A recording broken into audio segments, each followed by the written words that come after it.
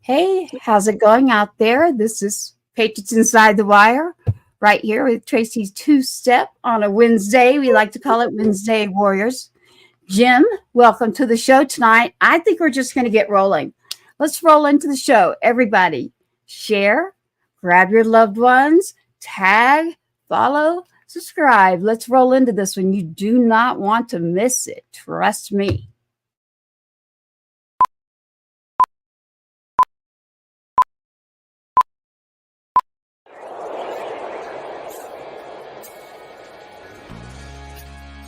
Giving a voice to the voiceless. We share the stories behind our freedoms and the ultimate sacrifice of those who protect us all. This is Patriots Inside the Wire. Patriot is someone who was willing to give his life for his country and served honorably in Iraq. Beautiful thing to see the family and friends come together and honor his life and his service to our country.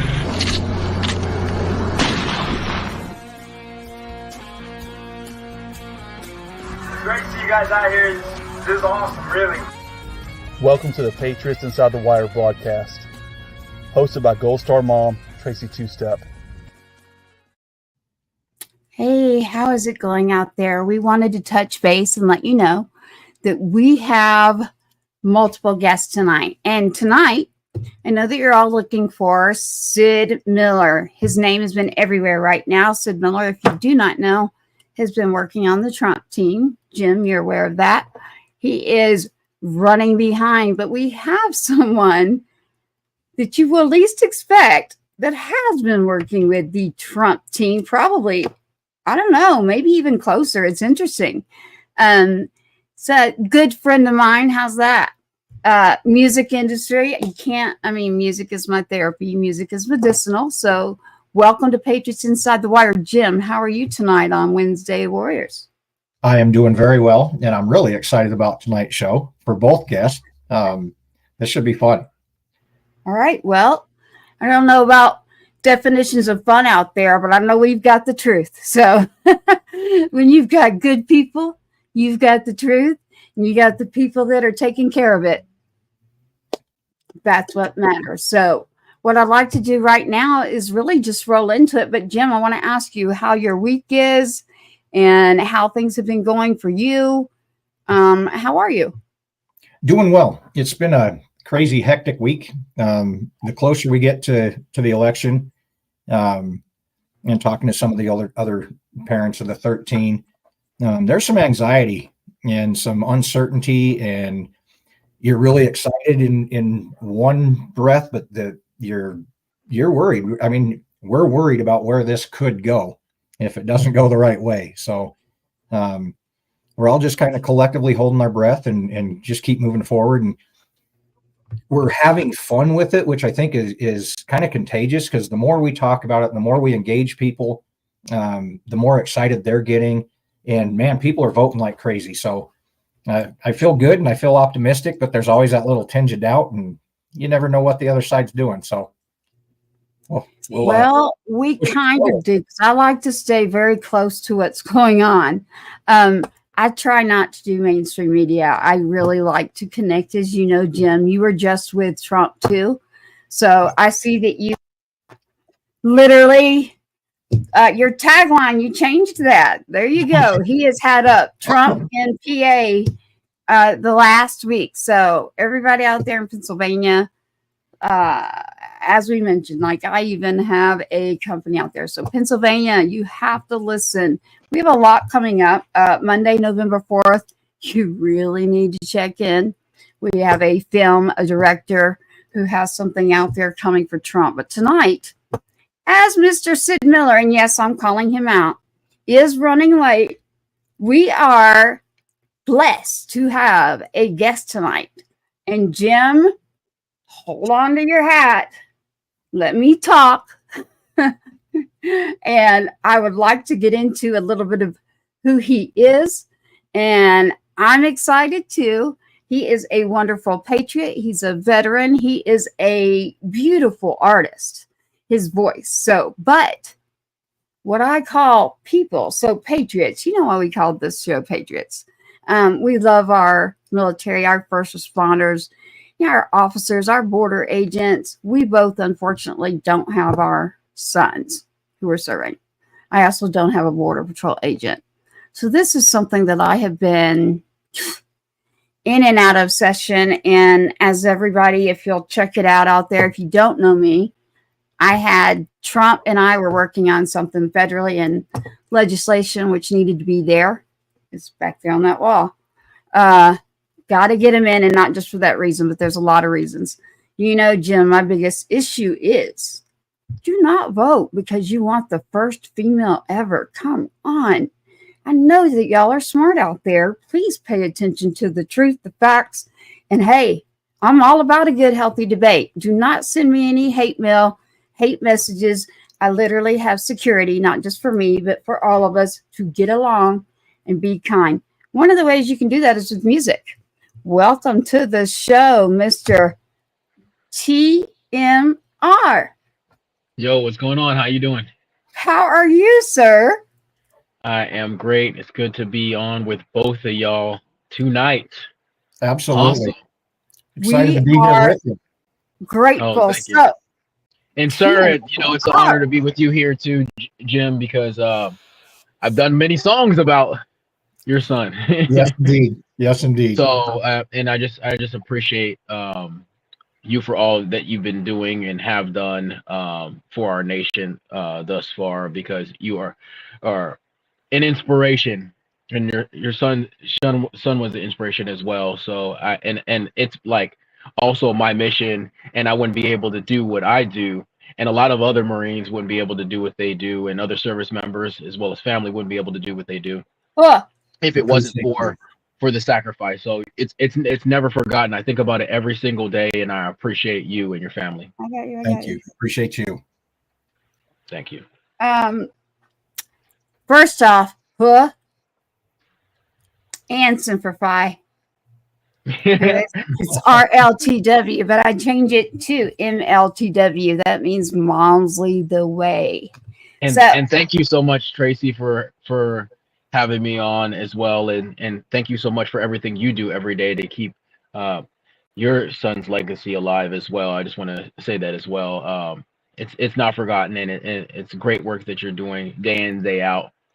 You've been you've been hitting me up like, hey, when are you going to be on the show every single day? So I really appreciate we're able to make this happen. You know, the good thing is that we actually just met not long ago, but we do have someone, we won't say who, for about a year now, who's been saying, you really need to meet this person. I swear, you're both kind of working on the same things.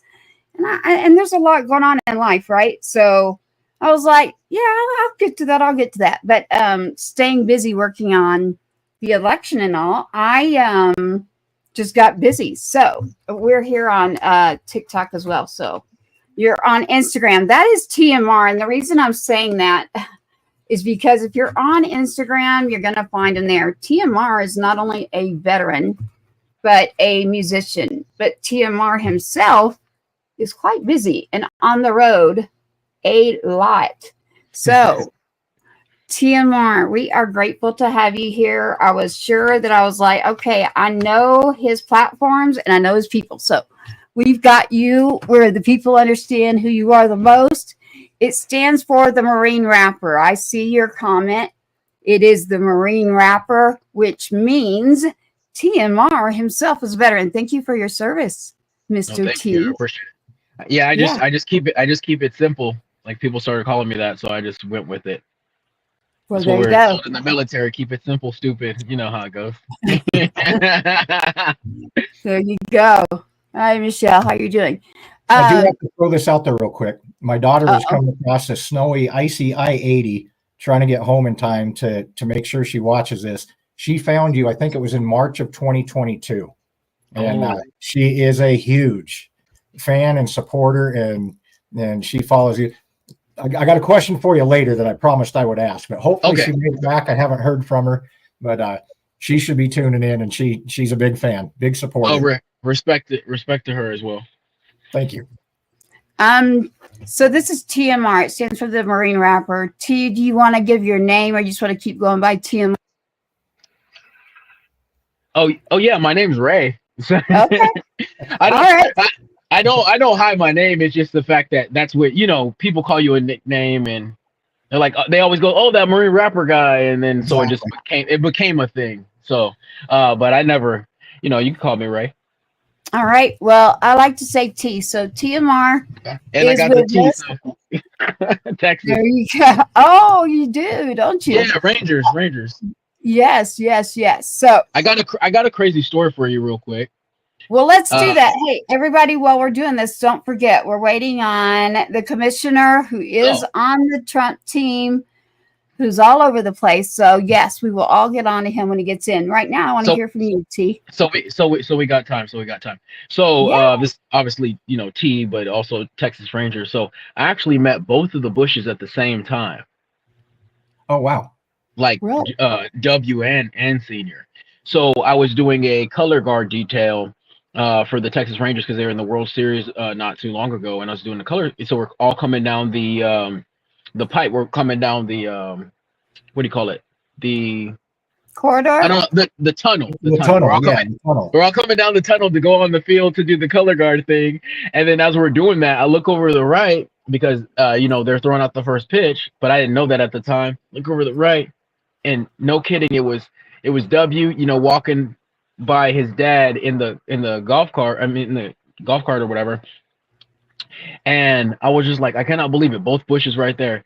And let me tell you, Senior was such a cool dude. He was wearing like a polo shirt, some khakis, and some like loafers, but his socks were just like multicolored and everything. So it's like he knows how to party. You know what I mean? Like, Oh, yeah. but it was just a cool thing because I was there just to do a color guard, but it was just because we ended up going down the same tunnel. I ended up, and all the other color guard boys, we got to meet the Bushes at the same time, which was like a rare during the World Series. So it was crazy. Absolutely. I like how you said that, color guard boys. I'll let that one slip. I think that you're gentlemen. I think you're, and if there were females there, Only men. Right. Only men. I have too, and it's interesting. I say to people all the time, Jim knows this. It's like they're people, so check the resume. Number one, if it's for a job, check out their skills for the job, and that goes for our election right now with everything going on.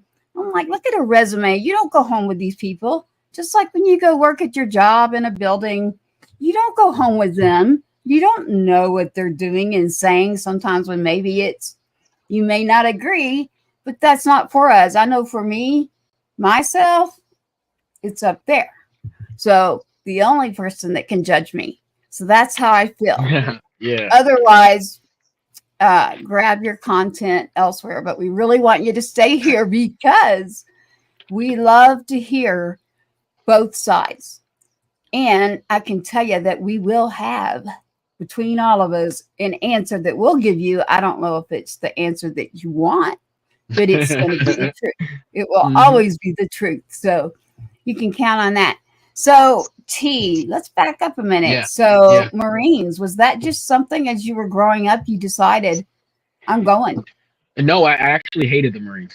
Let me explain. Because I was a military brat. My dad was a Marine, uncle, cousin. So imagine you have it all around you. So as a brat kid, you don't want that around you, Nope. So you don't want to be like you don't necessarily want to be like everybody else. And I can only speak for myself. I never really was a person who liked to be like everybody else. So I didn't want to do the same thing. But after a while, I was really not doing anything after high school. I just working at Taco Bell. I was working at Taco Bell as a rapper, wrapping up tacos. I've been a rapper. Okay.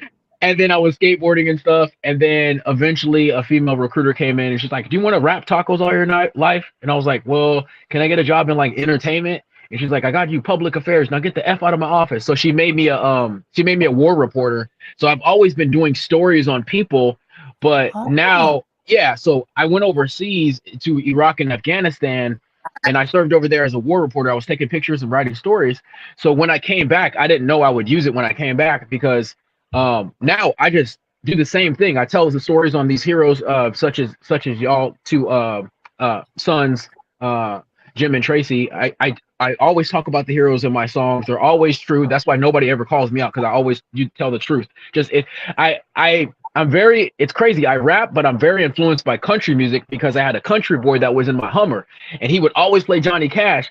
And I always realized that the best thing about music is if you can tell the truth and do music at the same time, that's the music that hits. So that's why a lot of my fans, they love the stuff I do, because I always talk about a real hero. You know, I've done a lot of songs about Jim's son and other heroes like your son Tracy and stuff like that in my songs and stuff like that. So I've always been a storyteller of sorts because I was a war reporter. I just do the same thing, but I do it over rap music now. But to answer your question about Marines, I never wanted to be a Marine until I was like 18 years old, and I felt like I needed to grow up and do something bigger with my life. And it was the best decision I've ever made, because now I get to tell the stories of these great heroes that I come across. Well, I think that's amazing. T, if you don't mind, can we flip real quick? That is Mr. Sid Miller beside you, Texas Agricultural Commissioner. Welcome to the show, Mr. Miller. Commissioner, how are you doing tonight? I'm just dandy. Good to be with you, folks. Sorry I'm running a little late. I had a meeting, but glad to be on board with you now. Well, I think that's great. Will your phone or whatever you're using go sideways, or do you want to just stay straight up with us? That is completely up to you. I know that we have quite a bit. There he is. There we go. There you are. Oh, see the lapel. I got to get that. So TMR, meet the commissioner, Jim McCollum, father of Riley McCollum, meet the commissioner, Mr. Sid Miller here, working on the campaign. Good to see you again, sir. Commissioner, I think it's literally before the day we thought, you're a little blurry, the jail. We thought, somebody's get out. Let's go campaign. And the commissioner. You're very blurry, sir, but you might back up just a little or from the camera. There you go. Keep backing up just a little more. You're there you go. It's all right. Hey, Commissioner. Perfect. I just want everybody to be able to see you. Listen, I have to ask you, Donald Trump was just here in Austin, Texas. I knew before that came out, and I'm like, oh Lord, here we go. He is publicly explaining to everyone, Sid Miller, the white cowboy hat, and here we've been working, over a year, campaigning, you name it, and you've been out on the road. So we already knew, and a lot of people who follow the show know that you're on the last Wednesday of the month. When I saw the clip, I was like, oh my goodness. Not only is he going to try to wear your hat? No. So that was kind of, actually, I don't think it would have looked bad, but Commissioner, how did it feel to finally be in that room after thinking, you had to get out there and bust it with a bunch of people?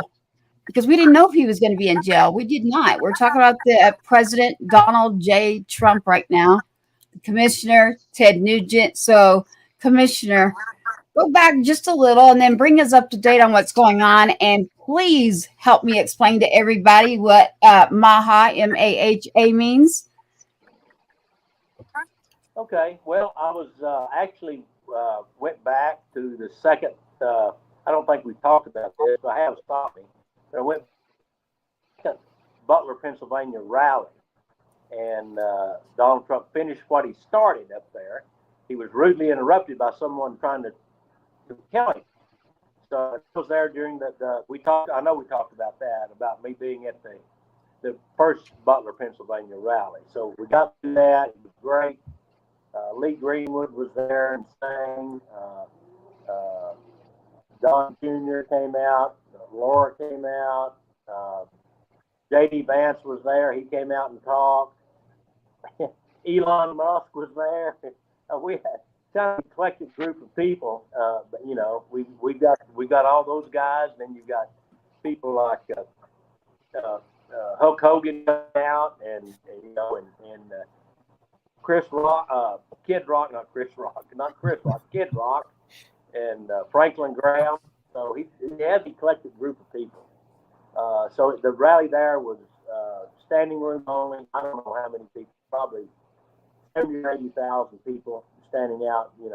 No standing, not sitting, but just really standing out for 4 or 5 hours, waiting on that rally to start. It was very well received. So most recently, I guess it was, what day was it? Friday. Met down on the tarmac. He been to Berkeley in Austin.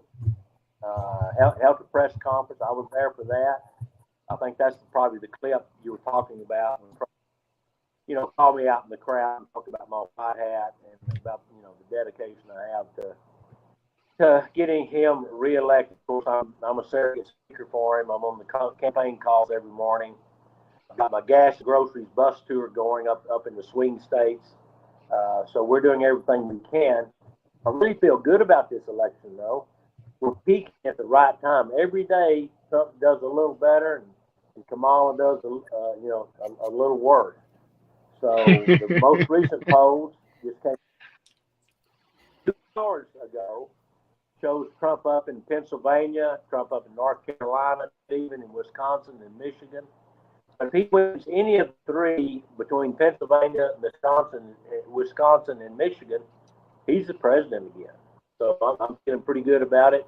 Looks like he's going to do well in Arizona and Nevada, North Carolina, Georgia. So the deal is that it has to be too big to win. That's our fear. We're pretty confident he's gonna actually win like he did last time. But do they rig it? Do they cheat? Do they steal it? And we've already seen evidence of that across the United States. Even here in Tarrant County and Williamson County, we have evidence of that.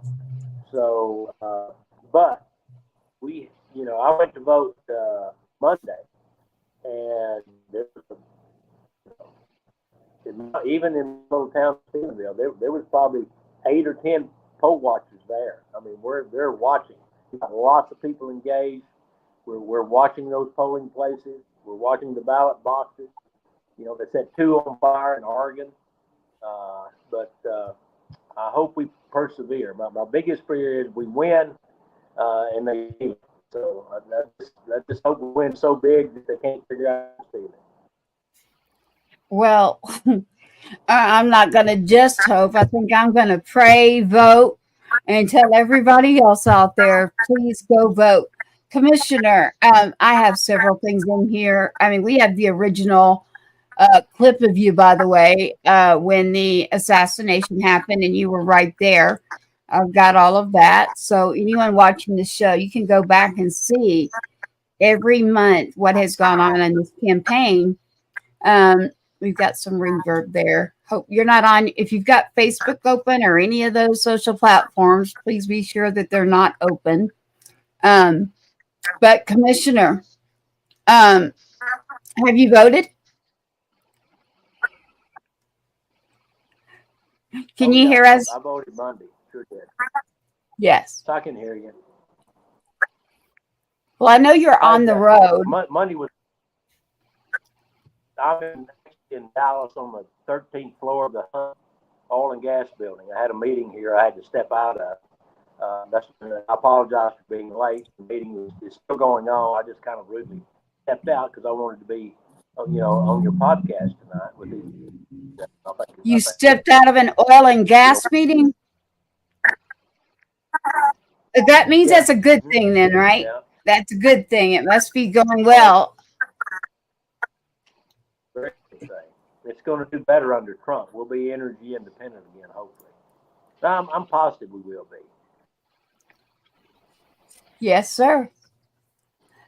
Sir, I have to ask you a question. So, when I say MAHA, I say Maha. Remember, I'm country. So, I know what that is. That's Make America Healthy Again, MAHA.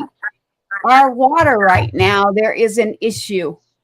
What do we need to be telling everyone about this? I need you to tell them. The water. Well, there's an issue, and I actually talked about Don Huffines did an article on this. If you want to look it up on Dallas Express, Don Huffines, who actually ran for governor in the last election unsuccessfully. He's a good man. He's got a lot of good ideas. But he did an article on fluoride being forced upon us in our water system. That's an issue with Bobby Kennedy Jr. That's where the MAHA, Make America Healthy Again. I don't think we've talked about this, but I've been tasked from Donald Trump and the transition team to start finding people to fill out the Senate-approved appointments in the USDA department. So I've got a lot of people in mind, but I tell them, first question I ask them, I said, are you 110% behind Donald Trump? If they can't answer that, the interview's over. The second question I asked, I said, do you think you could work with Bobby Kennedy Jr. to make America healthy again? If they fail that one, then we don't do it further. So it's a little bit of a narrow field to get somebody on both of those. I certainly do. I think Bobby Kennedy's, got some really the ideas we agree on. We really agree on. Making America healthy again. There's some he's got some ideas that I'll probably never agree with him on, but and Donald Trump won't either. So we're not going to breach those ideas. But we do think that he does have some really good ideas in leadership when it comes to making America healthy again. So we're going to work on that. If we're successful, he'll be part of that team to make us healthy again. So we'll surround him with good people. Hopefully we can. I'm kind of seen as partisan, conservative. But being healthy should be bipartisan. I mean, everybody should want healthy food. Everybody should want clean air and water. I don't know anybody that's against that. Even the far left, believe that that's a good thing. So I think it's something that both sides. It might help, heal the divide between the left and the right. We want our children to have healthy foods. We don't really. None of us really the processed foods. We'd rather have food cooked from scratch, homegrown, preferably, maybe even organic, if that's so. We need to clean up the forever chemicals that are in our environment, the PFAS. That helps no one. I don't know anyone that's for that. Most everybody would like to see, don't want to see our environment poisoned. We just got, no one wants to see anybody go hungry. That's something that both sides can agree on. Everybody wants us to be food independent. Dependent on a foreign country to feed and clothe us. So I think there's a lot on making America healthy again that the left and the right could actually work together on. I believe that too. And I believe there's more than just that as far as our health. But, you mentioned bipartisan, the Two-Step Act. I'm going to have to get with you on legislation. Hopefully we'll be going federal and not just state to state. So I'll get with you on that as far as our vehicles and what's happening out there across our border outside of in our own country. This is not something to scare anyone. This is something that if you know me well enough to know that it's one of the reasons that I don't have a son here and a family member. One was Border Patrol and a Marine, and the other heavy duty infantry in the Army, Iraq, you name it. So with an individual who recognizes what is going on in this country, especially, listen, as a parent, it is odd to have your child in the military. It's not normal. It's like, I'm still the one that's like, I said, I don't care who's there. So, I was always able to keep in touch, great people, great things. But listen, there is a lot going on in our country. And one of the biggest things that I keep hearing is the argument of, we got to have our first female. It's the first female. And I'm like, we've already had a female in there, number one. Number two, if they were going to do that, it would have already been done. So please do not vote just because someone is of a certain gender. I want you to go look at the work. I want you to go look at what's out there. And that's why I'm pushing vote, vote, and vote. I am telling you, do your homework. It's like a resume. We were saying this, Christian, before you came in, and those are my words. I say that. So I know what it's like to be homeless. I know what it's like to go without food. I know all these things, and I know that you're all looking and going, huh? And I'm like, yes, I do. I don't want anyone to go without. I do not want you to know what it's like either. So I don't want you in my shoes ever. This is why we're working on legislation. So for voting, for going forward, we're down to what, 6 days? I can't give you the hours unless I pull over to my phone real quick, but we are at the 6-day mark. What words do you have out there? 5. Yes, it is Wednesday. I have been rolling, y'all. Listen, don't be hard on me. I'm working for free out here, like getting information. So 5 days. You're correct. Yes. Yes. Well, Monday we will have the congressional candidate from Nevada, Triple Martini for the documentary. So Monday, November 4th, we'll be doing a lot. The night before, you could vote on the 5th if you didn't vote early. The 6th, I will also have Stephanie Phillips, which Commissioner you know well. I'll probably try to fill T up there too. TMR is a Marine. He has been actually at, I think, almost every rally. He has been behind Donald Trump, and I won't speak too much. I'll stop there and let him say what he supports. But I happen to know that patriot and that veteran is extremely active. And that's how someone was like, Tracy, there's somebody out there that literally might be working about as hard as you just because of the similarities in life is what I'll say. So a fellow Texan, I don't really like to say exactly where, so let's not do that. It's the OPSEC. I still go by that. So Commissioner, do you have something, some words, some advice? Because when I see you next, it will be the next term. You will have And you're going to have to use your loud voice because it's quiet there. Something I want to remind the voters of Texas and anywhere else, probably, but when you go to, if you haven't voted yet, when you go in that voting booth, you can no longer check one box and vote Republican straight ticket. We do not have straight ticket voting anymore in Texas. So you need to vote Donald Trump. You need to go to the next line and vote Ted Cruz. You need to go to the next line and vote for your congressman. You need to go to the next line and vote for the statewide judges on the Supreme Court, the Criminal Court of Appeals. You go down, drop down below that, vote for your state senator, state representative. Then you'll go all the way down, vote for sheriff, county commissioners, judges, constables,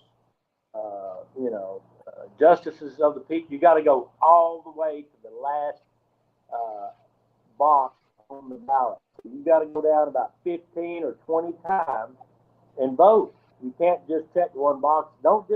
We want you to vote for Donald Trump, but don't just do that. He needs your help all the way down the ballot. And just do it. Democrats are known for voting multiple. They vote, they cheat. They vote more than once, or have been known to. But I'm going to tell you how you can vote more than once legally. So if you want to vote more than once legally, you go out and find somebody that's not going to vote, your Sunday school class, your family, your golfing buddies, your bridge club, your bowling buddies, your fishing buddies, and that don't normally vote, and get them to the polls if they're going to vote like you. So you get 10, 12, 15 people like that. That's the same as you voting 10 or 15 times. because they're like-minded like you. So we need that. We need a big turnout. We need to make sure that we get good conservatives in office. We need to make sure that we get good, godly men and women in office, because if we don't elect godly men and women to office, we let the ungodly rule over us. So that's it. That's true. So that's my suggestion, how you can legally vote 10 or 15 times in this election. It's great advice. You almost had me there. I was like, uh-oh. Yes, do. If there's someone that needs out, just get out there, use your voice. I like the voice for the voiceless, and that's part of this show. But it's still about the people.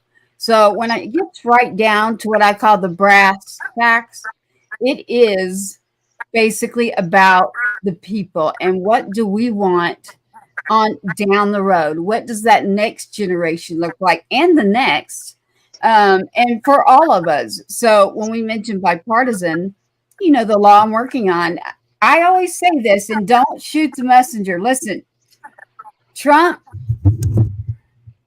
yes. Now, I'll tell you, I've had a couple out there that, no, not in the presidency. Hold on.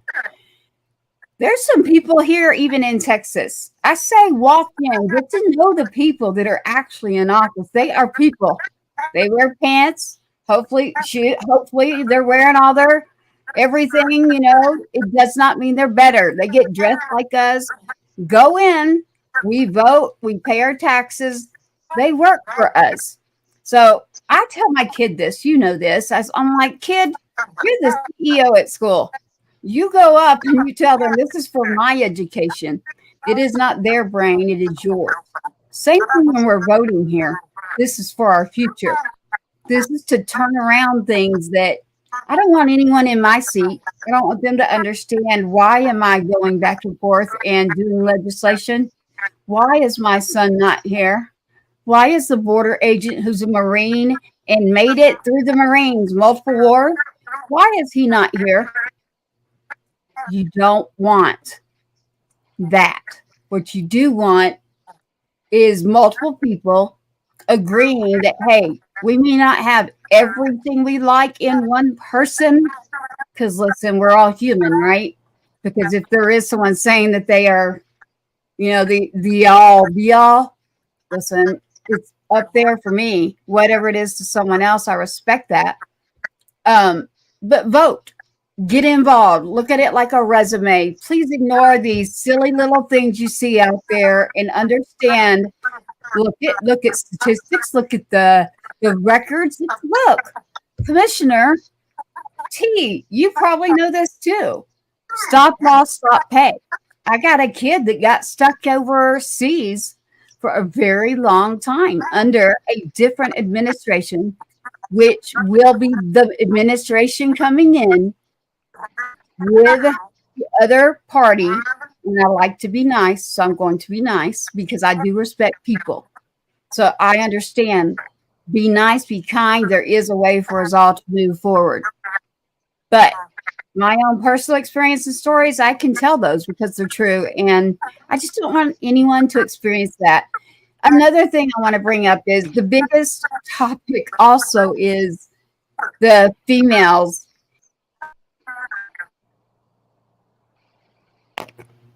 I'm not going to dive into this one. What I'm going to say is I actually do understand both sides.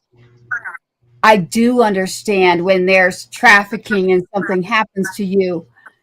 Listen, I happen to know, if you'll do your research, that we do have a party right now looking. They're not leaning hard this way or hard that way.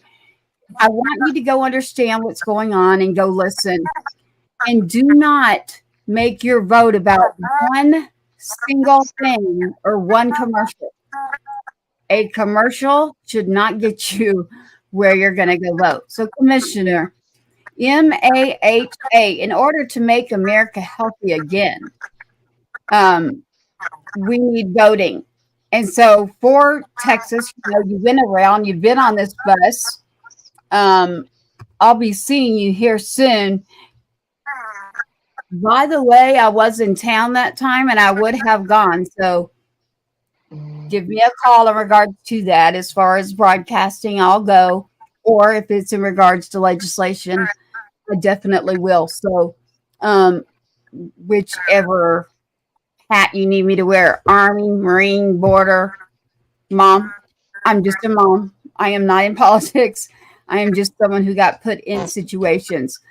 And I always say, Commissioner, you know this. Nobody's ever said, what's your resume, Tracy? What happened to you before? Where did you come from? I'm like, that's a very good question. Music is medicinal for me, number one. Number two, radio, broadcasting, hosting, legislation. Yes. Not a politician, but I am a people person. I am a fighter for the people. I have experienced those things, and you know that, Commissioner. I get Commissioner T, the blonde hair, whatever. I'm like, come on now. Come on. No, let's quit judging people and looking at them and get back to the basics. Let's get back to the people and understand that for 4 years, we've got somebody that needs to do a lot of work. And in order to do the work that needs to be done, Commissioner, I'm going to let you wrap that part up. Especially since you left. I appreciate being certainly, touched your law, feel sorry for what you had to go through. Pray for you and other mothers and families, those star families like yourself. It's really tough. Appreciate those who have served and are still serving. So God bless each and every one of them. I'm probably gonna have to check out here and get back to my meeting. Probably stayed a little longer away than I should have. But I wanted to be here tonight. I promise you I do that, and we do that once a month and don't let them down.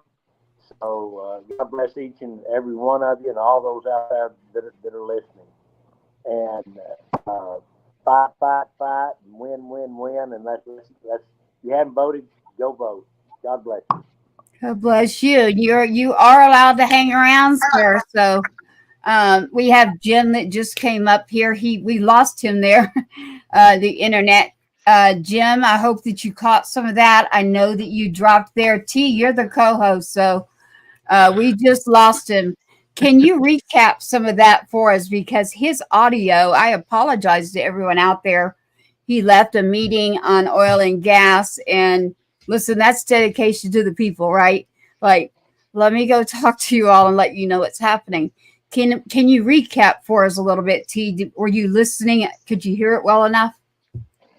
It was kind of hard to hear because he was cutting in and out, and then there was the feedback from. I heard some feedback. It's on his phone.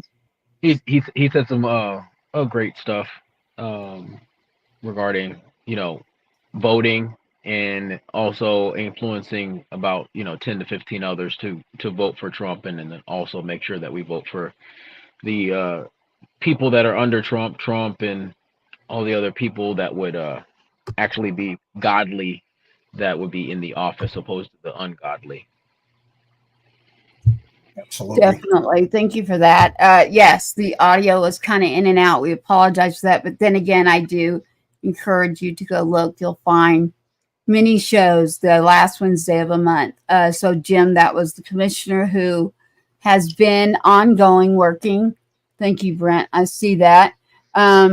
T, I'd like to get back to you. I apologize that we interrupted you. I knew we'd have 15 minutes to let him speak. The audio was a little spotty, but there's this. But here's the bus. I'd like for everyone to see this, and you can go to gasandgroceries.us and you can check that out. And it is just a bus that's been going around there. Really, when Trump could not campaign, it has been since the beginning. I can't show you the other picture on the other side because this show is, I don't know. It's just not for me to show right now. So if you want to check it out, all you got to do is just search. How about that? look up gasandgroceries.us, put in your zip code. You will be able to see the increase, what is going on right now in your area, inflation, milk, eggs, you name it. We do have a situation with our water right now that is very, very true. I don't know if either of you knew that. It is, I wish everyone could have heard him better. I actually will do something on this Monday, so stand by on that topic. But Make America Healthy Again is MAHA. And again, we want you to do your homework. So T, I'd like to get back to you because I know for a fact that you have been there personally. What are you doing? What do you mean? Oh, what you mean to the different rallies, or have been where? I've been a lot of places. Literally, well, all of it. You've been to the rallies. You've been there leading the way. You are interviewing people, and then we collided that way, and then realized, wait, there is someone that told us a long time ago, hey, you need to connect, and just how this world works, right? Timing is everything. So yeah. So I just got back from New York. I was at the New York rally, interviewing a whole bunch of people, and then I also, because I was challenged by an individual. They were like, "Hey, you talk to conservatives all the time. How about you talk to liberals?" And so I went. So basically, where all the Trump supporters were walking inside the rally venue was on one side of the road. On the other side of the road was where all the anti-Trump protesters were. So imagine I'm in my in my suit, in my gold Trump shoes, and I walk across the street. So they were like, "It's kind of bold for you to come over here because we know how you feel about it." Because I'm wearing the gold Trump shoes, the sneakers. I don't know if have you seen those sneakers? No, I want to see, and I'm going to steal them. Are they over here? I got them right here. Anything gold like that is gold star. See, I want to steal them already. Love it. So I'm wearing those. So they were like, I did a video about it, but yeah, it wasn't nice. They weren't nice to me. Oh. I did talk to some people. Though. So I'm sure you kept your composure and. It's just some of them are lunatics. Let's put it that way. Okay. No, not all of them. There were some people who talked to me, but there was some provoking and some violence. Wow. Really? From their side. I was in a suit. I wasn't trying to do none of that. And when you use the word lunatic, there's different definitions for different people. So help me understand, like you had people who wanted to disagree so strongly that their language, their body language, were they physically trying to challenge you? Well, trying to challenge me. I wasn't trying to do any, like, they don't know my background or any, I wasn't trying to do, I came over there to ask questions. I didn't come over there to fight with them. That would have been counterproductive. And then it would have proved the narrative of, oh yeah, this guy came over here, wanted to fight, cause problems, this and that, cause I was the only one over there, as a Trump supporter, blatantly over there in the lion's den. And I was like, hey, can I talk to y'all? Can I have a conversation? And I knew that if I was to do something, I would be a representative of the whole movement. So when they got aggressive, I was just like, yeah, I gotta step back. I gotta move out of it. But like, I went over there. I'll just give you guys like a little thing. The video drops tomorrow, but I went over there and I was like, hey, can I talk to y'all? And then they just started singing a song. They kept on saying F Trump over and over again. I was like, okay. And I was like, hey, can I talk to you to see why you feel this way? Because I've interviewed so many different people, and all that other stuff doesn't faze me. In boot camp, drill instructors yell in your ear all the time. They're barking all the time. So them yelling doesn't affect me. Cussing doesn't affect me. So I'm just like, hey, do you have anything to say? I'm trying to give you an opportunity to be on my platform. I'm a YouTuber as well, so I want to give you guys a platform. They're like, don't your Trump doesn't the Trump, can't you take that Trump TV across the street? Don't your Trump supporters have anything to say? And I was like, I could talk to them and get compliments all day, but I don't want to do that. That's not why I'm here. Why I'm here is to open my mind up and have a different perspective. And if you can tell me why you feel like your candidate is better, I am definitely willing to listen. So I brought my microphones and everything out there, and then they just kept cussing at me and yelling at me. One guy pulled out a cowbell and started ringing it close to me.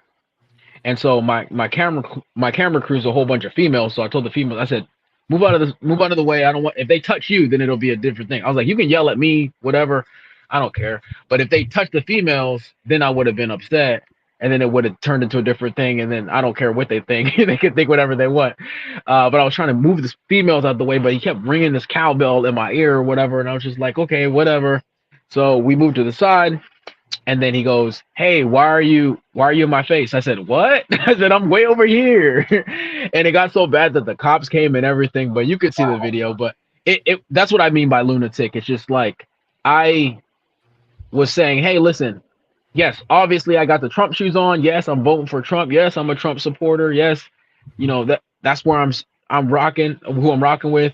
You know, you said you're rocking with Kamala.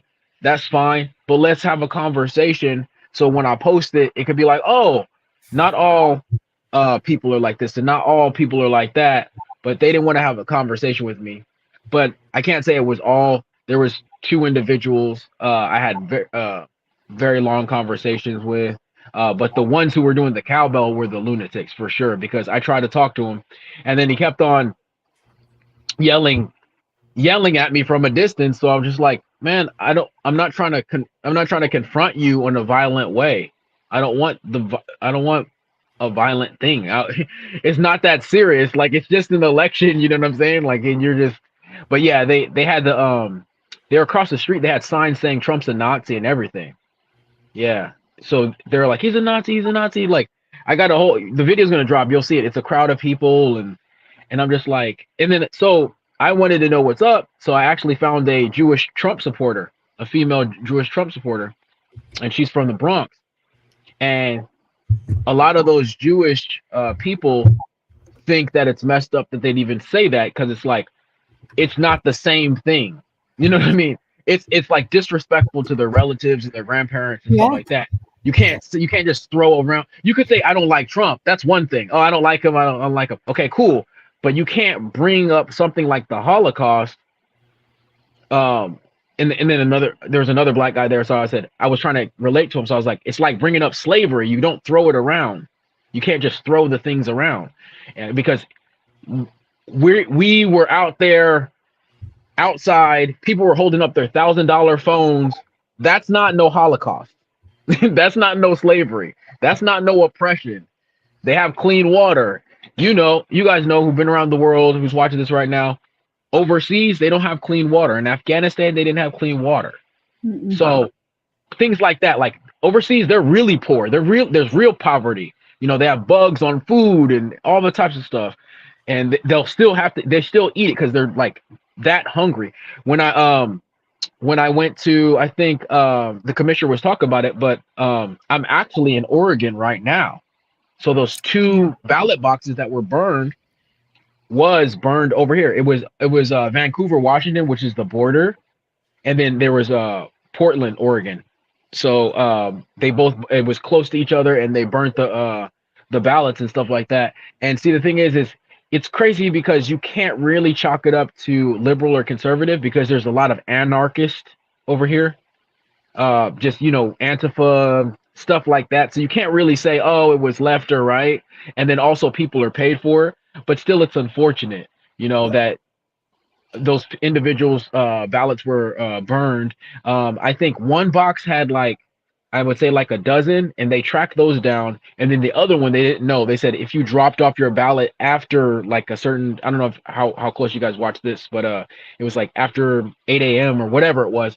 So they've been tracking it and trying to track it down, but it could be anarchists, it could be a kid, but they're still investigating it.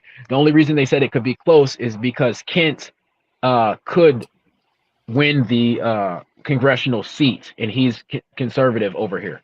So he's close to winning it. So that would be the only thing, is if Kent gets in there. That's why they could be mad at. But I brought all this stuff to say is like I was over here in the Pacific Northwest, and I offered some seafood, expensive seafood. They got some good seafood to this one guy, and I was like, "Yo, you said you're hungry. Here's some food." And then he said, "I don't want this. I want money for booze." And I grabbed it back from him and I threw it in the trash because people don't understand overseas in Afghanistan, in Iraq, those people are actually hungry, actually need something. So and like the obviously the troops, the Marines, Army, Navy, all the troops that fought for our freedom, Air Force who fought for our freedom are in my hearts, but also they don't understand a lot of the reasons why I'm here today and other troops are here today is specifically because the Afghan people and they're disrespecting the Afghan people because they were our interpreters overseas as well. They said, "Hey, do this, do that, blah blah," and they cared about us and they did those things for us. So like, I just have respect for those individuals too, and it's just like I feel like we're losing. I know I've went on the tangent, but I just wanted to explain this that we're losing a lot of grip on humanity for other people who are having our backs because if it wasn't for them, a lot of us wouldn't be taken care of and be able to come back and tell the story of these great heroes like I was telling you about earlier. But yeah, it's there was a lot of people over at that rally in New York who were just ungrateful, who I know that they weren't traveled, they haven't seen these experiences, they haven't seen real poverty, they don't know the sacrifices that you two make every single day and have made for our own good and stuff like that. So it was just so disrespectful how they were and how they were acting and how they could compare Trump to any type of dictator. It didn't make any sense. It's definitely not the same, and it's disrespectful to everybody who has signed that dotted line, who went to fight for our freedom. So but I also know from my military, my Marine Corps experience, somebody yelling in my ear and stuff like that, that's not going to affect me. I'm not going to let nobody affect me because I have my mind on the bigger mission. And if I stay focused, I'm able to come back and tell y'all that story. And I looked better in that situation. And they say, "Oh, well, they could yell all they want. They could ring the cowbell all they want. But I'm coming back and I'm telling the story and nobody could say that I didn't save face when it came to those situations." So, but yeah, it was crazy. Yeah, they're lunatics. We're gonna have to get you a cowbell that goes in your song. So, yeah. So that was New York, right? T. That was in New York. Yeah, it was in New York at the New York rally. But I spoke to everybody. I spoke to, like I told you, I spoke to Jewish, I spoke to liberals, I spoke to conservative men, women, people from Jersey came up to New York. I spoke to a lot of the Japanese and Chinese support Trump. I don't know if you've seen those videos. Yes, have you seen those? Absolutely. Yeah. So, because I don't know if you realize that the world wants Trump in. Yep. They know he was respected. I'm not necessarily liked by everybody, but he was respected. They're laughing at us right now. Yep. They have overseas, they make jokes about, they have like their own Saturday Night Live type of thing in different languages, and they make fun of Biden and Harris. Yeah. They think they're jokes. Yeah. But that's why I just go, you guys are lunatics and you guys are crazy. Do you really see Harris sitting down with the world leader trying to negotiate to not nuke us? I don't see it. No. Yeah, and you don't have to like Trump. You don't have to like him, but you will respect it. Exactly. Right. Well, and there's still our service members who are active duty, along with our veterans like UT, and then you've got Jim and I who no longer have our kids, and then the Border Patrol agent. I can't leave him out, Javier. Yeah. Listen, this was before, and I happen to know, if you go look at your numbers, and this is why I like to say this, even if I have to get down on a level that's like with my kid, and I say, A report card. Let's look at your work that you put in. Let's look at your grades. Let's look at, who's teaching you. And do I like that teacher maybe all the time, or does he? Maybe not. But they may be the right person. My kid hated math like for a long time. He finally got a good teacher, and oh my goodness, he loves it. And I'm not comparing our presidency to that. I'm saying that I always say in any subject, be kind, respect others, because I don't want a bunch of us all the same just walking around on the streets out there. I don't want a bunch of the same people going around. We do need everyone, but there's a common goal.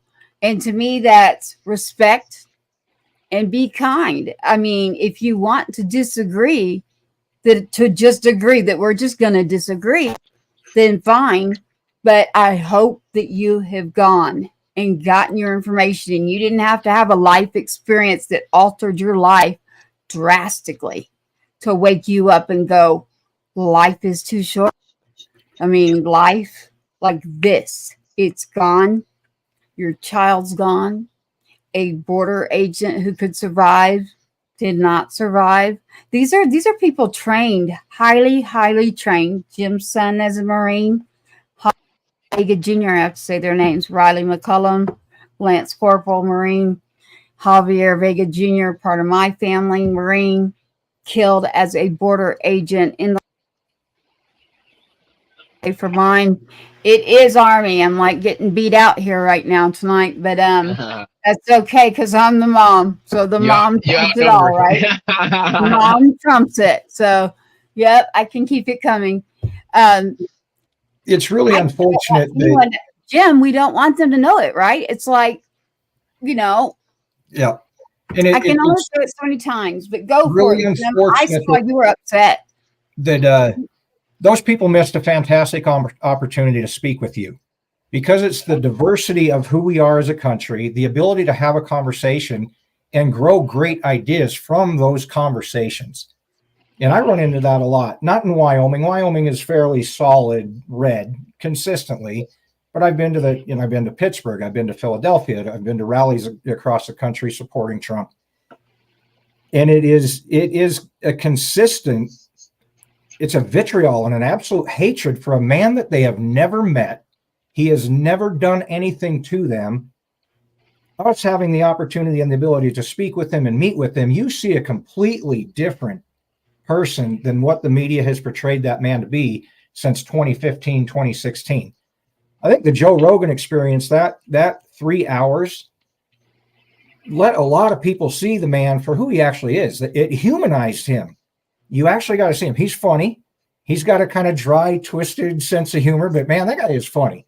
And I think a lot of people, I don't know if they were swayed, but they saw him in a different light. But there are so many that just don't see that they can't find a single positive thing about him to even give him a chance. And anybody that supports him, they hate you for supporting him. It baffles me. It just baffles me. And again, they missed a golden opportunity to have that conversation with you. Why do you like Kamala? What qualities are you seeing that maybe I'm missing? And we've gotten so far away from that, you can't have that conversation anymore, which is such a shame. Well, we have the conversation because we decide to go do things like this, where it's coming to you from Patriots Inside The Wire. You can check us out. You can go to the site, just like T mentioned, YouTube TV. T, you mentioned that earlier. I keep saying T. So T is TMR, the Marine Rapper. That's what it is, everybody. The Marine Rapper. The Marine Rapper prefers a certain platform. You will find him more there to go check it out. It's just the ease of it when you want to go live. I'm actually in a studio software, you name it, with an actual broadcast company now. We're bringing radio on soon. So in order to juggle all of this, going back and forth, when you're out there, T, I have no problem putting out anything. And I know Jim does. Well, you know what I mean. And Jim doesn't either. So Jim, I happened to get a phone call in regards to everybody. If you want to reach me, please do not send me something on Facebook or whatever. Please, like, you can get me just leave comments like right now. You can do that. Send us a message here right now, whether you're on Instagram, whatever you're on right now. We will have this roll out. So as we're live as a video, audio, and a broadcast. So after tonight, this will stick around. You can go look at the live broadcast. Not only is it already on a channel, I don't like to give that channel. It is not mainstream media. I say go to YouTube, go to Instagram, go to your socials. You'll find it. But I say go to YouTube to find the actual video. But I want to remind you each as we're here, it is dropped into a commercial level podcast, meaning audio only. So as you hear me slowing down my words, I have to do that because, again, it will roll out. So Jim is used to that. So, again, you're on Patriots Inside the Wire. That is Patriots with an S, Patriots Inside the Wire. If you're inside the wire, you're doing good. That means you're safe. Patriots to me, those are people.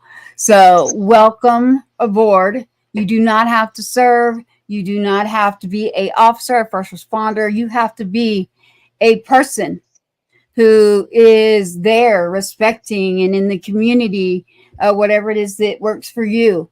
And then again, I'm just like you, T. I have people. Come on. Let's chat about it. I'll get you on and chat. There's somebody who will love to get us both on and give us their opinion. I'm all for it. I don't want to keep doing me, but Jim, I gotta say this, and then stick with us. Please, I have something from T that I have to show you, and it is TMR for everyone out there, the Marine Rapper. Check out Instagram and YouTube, please, for the Marine Rapper, and it's TMR. I did not know who he was, I will admit it, until recently. I did have someone who was like, I was in DC, like trying to help Rosie the Riveters and things, and they're like, you still haven't connected. And I'm like, I'm jumping from here to Nashville to radio. I'm working on multiple things. Not that I'm somebody. I'm just saying it's medicinal for me, music, and then helping people. So that helps me keep my mind off of, the fact that someone may not be here. So I know that's what helps me. I don't know for you, if there's someone out there listening and you're in need of help, please get a hold of 988. I want to encourage you. I would rather talk to you. I would rather people see. Do not go to a funeral. I've had too many people passing. It is not something, it is not the answer. So 988.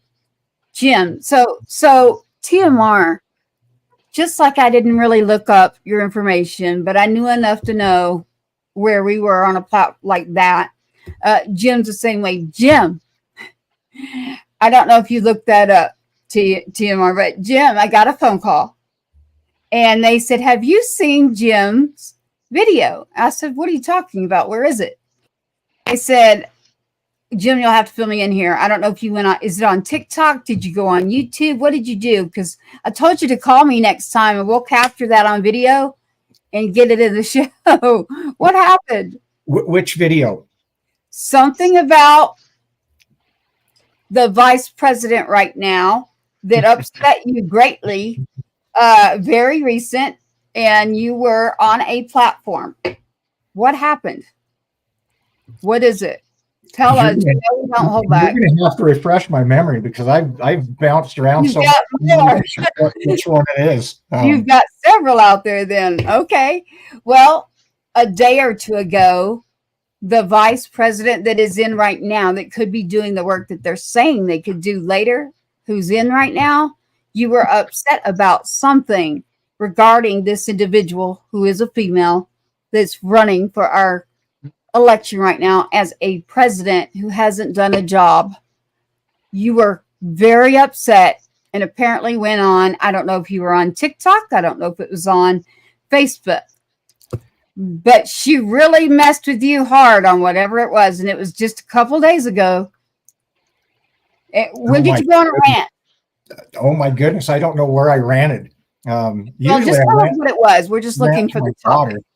daughter. The topic. It was, what the heck was it? She said something that just absolutely set me off. You don't remember? I don't remember exactly what it was. Honestly, I have spewed so much stuff in the last week that I couldn't tell you which one it was. But Well, I do why don't you remember give us one thing? Give us What? one thing that you want everybody to listen to say, this is why I want you to understand that you're voting for who and why. What is that one thing that riles you up? What is it? Give me one. Oh, she is an absolute failure. And she has, this is probably the one that it was. She has repeatedly said she would not change a thing, not a darn thing. She can't think of anything that she would change over the course of the 4 years. And that one, absolutely. I mean, that is a kick in the gut to me and the 13 families. Yeah. Like, you have got to be kidding me. And she is, her claim to fame is she was the last one in the room. She was there for every important decision.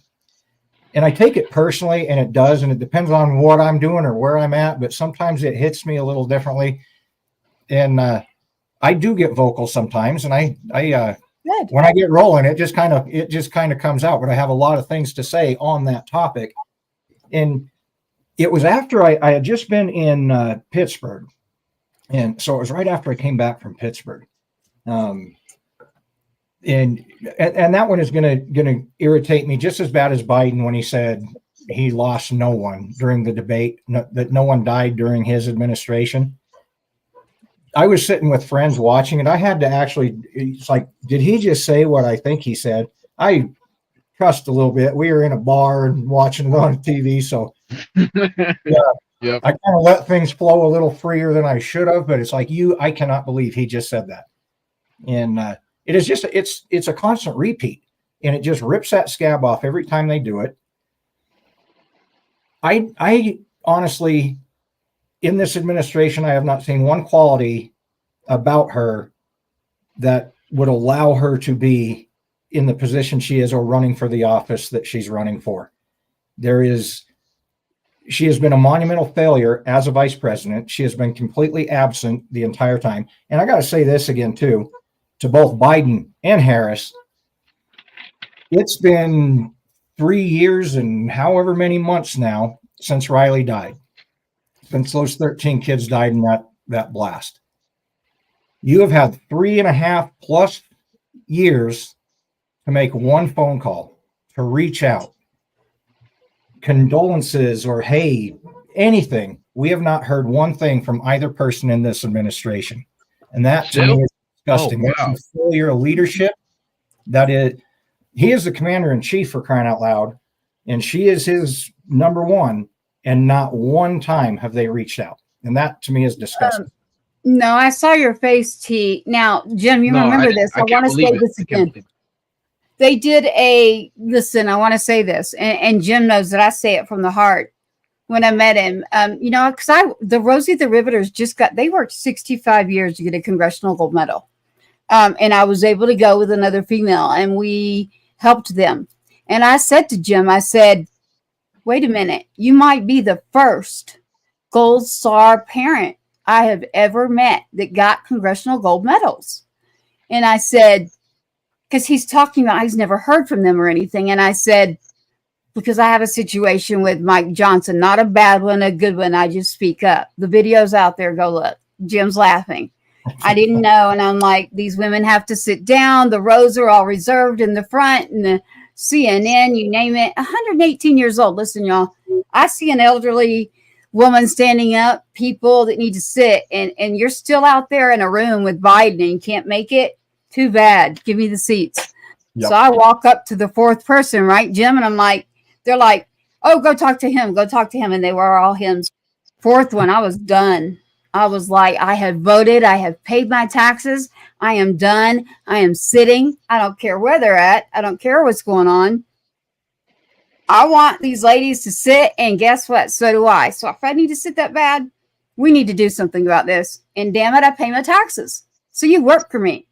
And he looked at me And he like turned, and then he turned around back at me and said, "Go over there and take those signs off that say reserve." Wait, here it comes. I have not put this out yet on video. I've got it. I go and sit because I'm finally like, okay. Now there is a congresswoman who literally was like, "You're not allowed to sit here." And I'm like, "Yeah, I am. I've lost a son that was serving. And even if I hadn't, he served for the rights for you to even be sitting here anyway." So I'm a truth teller. I'm rolling. Film. Out the door.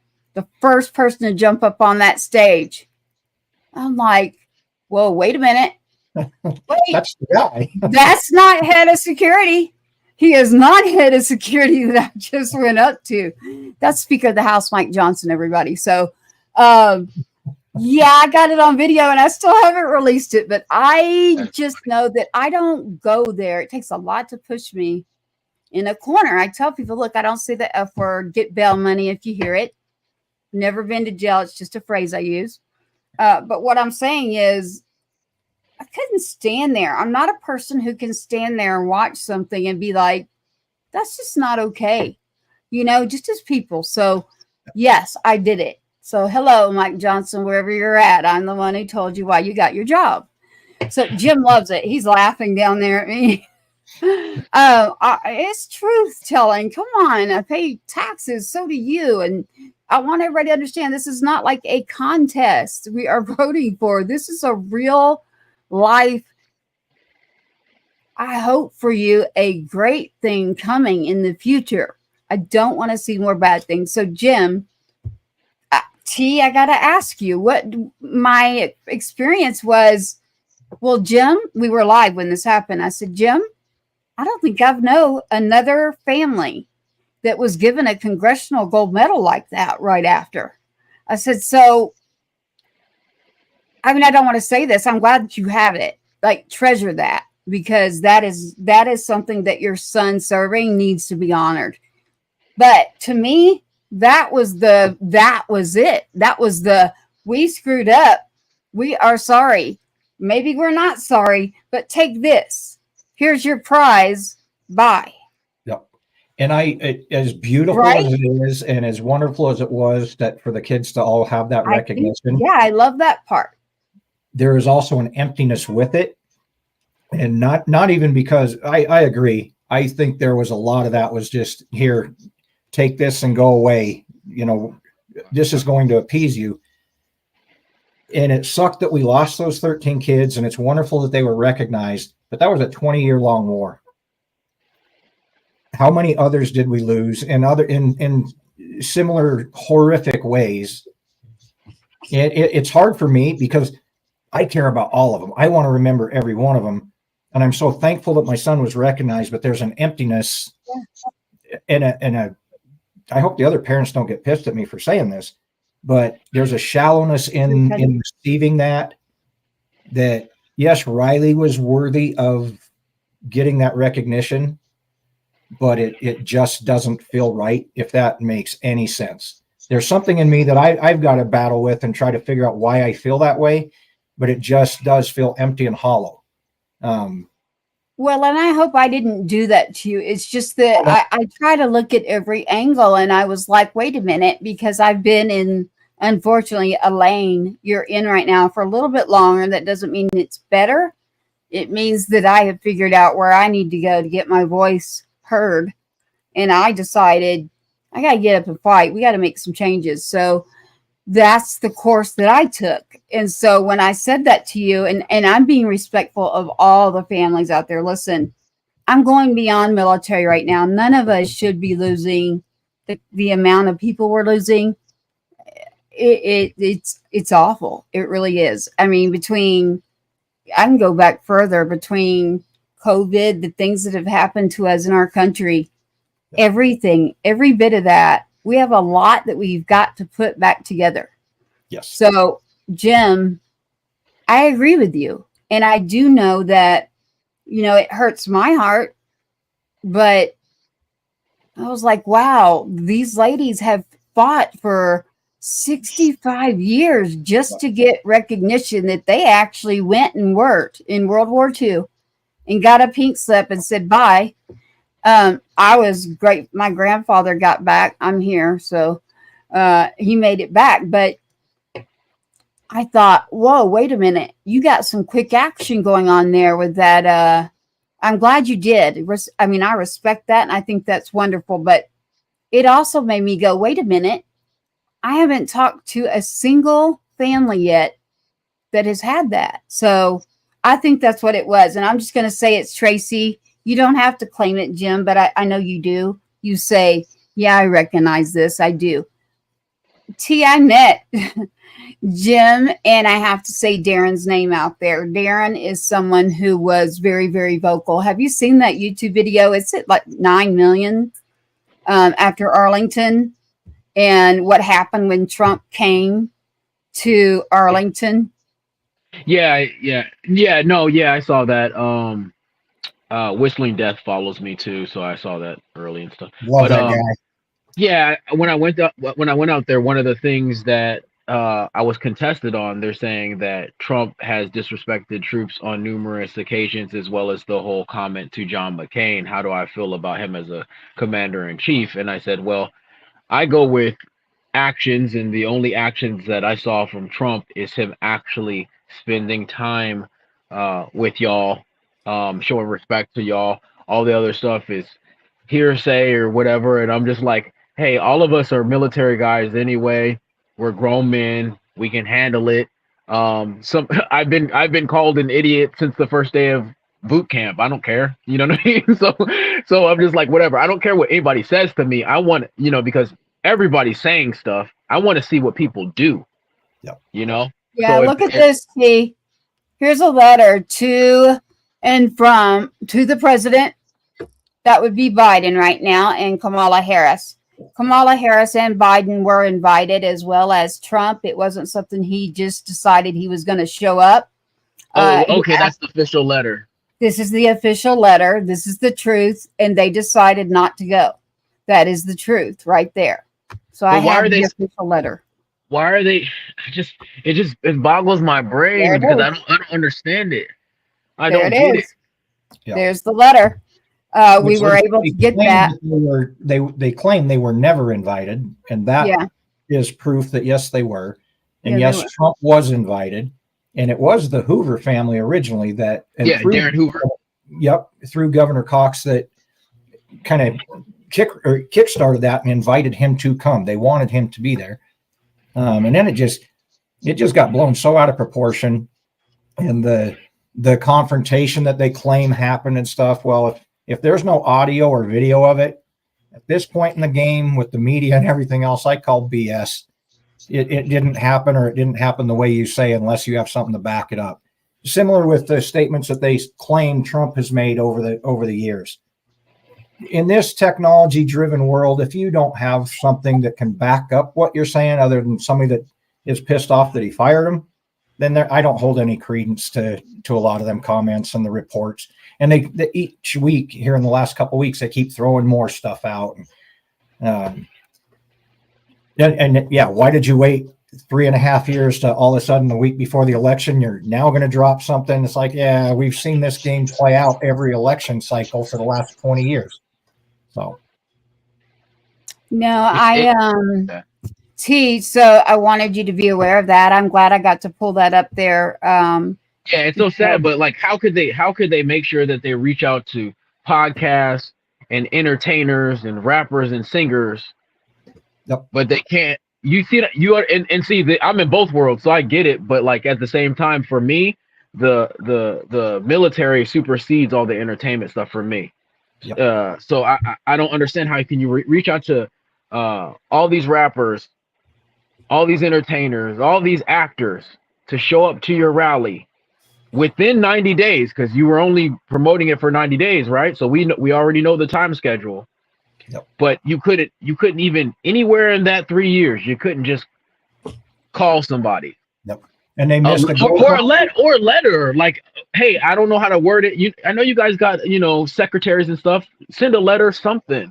Yep. And I don't think it was that hard to do. But they made sure they that they did a whole bunch of self-serving stuff when it comes to the entertainment and raising like $1 billion, but they don't care about the people who are protecting them. But then when it comes to their life and their safety, they're like, oh yeah, we need to really do an overhaul on the Secret Service. Oh, because you only care about yourself. Yep. That's why. That's the only reason. Oh, we want to turn down the temperature. Oh, now you care about turning down the temperature when it's you, when your life is on the line.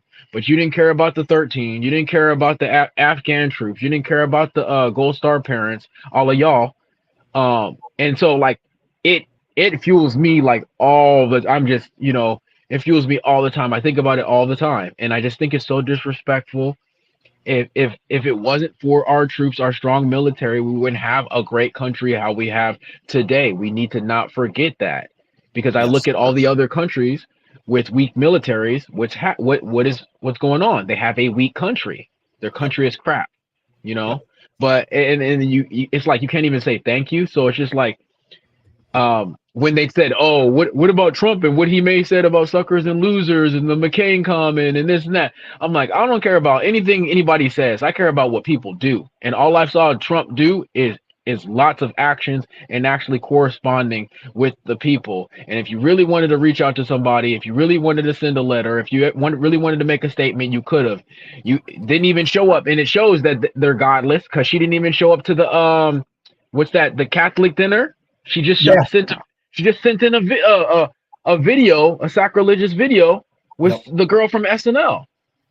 And I don't know if the rest of the country even knows this. She was not at the dignified transfer when our kids came home. She was nowhere to be seen. And I said this in my original video on YouTube when we were all pissed off about Arlington. Like, you have been a monumental failure for 3.5 years. 3 years since my son died, but 3.5 years you have been the vice president of the United States, and there is not one thing that you have done. Nobody can point to one thing that she has accomplished in those 3.5 years that is monumental or qualifies her for the job that she's running for. And as a senator, I have looked, and I'm struggling to find one bill that she pushed through, promoted, that was hers. She just does nothing. I don't understand how half the country just all of a sudden jumped on board with somebody who never got a vote. It just baffles. And the celebrity train too. I'm like, come on. I'm sounding a little bit bitter because I don't hate her, but I have a lot of disdain for her and the things that she's done and the way she represents herself and then attacks Trump. That just doesn't sit well. It kind of riles me up a little bit. Yeah, no, I mean, I don't hate anyone. That's why I keep saying on here, like, look, maybe she can go do another job, but right now, this job and the shoes to fill it are not something that I want to be in, where it's a situation that we've got someone who's already been there. They can step right in and immediately start taking action. And when we have other countries looking over, and so issues. I mean, you do know that Putin just endorsed her. Yeah, and we've got so many issues nationally that really need attention and need to be fixed. But then on a global scale, we're about ready to fall off the cliff.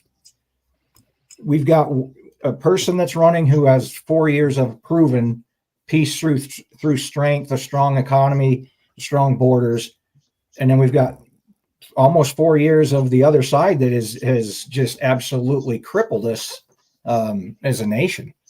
For me, the choice is clear. I just don't see how how people are so like lost in the sauce about this whole thing. She couldn't, like, I don't know if you heard just recently about the Joe Rogan thing. Joe Rogan wanted her on the show, but she said that she wanted Joe to travel to her. Joe Rogan doesn't travel to people. People from around the world travel to Joe Rogan. Yes.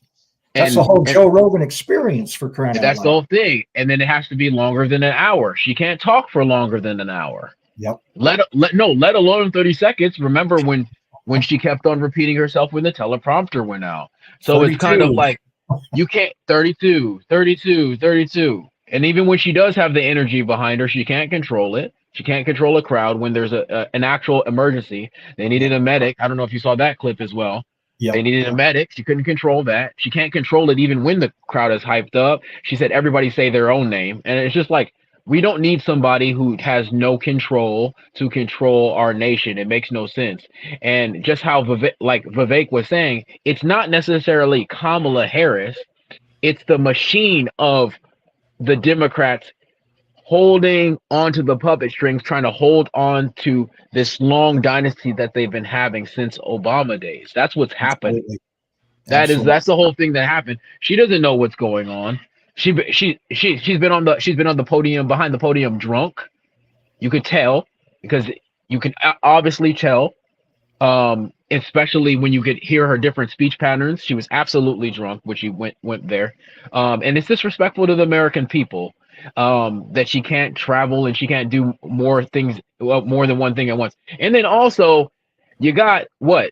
Trump is 80, doggone near. Trump is almost about to turn 80, 20 years older than Kamala, and has done how many? That guy makes me feel bad about myself. I wish I had the energy he has. My goodness, he is a machine. 50 something days straight, no days off. I think it was 58 or 59 days in a row. Yeah. And not just one, it's multiple. Some days he does 2, and then some days he does 2 plus the a press conference. Yep. He did a thing with the he did a press conference from a garbage truck today in Green Bay, Wisconsin, before he got on the stage with Brett Favre. Yep. That was classic. That was beautiful. I absolutely love that. That was great. So T, like, we won't say exactly where we're at, but Joe is someone that we're looking at and we need to get a hold of. He mentioned a couple things on his podcast with Ron White was on. He did not know who Bob Schneider was at all. I hope you're going to tell me you do, T. The comedian, yeah, of course. Bob Schneider, though. Bob of course, Schneider. Yeah. Okay, so let's not say where we live, but anybody that's in this area, I'm like, I need to go teach him a few things. He didn't know that, didn't know where to get his ribs, and Ron White's like, don't anybody tell Joe Rogan, because then you're going to give up our secrets. But we'll be doing a you're kind of giving it away right now. You're kind of giving the location away right now. Well, listen, unless you talk about the Midwest. It's to Joe. Somebody's listening right now. Joe, get some real people down there in the studio. We'll go. I'll go. T will go. We'll get in your studio and we'll tell you some true stories. Let's get in there and get some people in there that have actually had some true life experiences. I'll do it. I'll get in there. But we do have Patriot Fest coming up, which will be UFC, MMA. I really like UFC and MMA, y'all. So I'll be like this. I can't sit still. I'll be like, oh yeah, go. So I'm all about it. We get like celebrity matches going. We need to talk to Randy Couture more, but that's our person. And then we've got some other ones that have been out for a while. But upon doing that, we've got our vendors, our Patriots to come in, and then headliners, a few bands, some food trucks. You know how it goes down here. So Patriot Fest. Patriot Fest is for the people. That is something we're building. So yes, I will go to him. I will remind him how he knows me. He knows me through a fitness equipment company, actually. So people, don't let your heads go somewhere they shouldn't. It is it's about a fitness equipment company. And when they started out trying to do UFC, they were asking every small business owner, can you donate this? Can you give this? And I did. I'm going to remind them, because I don't have what I had before COVID, because that's gone. But I'm fine with reminding him. So Patriot Fest, everybody, we're trying to get through the election. I do have many people getting in touch with me, and we are happy about it. But Patriot Fest will come. T, I think you might need to MC and like pull that along. I don't know how you feel about UFC and MMA. Oh, I love it. Oh, okay. Well, there you go. Yeah, no. So one of my lieutenants in Iraq, he actually was in the UFC. Have you heard of Brian Stan? Absolutely. Yeah, Really? that was my lieutenant in Iraq. Yeah, No kidding. Yeah. I'll be Wow. done. yeah. Well, there we go. I was So I was with so like I told you, war reporter. So I got attached to different units, and the unit I got attached to was 3rd Battalion, 2nd Marines out of Camp Lejeune in North Carolina. So I went overseas with him, and then I ended up just randomly being attached to his unit, which is crazy. nice, Cool. nice. So that will come. So stay tuned for that. I brought up. I do have the Marine rapper TMR. Need to lower my voice. TMR, I have your song. We are going to play it. Normally on Patriots Inside the Wire, we have a lot of veterans. I won't say a lot. We've got some very dedicated veterans who support and say, you need it, here you go. We do want to announce that we're trying to get through the elections right now and have our shows about just information. We are not trying to sway. We want you to have the information. Tell people the real facts, the true information. Go see what TMI is, the Marine rapper, there on Instagram by going in the streets, talking to people. I want you to do that. He does have a song that I'll play here in a minute for you, and pull up our pictures. That we do that at the end of every show on a Wednesday. So if you're going to tune in just for the podcast, as far as audio, anywhere you want to listen to a podcast, you'll find us. And you can check out the show and just listen. I encourage you to go back. We look at what we pull up. We do pull up real pictures of real situations with people that you will see. So TMR, the Marine rapper, it has been nice catching up with you, and you just checked another box. So UFC, ching, like that is therapy for me too. That's therapeutic. So it goes right. I'm like music and that, and then the ugly tattoo contest and all of that will be, we gotta celebrate. We are going to celebrate after next week, and I am looking forward to it. So we will be adding radio back. That's the thing. I'm not going to tell you a station. I'm going to tell you we're independent. We like being independent. So I have made a deal where I will pay, just like I pay a broadcast right now for airtime, I will pay for my radio time. So anyone that's out there that you do have music, Patriot oriented, I would be able to get it on charts because of that. So it doesn't mean just veterans. I'm going to tell you, stick by for the radio. Listen, that's 15 to 20 minutes. It's a song and a story. You won't be an hour and a half into a show if this is not your subject. This subject right here, like we can go and go and go, but just on the screen, having the commissioner step out of an oil and gas meeting to say, his dedication has been every last Wednesday. We are a Go Texan certified show. Go Texan is a big thing here. We like to support our local food, our local business, our individuals, our farmers, and take care of them as well. I don't know if you've done your research on that, T, but that's not a good thing. And my little brother is no longer here because of what we call Biden's land grab. There's a lot of land that is being taken. There are now 21 farmers a day that take their lives because of this, taking their land. So this is very personal with me. It is land grab 30 by 30. They keep changing the name. It originally started as Biden's land grab. I'm not making this up. My little brother is not here. Strongest person. I mean, I helped raise him. So, yeah, you see, I don't like to talk about me. It throws me off there, but, I'm getting these messages. It's like 2 Army represented and 2 Marine. And I'm like, yep, he's behind me. I got up there. I also, the Border Patrol agent was Marine too, though. I see that message I'm getting right there. I may be outnumbered, but again, I think I trump it because I am the mother. And you're the father. Give you that, but man, it's you're the father that raised right yours. There. So when you raise one, the Marine family is pretty incredible. So, well, It's not about what branch. It's not about even if you did serve, but you really Absolutely. need to understand what happens in our military. And listen, if I'm going to say it, y'all know that I tell the truth. I've got a child still here that will not be joining the military. I think that we have done our duties. I do have a person that's serving right now through someone else that's very, very, very close with me again. And that's about all I can handle. I will not, like my youngest son, Cash, named after Johnny Cash, of course.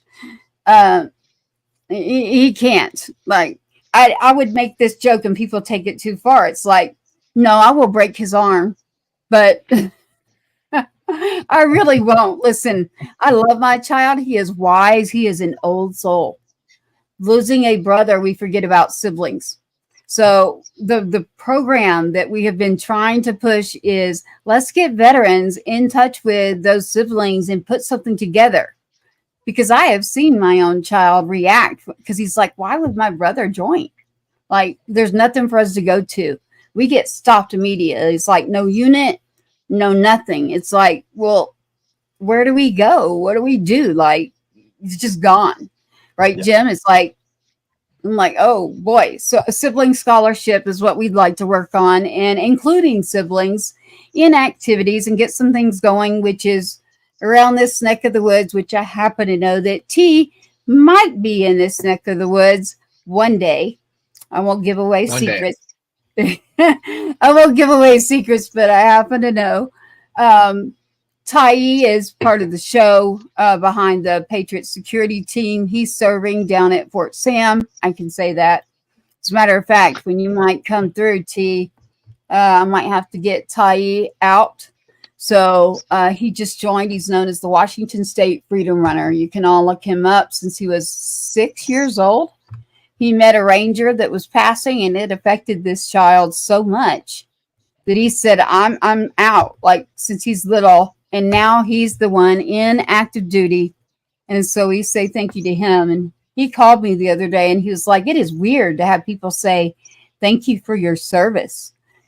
And I said, yeah, I mean, mine is, it's weird for me because people always feel like they got to say sorry. And I'm like, don't say sorry to me. I got a sign over there that says put sorry into action. Don't say sorry. Put sorry into action. It's over there. I got a couple of them.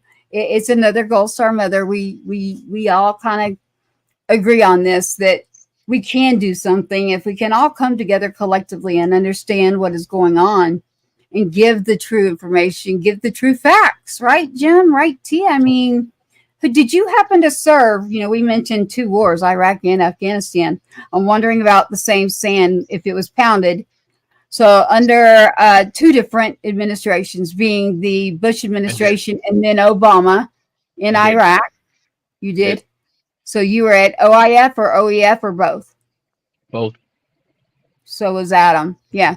Sergeant Two-Step. So like that's why, you know, the connection between me and y'all is so personal because I was there. Yeah, And Adam so- was there. And then you know we're you know Adam was there, I was there up into the withdrawal. It just seems so personal. Yeah.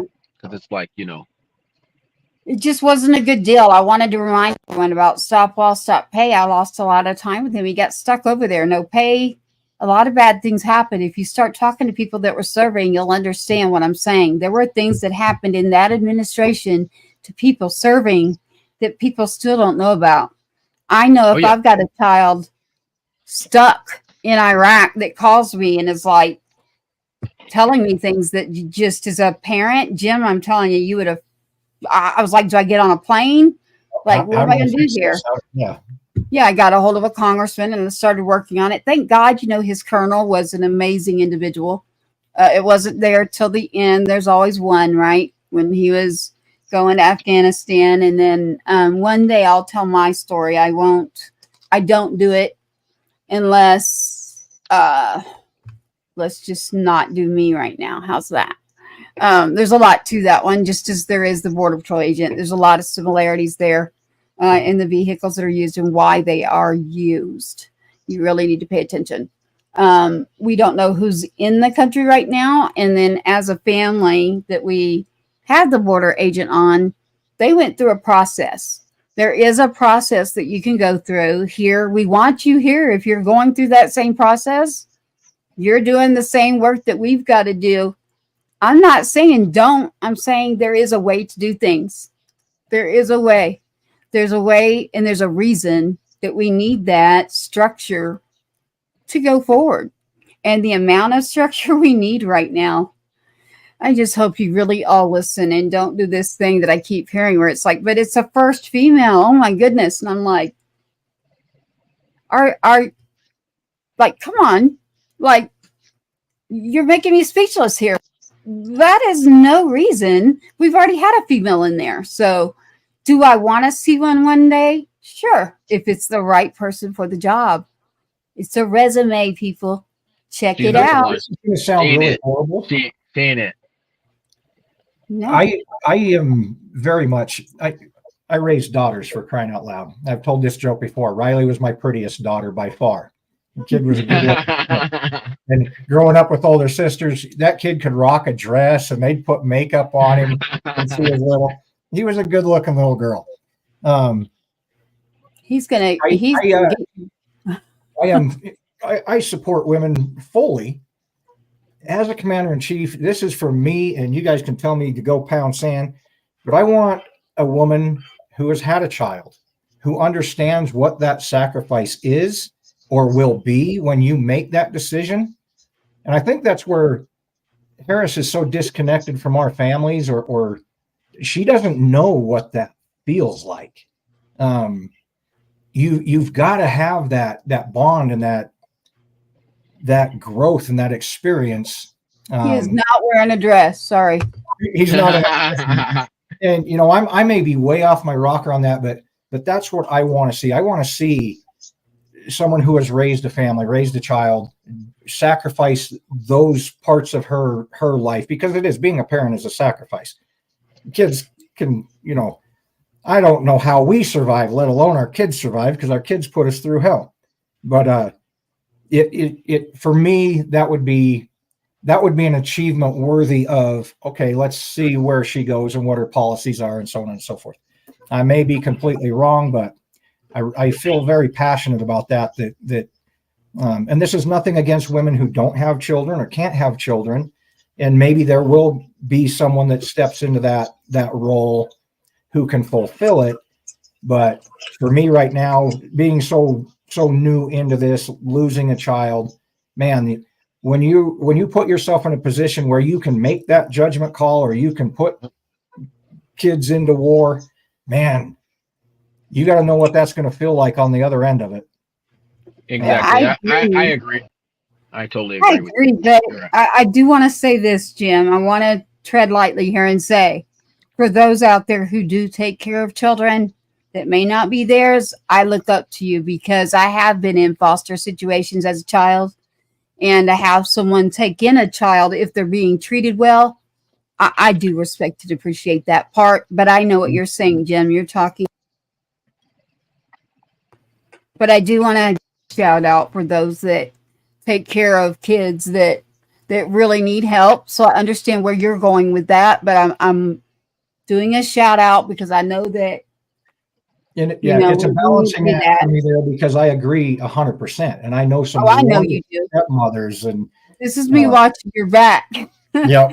And mine, but it's part of my heart is like, man, before you are in that role and you take that job, man, you got to know. And even though, yes, she's, a stepmother, but I've just never seen that compassionate side of her. I honestly haven't. I have not seen that caring, nurturing. I think that's the biggest thing, the nurturing side of a mother. I mean, a mother is a beautiful thing. I want to see that success and that compassion in who our next woman candidate will be. And, eventually we will have a woman. Not in the president's seat. Not in the president's seat. I want to say that again. Not this time. Yep. Maybe in the future, but not right now. They've already been in. This is what I want to like. Listen to me. Emphasize this. They're already in. They're already there. If you can do this next time, then you can do it right now. Go do it right now. Like, Yep. turn around and prove to me that I am wrong. Go back while you're in today. Do something. Don't sit there and say Bidenomics, borders are like, there's Give a me lot 4 of years, them. that's what I broke. I don't like putting down people, so I'm trying to be very respectful here. I don't want to be like the people, T, that you ran into that were Oh, they were disrespectful. horrible. There is a way to get along. Like, we're not all going to agree on everything, but we can agree on one thing, and that is we're all human. We all have mistakes. We've all done things that, we may want to take back, but we still want to be able to, take care of each other and give. He'll come back, everybody, because I've got him on Instagram right now. I'm juggling back and forth because he's on Instagram. And I won't play a song till he comes back. But Jim, we are in a situation. So 5 days. We've got 5 days. Yep. And yes, I mean, I knew that had to be what it was. That,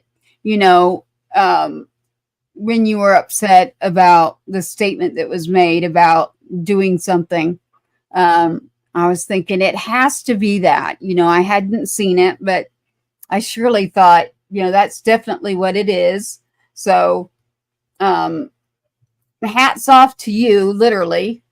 And then from there, I mean, you have some words you'd like to say. We will be here November 4th. Let's not let them forget that. There is a film, a documentary, and there he is right there.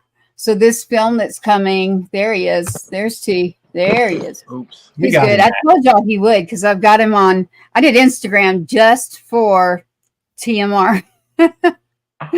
So we will have on Monday, November 4th, before the election. Listen, Nevada, Pennsylvania, and Nevada, yes, some country, Arizona. So we're looking at the congressional candidate. We're looking at Moms for Liberty. We had the Triple Martini Productions reach out. This is a veteran that did a documentary on Donald Trump. So when you people are literally buying out the whole theater just so no one can go see it, and then it has been banned literally in multiple states. Yes, this is true. And shut down. So when they got a hold of me, actually they got a hold of someone else who was like, I know someone else who's totally okay with talking about politics. Listen, y'all, we do every subject. This is just about taking care of people.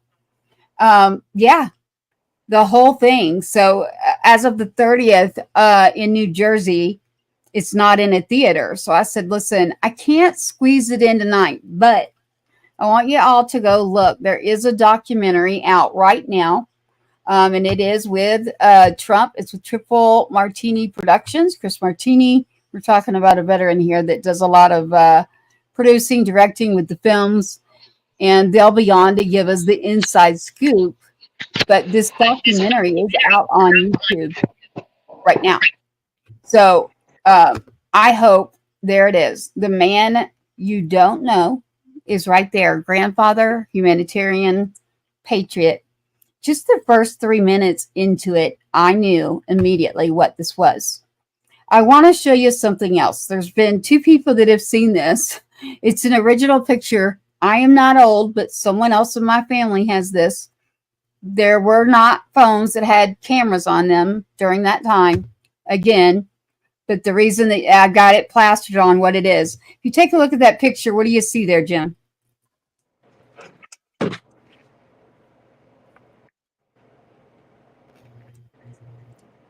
I'm too far away.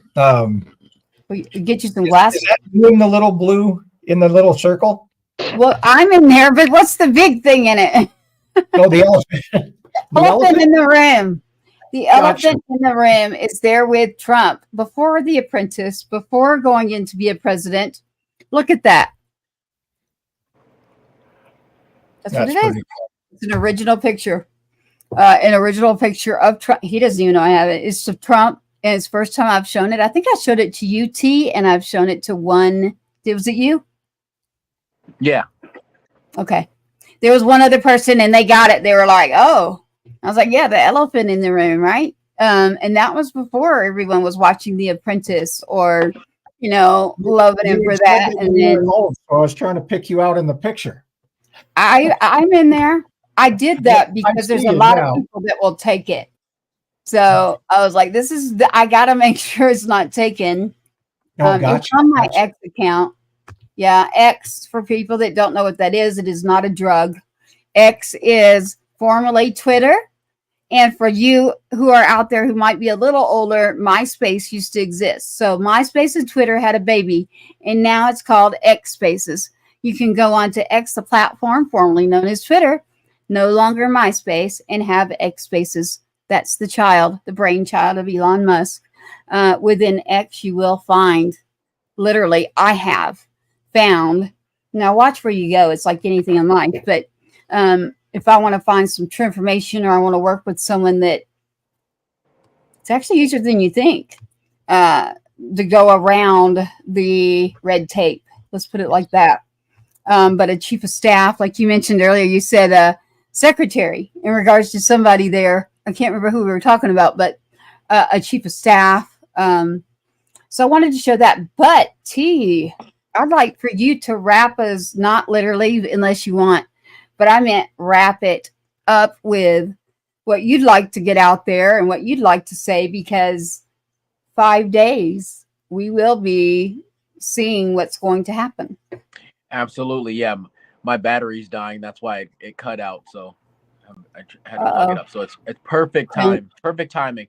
But what I wanted to say is, everybody, if you have not already, definitely go out there and vote. If you love this country, if you want this country to thrive and rise back up once again, definitely need to cast your vote for Trump, as well as my journalist brother, JD Vance. Me and JD Vance actually went to the same Marine Corps school. So like we did the same. Yeah. So JD Vance went to school like almost a year before I did. So we went to the same journalist school in Maryland. So in the Marine Corps, me and JD Vance did the same thing. We both were reporters. But yeah, definitely want to go out there, cast your vote. Only 5 days left. If you could vote early, vote early. If you can't, definitely want to vote on voting day for Trump to make sure that we really save this country. We need to save this country because it's in a lull and we need our respect back. But yeah, my main thing is I'm getting out there on the road, talking to people, letting them know all the benefits of doing that, and letting people know the real person and not the person that they're just putting out there in the media, who are just trying to speak contrary of Trump and all that. So, but I know many people. I know myself, friends, family, all that, who have been affected in a positive manner by Trump. So if you guys want to talk with me, have a conversation, I don't care if you're on the other side of the aisle, we can also do that too.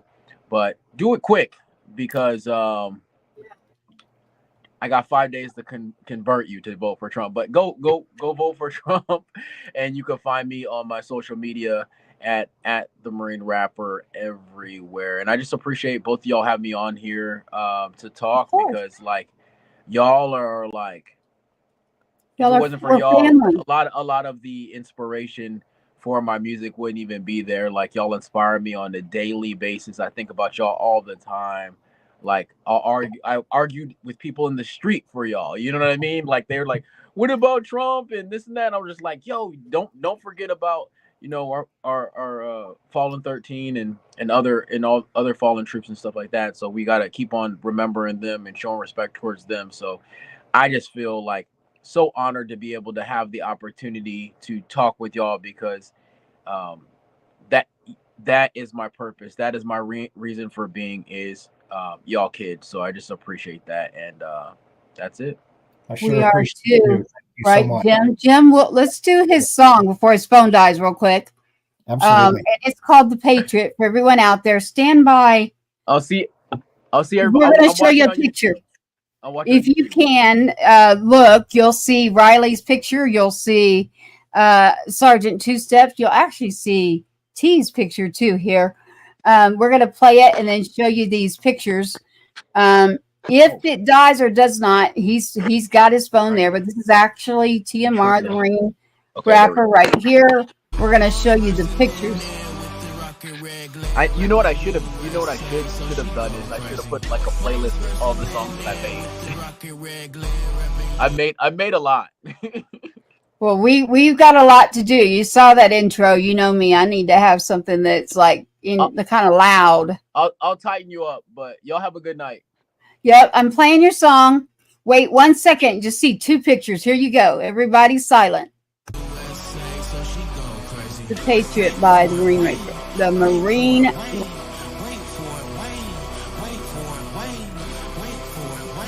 There he is. Right on.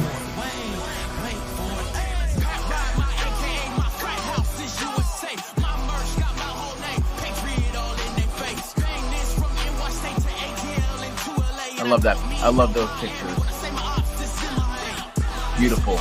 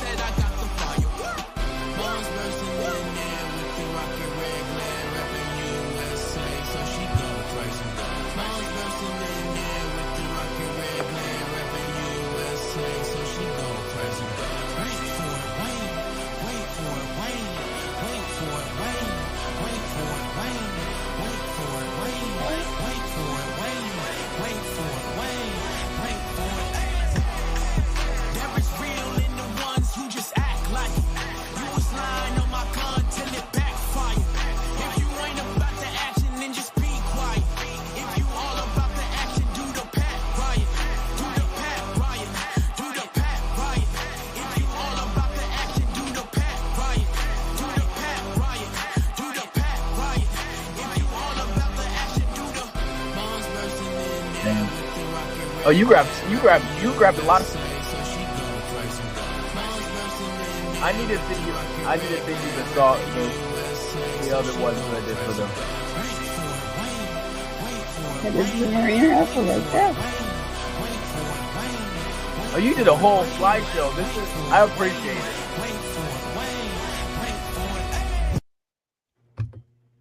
Yes, that is the Marine rapper there. And that is his song. You can check that out. There he is. That is TMR. Let's get his face there. But I wanted y'all to see that too, and him serving. Were you surprised? Did I grab some stuff that? I'm not surprised because I know what photos are out there, but like I really do appreciate it. Yeah, definitely. I need to put together a thing because I have like some like a lot. I've done a lot of songs for well, we could use I've it. done a lot of songs for Jen's family, so I don't know if you've heard all of them. I have some slower songs that I've done with some singers and things like that. No, I'm still looking for a Sergeant Two-Step song, so I still haven't found it. I just met you about not too long ago. So well, there you go. That will be in the cards, definitely. So definitely. I want something to roll in the show and roll out. Oh, you don't have to worry about that. I got you on that one. It would be my honor to do that. Before you take off, I have to ask you a question. I haven't seen my daughter Rose pop in yet. 2021, she found you had some shirts for sale. You had the praying hands and the 2 swords. Oh, you had all 13 kids down the sleeve. Do you still have them? Yeah. Do you still have a shop? Are they available? She would kill me if I didn't ask you, so I had to ask you. They're not available, but they're not available to the public. They're available to y'all. I love you, man. I love you, man. So, I think Tracy, can you send me the contact or whatever, wherever I can contact you about sizes and stuff, Jim? Oh, absolutely. But because I want, I'll give you mine. I'll give you mine. Because I had talked to her. I had put it out it was a limited drop. And then I think she might have messaged me on Instagram or something. But yeah, can you connect us, Tracy? No. Okay. Of course I will. Okay. As long as I get one. As long as I get one too. So I'm gonna a plus one, 13 plus one. So Roy said if I didn't ask you anything else, I better ask you about that. She hasn't forgotten. For like, sure. oh my God. I got Royce's back. Royce is a sibling.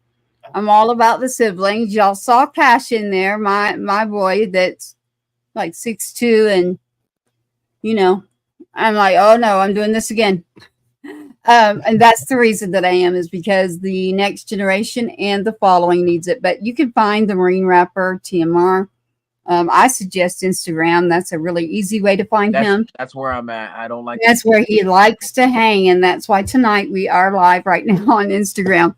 So what I'd like to say that we need, TMR, from you too, is a shout out to follow the show, subscribe, check out the YouTube and Instagram. T knows the reason. Like, I was literally, my accounts went away for a very stupid reason that I was used during a debate, literally. Oh, don't worry about it. But like, we're building. We're gonna turn that around. We're gonna turn that around. But back up. So we're just glad that you're all here. I love our right now. I can see you, and I can see you like wanting us to keep going.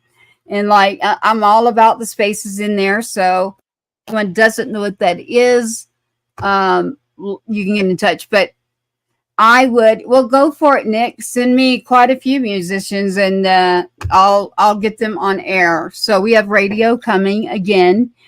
Patriot Fest is what we'd like to look at. Sponsors to pay the bills and maybe eat a little bit of food too. So as we're rolling independent now, I'm like third person right now. I'm like, I could not go into an actual building like 9 to 5 anymore and like be like, okay, I'm the one that's going to be leading the strike. Like,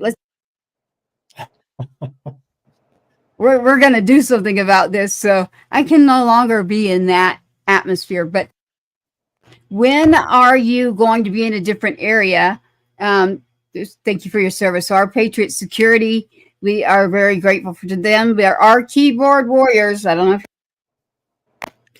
listen, look, everybody's probably looking at me. These are pistachios from the cancer I had, and I'm good. I'm good there. I beat that one too.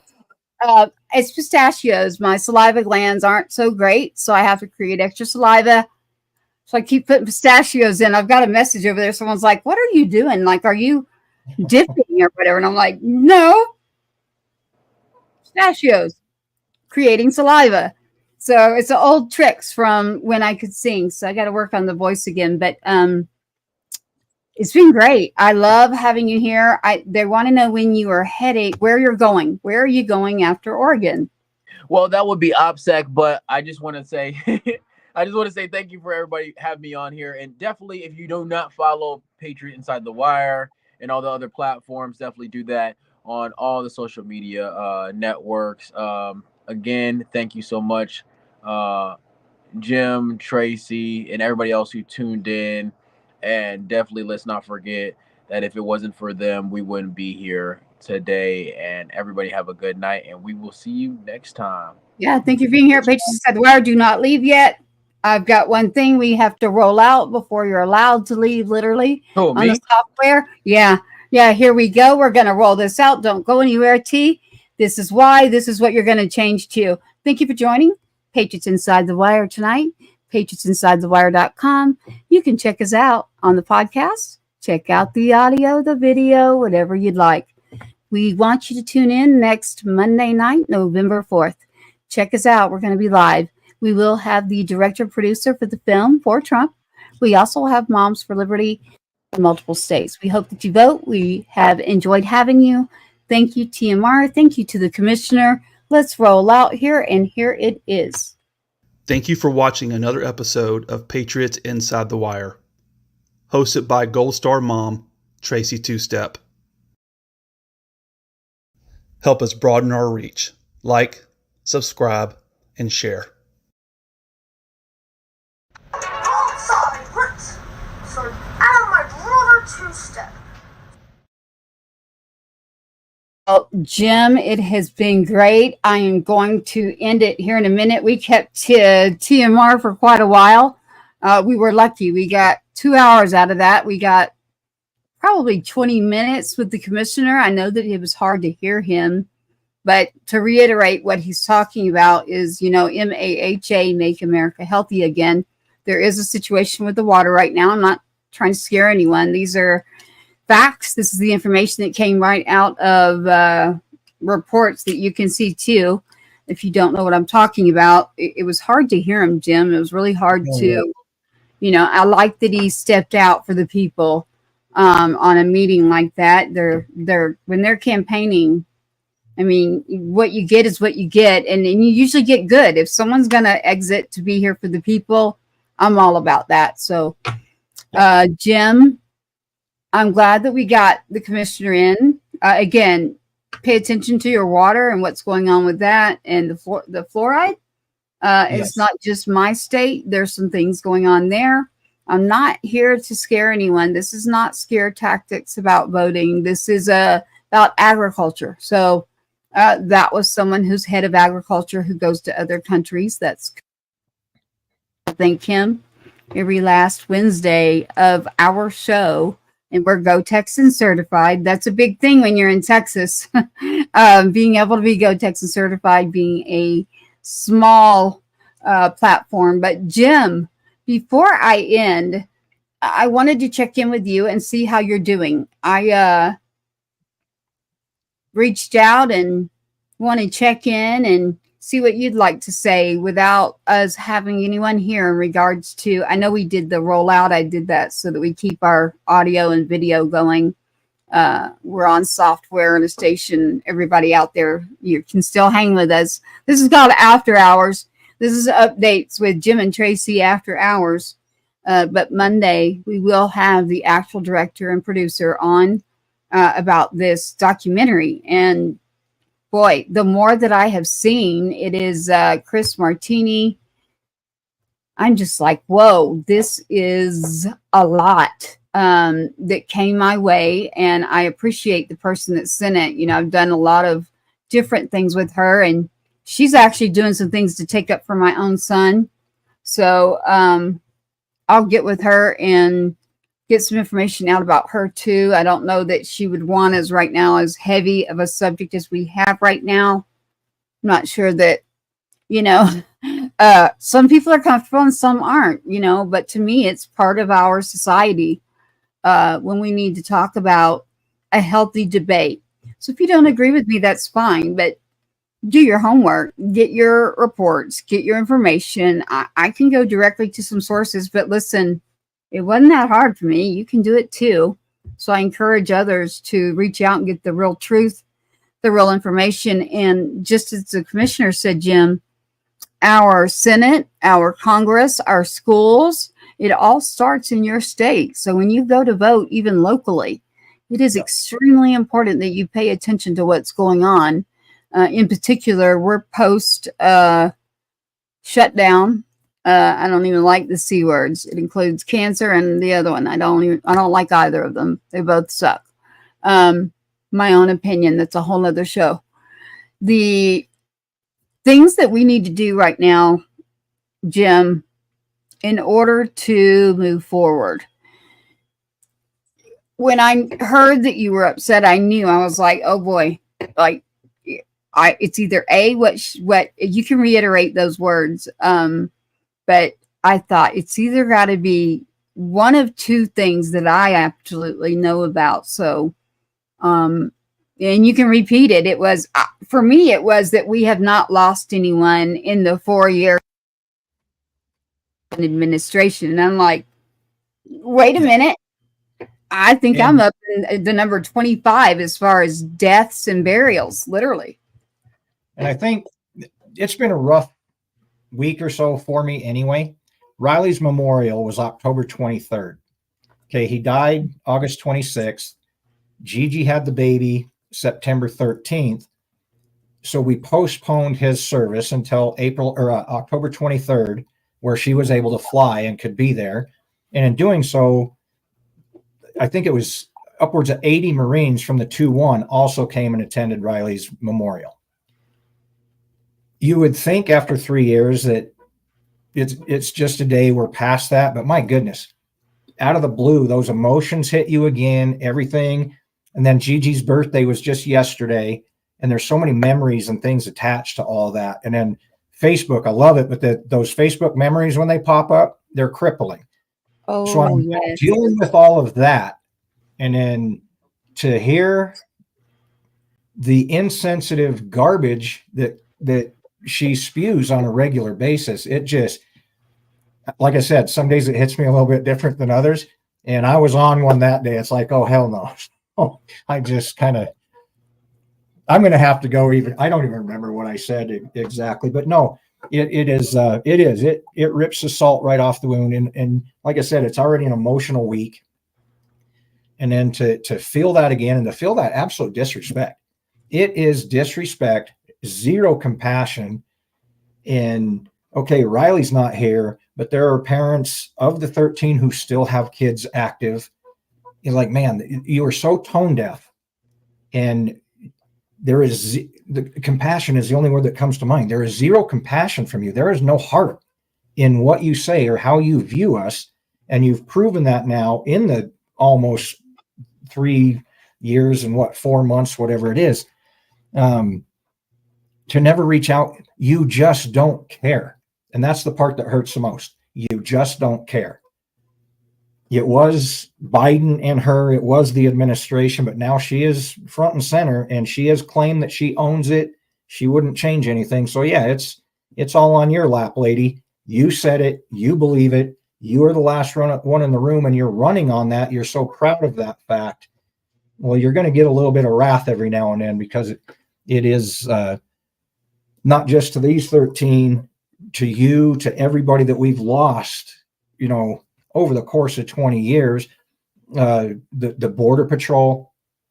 There is just no sympathy, no empathy, and no compassion whatsoever. So like I said, I don't hate anybody. I don't dislike anybody, but man, you're pushing the limits on how much I can tolerate you by the things that you say. And then when they're attacking, and then, I mean, it just keeps compounding, because they're attacking all Trump supporters as we're garbage, or we're, fascists. Like, come on. You say you want to unite us and you want unity, but just like him going across the street to speak to people, it's hard to unite when you won't even have a conversation. Right. She's the same way. She refuses to have that conversation. She refuses to reach out. Granted, yeah, we're pissed, and you're going to hear some things that you don't want to hear, but sometimes you need to hear those things to help you grow and become better. But the whole administration has just refused to acknowledge what they did. And I think that's the reason why they won't reach out, because that is an acknowledgement of, yeah, we really screwed up. And we are responsible for what happened. They keep playing the blame Trump game, but you can't. And I get that. I've actually lost friends over, well, no, this was Trump's plan and Trump did it. It's Trump's fault. Like, one, you're following only what you hear certain people spit out, but you can look to when they were sworn in, took the oath, and then it started about April 14th, and you can see everything from April 14th all the way up to the day of the explosion, and that was not Trump. Those are all decisions made by the Biden administration that led to the catastrophe. The way they pulled troops out, when they pulled troops out, they didn't honor, what the Doha agreement. Well, the Doha agreement that Trump had was no longer even valid, because I think 4 out of the 5 things the Taliban had failed to follow through on. So And that's a whole nother show or 2 weeks worth of show to go through all that. And again, it's not hard to find. I've got a little bit more information front and center from CENTCOM and the meetings that I go to and things of that nature. So I do have a little bit more in depth than the general public probably does, but you can look it up pretty easy. I'll tell my kids about it and they'll look it up to follow through and see what I'm talking about. And they'll get that same information. So it is out there. You just got to be willing to put your bias aside and really, really look for the truth, look for the answers. No, so yeah. I mean, I agree. And I knew that it, again, it's not, if you know my number and you text me, you can text me, Jim, and like that, I'll see it. Or you're like, we need to get this out there before the 5th. We've got 5 days, as the commissioner clearly pointed out, because it's just been nonstop. We're juggling quite a bit. And then the director that's coming on Monday, it's not just him. It's going to end up being Stephanie Phillips, the congressional candidate out of Nevada, who I actually used to live in Nevada, like Hawthorne, Nevada. No, that's the country part, Nevada. So I did live there. She will be on. And then we have Mrs. Williams, who's part of Moms for Liberty. She's also part of the Republican women's group there as well. And we're looking at someone else out in Pennsylvania. So we've got a few key states out there that we want these voices to be heard. But when they got a hold of me about this film, I said, actually, I didn't know. I did not know that this was happening. So I've spent a good amount of time in the last 24 hours trying to figure out, when we could schedule like a time. And so I'll have to get a hold of you, Jim, like that. Watch your phone there. I'll send you a text. With my phone, by the way. I just saw. So am I. But we might have.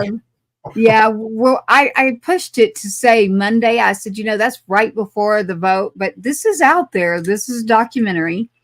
It is on Trump. It is about him being a grandfather, a humanitarian, a person that has served, a person that a lot of people loved his work. And then, he decides to jump in and go into politics, and that went into a whole different area. If you saw that interview, the part that I caught was not on mainstream media. The part that I got is, going from one situation where you're a business individual that's loved, especially on the show that was The Apprentice, and then all of a sudden you're like into this situation where it's like, is that surreal?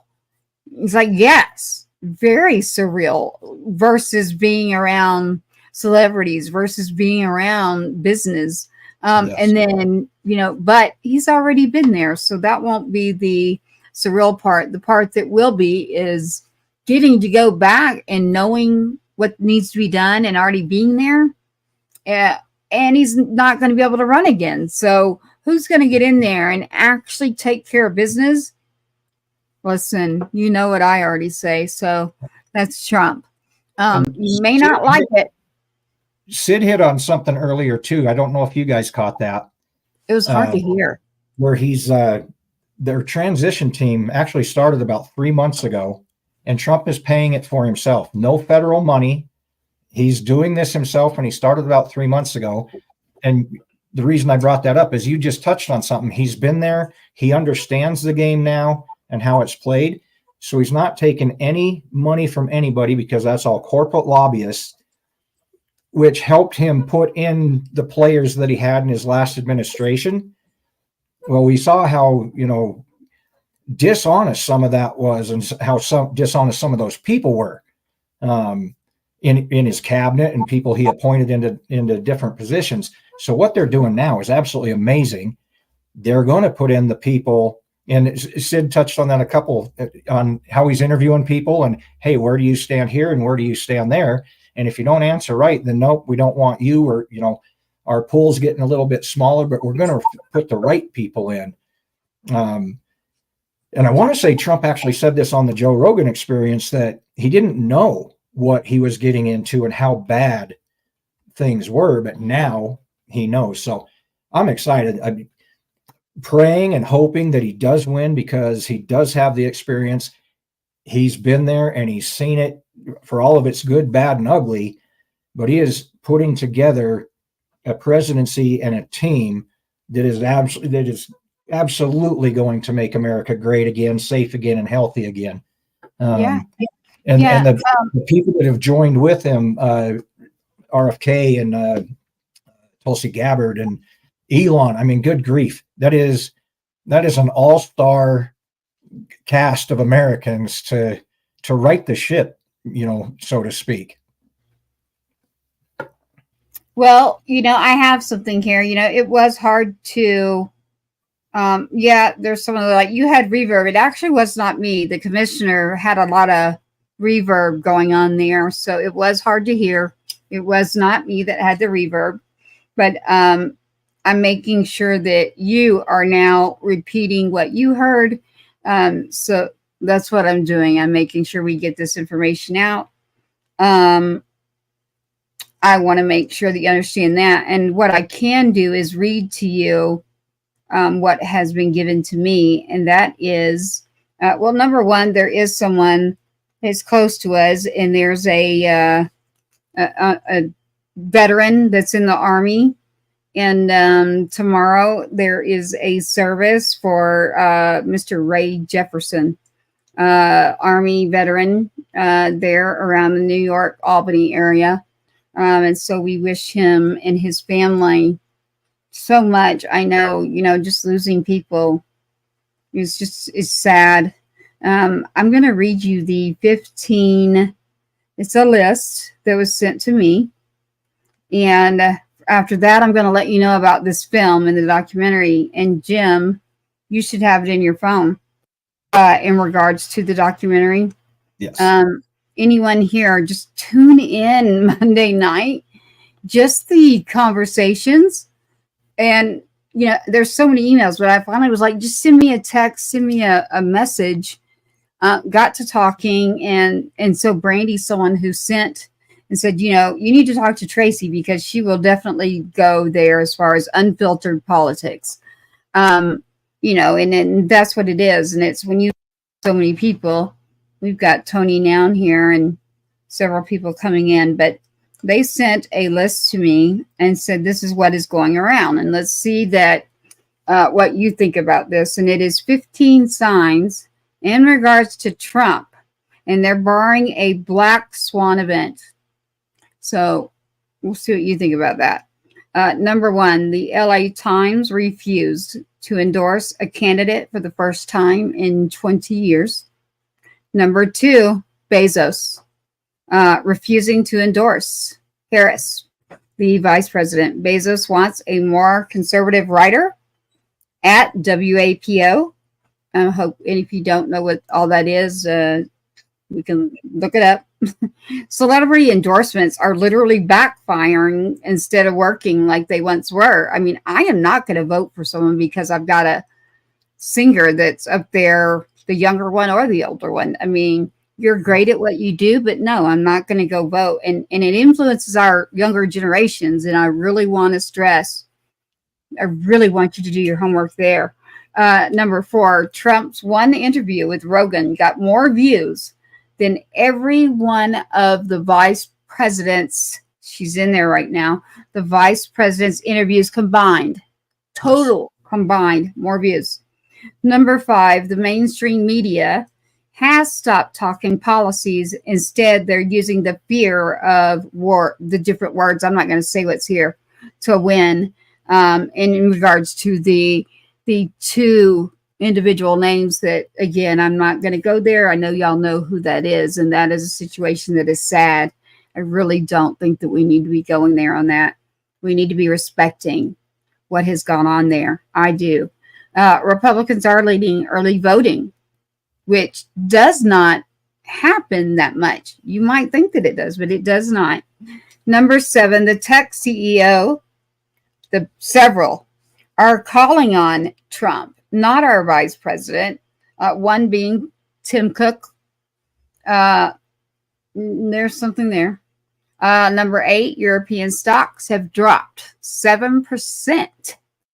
Whoa, since late September due to the fear of Trump's tariffs.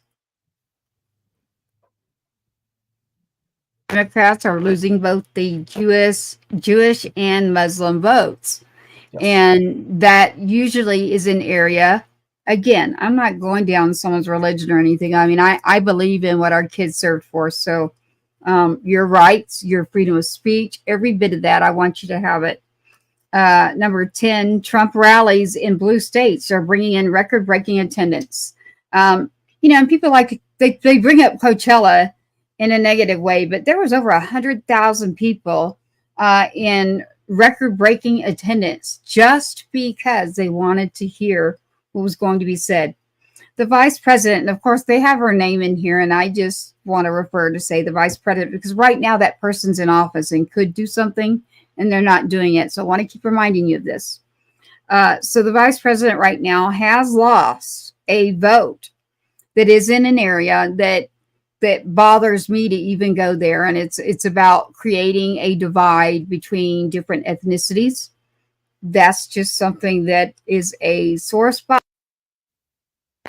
I know what it's like to grow and be in situations you don't want to be in. You do not use people in their backgrounds. I don't like that. But right here, there's the numbers are showing this. So you're going to have to maybe fill in on this one. I'm glad we got Patriot Security in here for all you keyboard warriors out there. Tim Walz playing Madden, streaming it on Twitch. The final score was 0-0. Did you watch any of that? Heck no. You know that I didn't.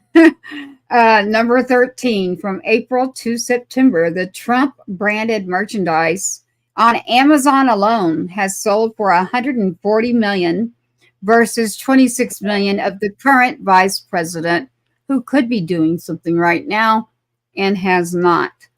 Steelworkers, the union in Pennsylvania, has endorsed Trump. I want to make sure you hear that. They have endorsed Trump. These are our steelworkers, the backbone, the America of who we are as a country. Just take that in. The Border Patrol union definitely endorses Trump. I know this one for a fact. Not that these aren't all facts, they are. But I'm stressing that again. The Border Patrol unions, these unions of the people who are protecting to serve all of us in our country, they know why they need to be on a certain side. And I do too, because I've unfortunately had to live through things. I don't want other people to have to live through those. So please don't send me your messages making me relive those. I'm already doing it because of something right now. And I think it's very, very disrespectful. Let me live with the fact that my son isn't here. That's enough. And that was because of the old administration, which that administration would come right in and be working with the current vice president, which many from that administration prior are speaking up. And if you do not believe that that administration prior would not be involved, take another look. They will. Last but not least, I said this earlier, Putin endorsing Kamala. Why would you even put that out there? Like, absolutely. I mean, just the fact that alone, come on. I just want to tell you the truth here. If you don't like me, fine. If you don't like my views, fine. If you don't like the way I look, you don't like my religion, fine. But my son served for every bit of that. And I've always been a person that had to work for everything. I didn't like, here you go, when you're born, it was homelessness. Nobody talks about this. There's the war on drugs. Eventually we'll get into that once we get past the elections, but that's something I was born into. So nobody's talking about that. And several administrations before started to, and that is something that needs to be done. We need to start looking into these other areas to take care of patriots, our people, not just our service members. I know we talk about that a lot, but I do want to stress that we are here for the people. So that was the list right there. I want to make sure that you all had it. Again, the water is a situation. There's the documentary right now out with Trump. You can find it on YouTube. We will be putting all of this out on Monday. Yes, we've been on 2.5 hours tonight, so we've got some heavy hitters that we've been able to get on the show to give you some direct information. And so, as TMR, the Marine Rapper, veteran Marine Corps, just told you, went to that other side just like I would and said, hey, I want to know, how you feel. There is no need for grown individuals to behave that way. So I would love to have that conversation. That's fine. Joe Rogan does get those celebrity guests, but when we get the people that observe, we get people that have that true experience of when they say take an oath, foreign and domestic, and now you have your rights. And now there's the freedom of speech, the freedom of a reporter, the teacher, the freedom of our country and every right, the rights that we do have. So the first spot that goes to is our service member who served. There's an ultimate sacrifice there that is a life, a blank check on a life when you sign up. I never thought I was going to have to be that person. I would trade it for almost anything in this world. Almost, not just anything, but it's just not a side I want people to know. I don't want them to know what it feels like to be in our world, Jim. I mean, no family, serving or not, that darn commercial bothers me, Jim. I got to bring it up. I'm just like, how am I going to bring this up? Are you aware of, so we've got Senator Ted Cruz running, and listen, I happen to know a lot about Ted Cruz. So another one that sometimes I'm just like, just be quiet. Just be quiet, because do the work that's being done, good. But the other individual that's running is Allred. And there is a commercial that is on nonstop. And do I feel for this family? Of course I do. But this commercial is literally, I saw a young female watching it, not my family, but I'm literally, and used that and said, can you believe that, she could not go do something? The graphic nature of that commercial alone, and to use that family like that, or yeah, I don't get that part, because that commercial is heartbreaking. It involves losing kids, but nobody wants to go take away your kids. Nobody wants to hurt your kids. Nobody wants to take that away from you. That's an area, Jim, that I try not to go down that conversation. Eventually, if I need to, I will. But I have a situation where what happened to me growing up, I'm going to give just a little here because it will help. What happened to me and what happens across our... I mean, we've had a situation that's been happening when it comes to trafficking, whether that's people or substances, in the way that they come in. I was very young when I had my son that's no longer here, Sergeant Two-Step. The circumstances around that, and me being forced somewhere on a cold slab because of my age and because of a situation. You don't need to know all the details. You need to know it's something that it was against my own will. I'm laying on this cold steel table, just crying my eyes out. And the day I was born, I've always had to be the adult, so I make the joke, I quit adulting all the time, but it is true. Taking care of the siblings, taking care of something. Where are we going to eat? Are we going to sleep in an abandoned building, or can we get in this family until they say you got to go? I have a great family history, very big into music, but I had 2 black sheep on both sides that during that drug epidemic decided to get involved with it. And the kids that came into it I was one of them. And that cold slab, I will never forget this, laying there and begging, just begging, but having other people surrounding me to say, she's doing it, and paying off people to make sure I get in there. They shut the door, the doctor's in there, and you lay down, and, there's a nurse there. I'm begging them. I'm saying, listen to me. I'm telling you, I have always been mature. I've always been the adult. Do not do this. I don't want it. And I literally was fighting there. And that doctor, machine's on. Like I still, to this day, am like, oh my goodness, I can feel it. Like the machine turns on and I'm just like crying. I'm like, no, please. Like, please let me go. I'm begging you. Please let me go. And he finally looked up and he looked at the nurse and he said, what's going on? And she said, it's a bad deal. I mean, legally, she is young, but there's people out there and legally you're supposed to do this. And he looked and he said, so there's good people out there, y'all. He looked and he said, I think you might be too far along.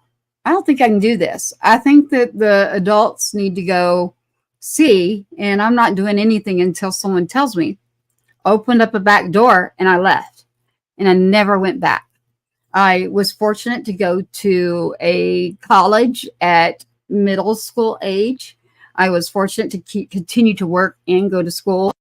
Kept Adam, who now is Sergeant Two-Step, who has gone forward, served our country, been to war, and now I'm working on something in legislation that will save other people and not bring anyone back. So the reason I brought that subject up, because it's a personal story about me and my son that served, is because that commercial that keeps going around is a subject that a lot of people are deciding they're going to vote for that vice president based on that one subject.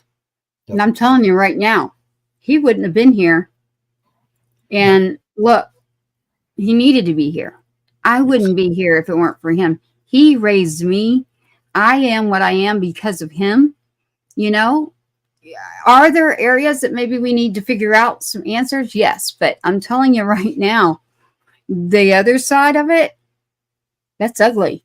So you want to keep soulless. It really is. I don't know.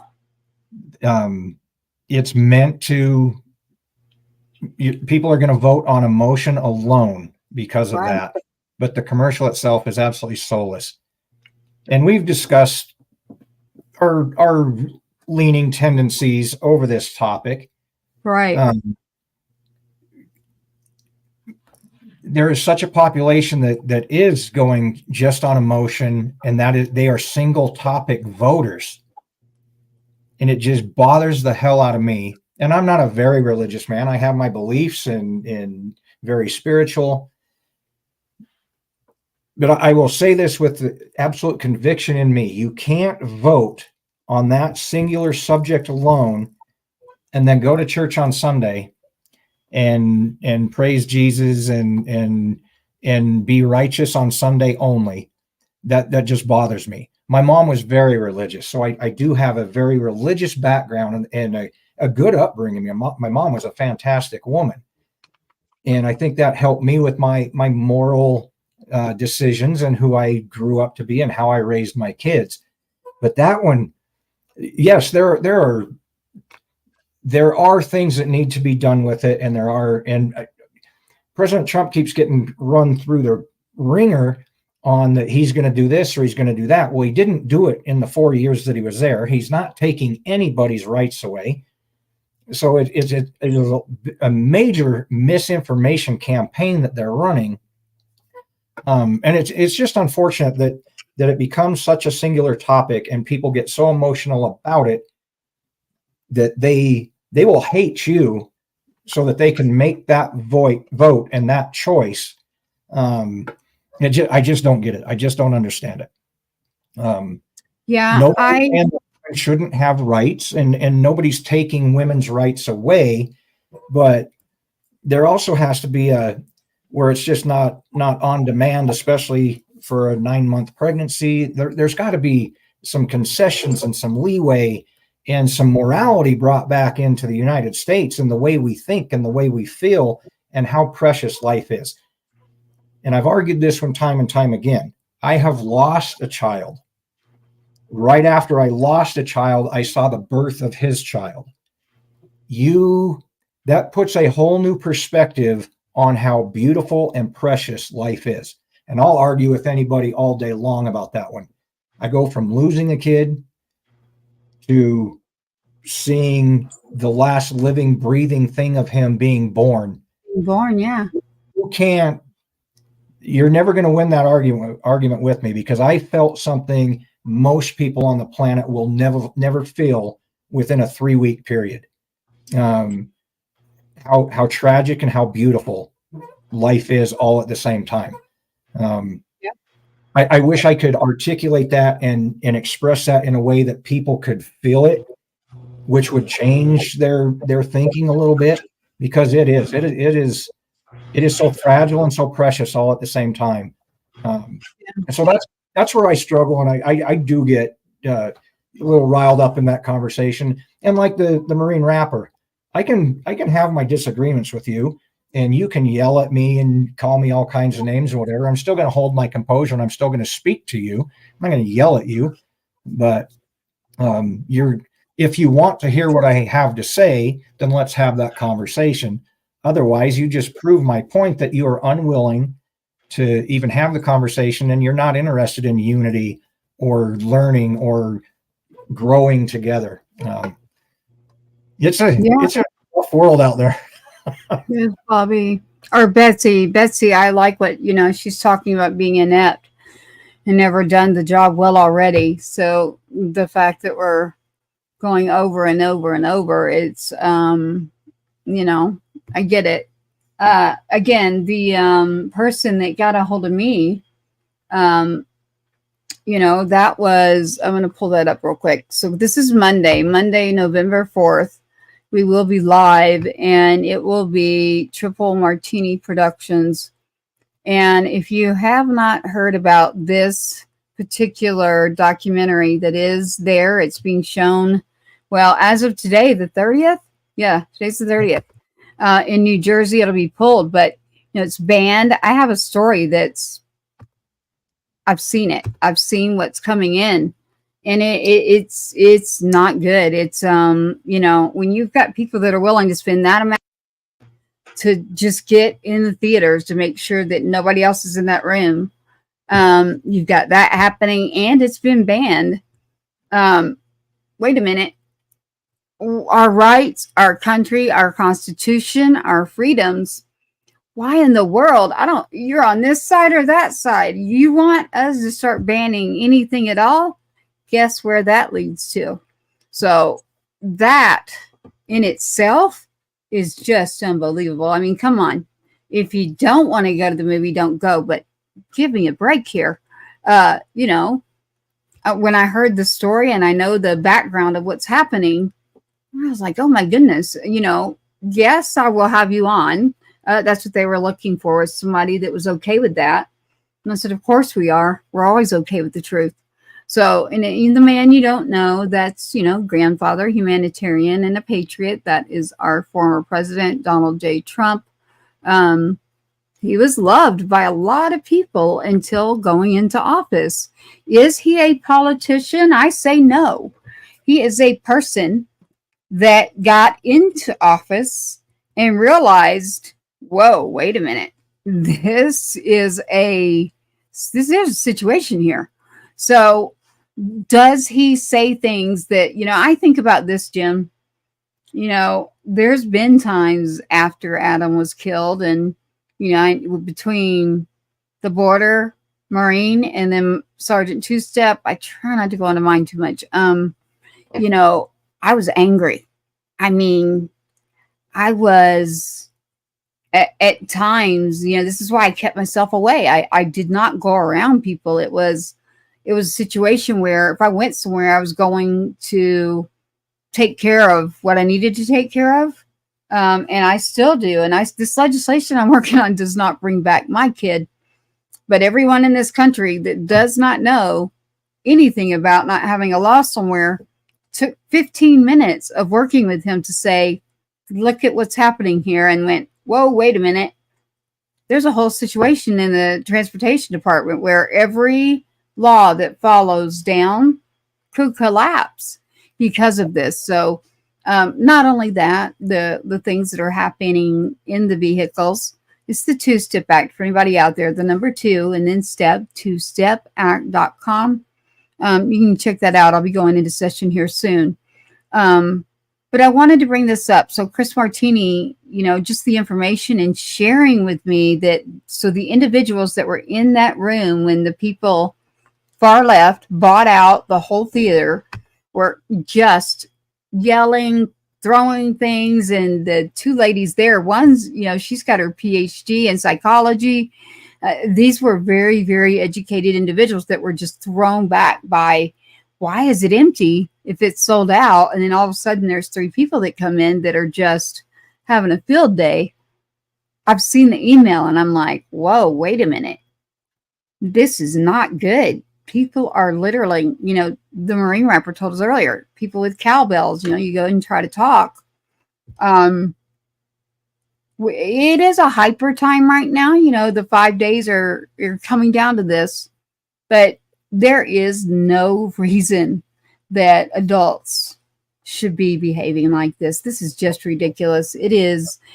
I guarantee you've watched a documentary in your life on someone else. Like, this is ridiculous. It's because you don't want to know one side. You want to know only yours. I don't want to know that. I want to see both angles. I want to understand both sides. But then again, not just book sense, common sense, street sense. If you do a little digging and you get your information, don't be afraid to call up your local politician's office. Don't be afraid to walk in there. I can tell you right now, that's what they're there for. So make that Constitution work for you. You are a individual. Don't use the word CITIZEN. I'm not using that word. I am someone who does believe in our Constitution. I believe in our rights, that First Amendment, Second, all the way through. I believe in every bit of it. I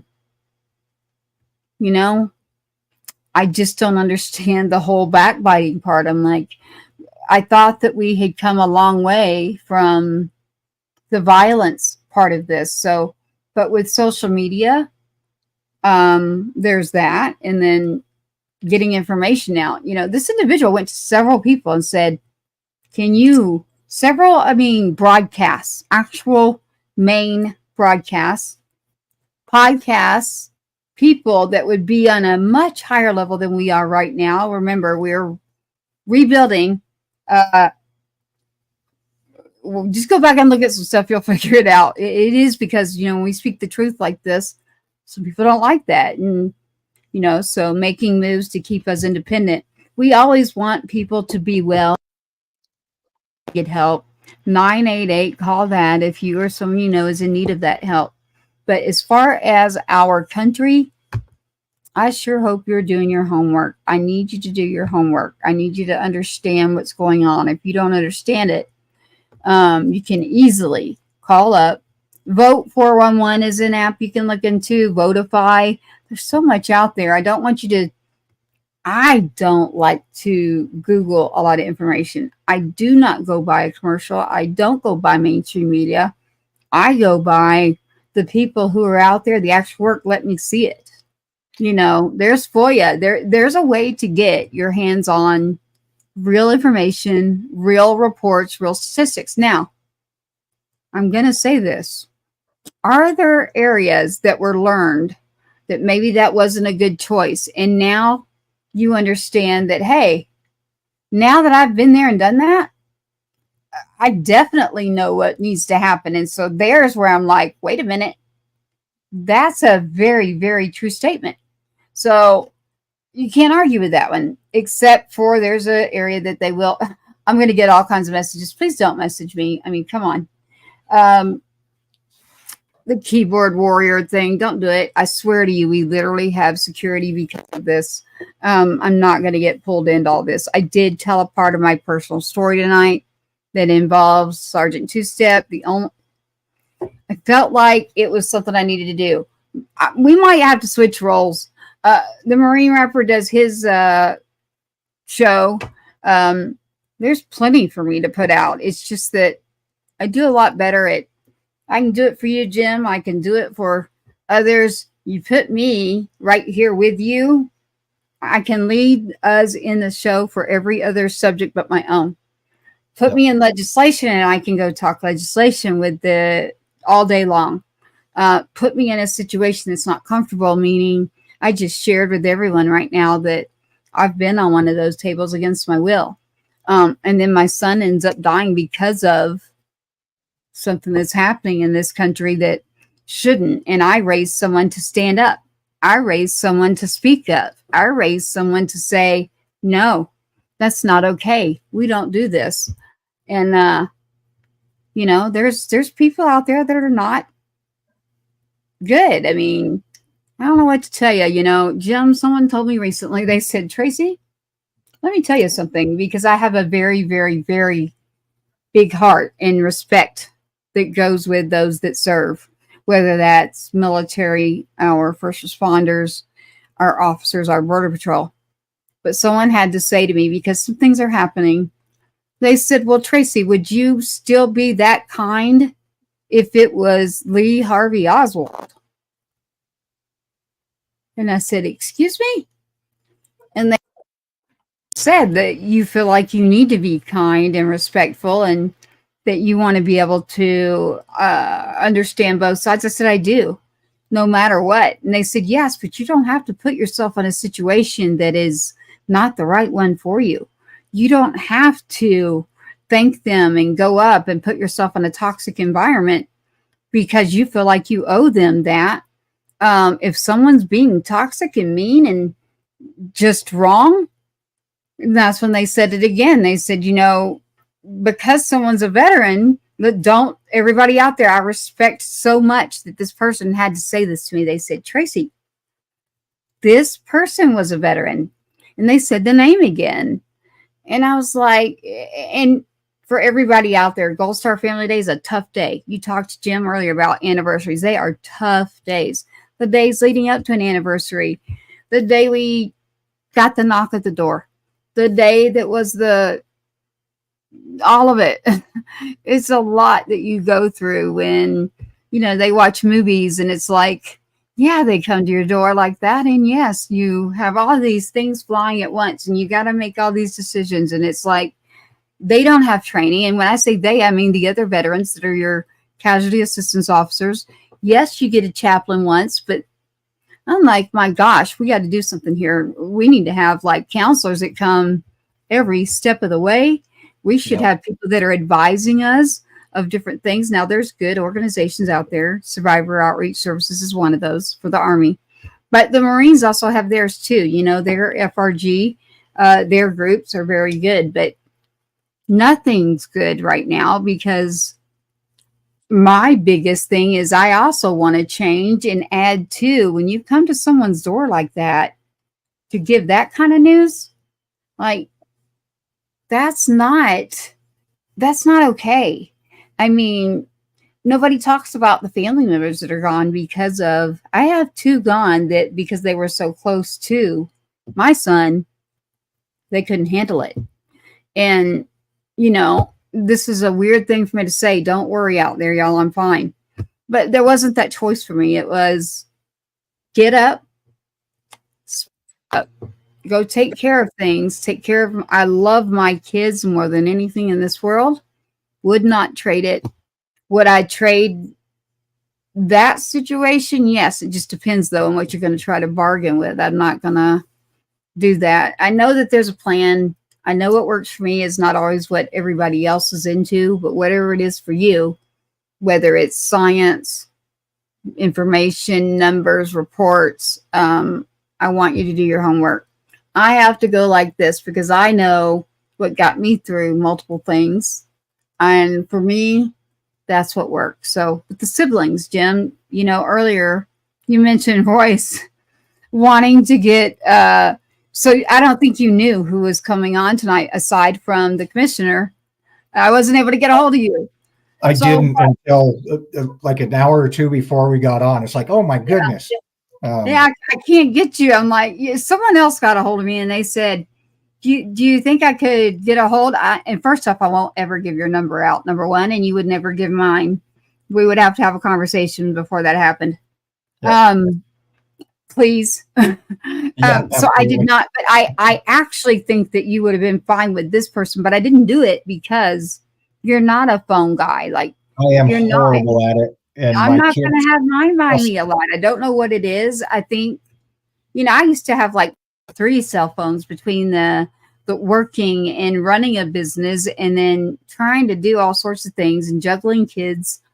I don't want that life. I got a rude awakening with cancer. I got a rude awakening with losing a son, and I've lost again every single family member except one blood relative and my children.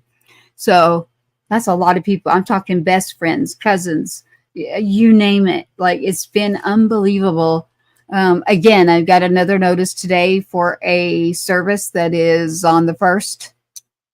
And I'm like, as you know, Jim, this is the 4th one in 2.5 weeks. Yep. And I can't. I mean, my best friend, she's like a sister to me that babysat my son. I was like a block of ice. I felt frozen. I couldn't move. I was like, I just can't do it. Since being with my own sons and just I feel like it's going to break me. Yep. I'm an honest person. I told y'all I'm a truth teller. I'll tell you that that's not a good place to put me. That environment will break me, and I don't think that it's smart. So I have to make decisions that keep the toxic path out of my life. I'm good with taking care and speaking up for others. Maybe I need to work on doing that for myself, is what I'm understanding. Same. So that's why they mentioned that name to me. And I was like, okay, well, I don't think I should be going around talking about. I said it to someone after. They're like, you know who that is, right? And I'm like, I think everybody probably does, right? Like, I won't say. You can say who it is. Like, who is the person that person wanted gone? Back to the phone, and I realize this. I don't even realize that I'm being affected by these anniversary dates, and that it's even coming up. Maybe I thought about it last week, but I didn't really pay attention. But that's when I start noticing that I just disconnect from my phone. Mm-hmm. Because it's no news. I can't take anything bad, if that makes any sense. So I just avoid it. I just avoid my phone.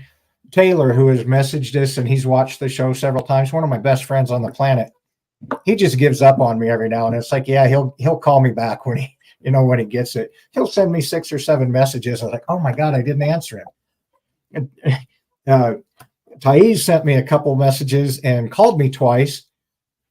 And I saw his name pop up. It's like, oh my goodness, I forgot to call him back. So I stay in touch with him and, our security team. So I checked in with them and they're both doing well. I won't give their personal information either, except to tell you that I was able to connect and I'm glad that I did. And I did explain that, listen, like, I'm the same way actually. So in order for me to be there for you or be there for them or whoever it might be, I was already doing that before he was taken from me. So I find that that's my therapeutic way of being better, is take care of other people. And I'm not against people. I am against the way that people treat other people.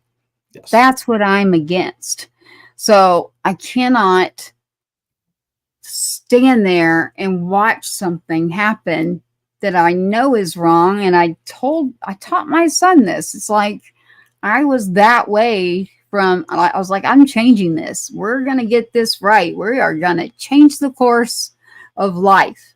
We are going to get away from this whole epidemic of, the war on drugs. We are getting away from situations that kids should not be in.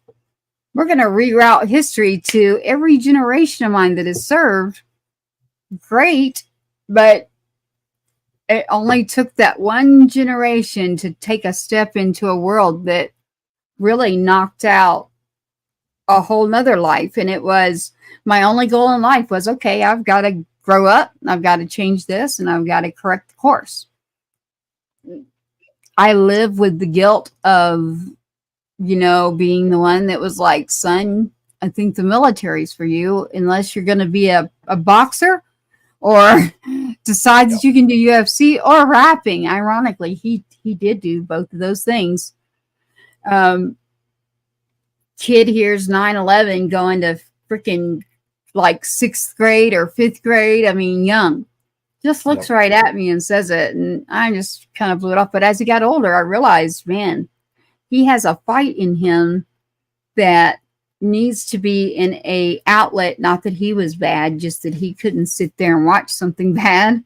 And he was not going to let it happen. So, and I don't think we should. I think we should stick up for, I think that we should be neighborly. I think that we can agree to disagree. I don't think you need to be yelling in someone's face.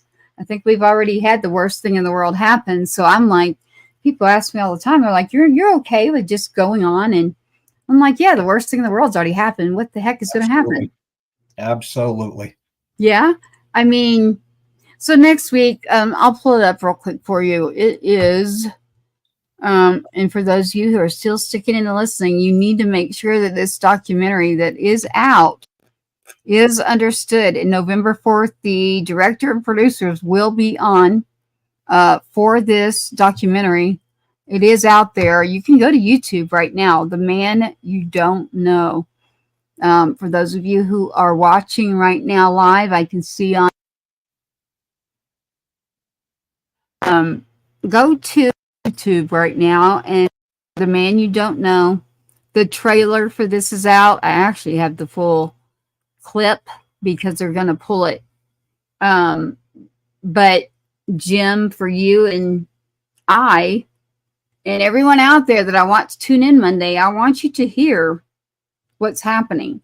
So I have not seen this in the news. I haven't seen it anywhere until the director, producer team, and the person that put them in touch with me said, hey, there is somebody who will stand up and talk about Trump. There is somebody who will do the whole unfiltered politics. And are we all about politics? No. I know I'm rambling here, but we're getting close. It's 5. Whoa, it's 4 days. Is it after 12 where I'm at?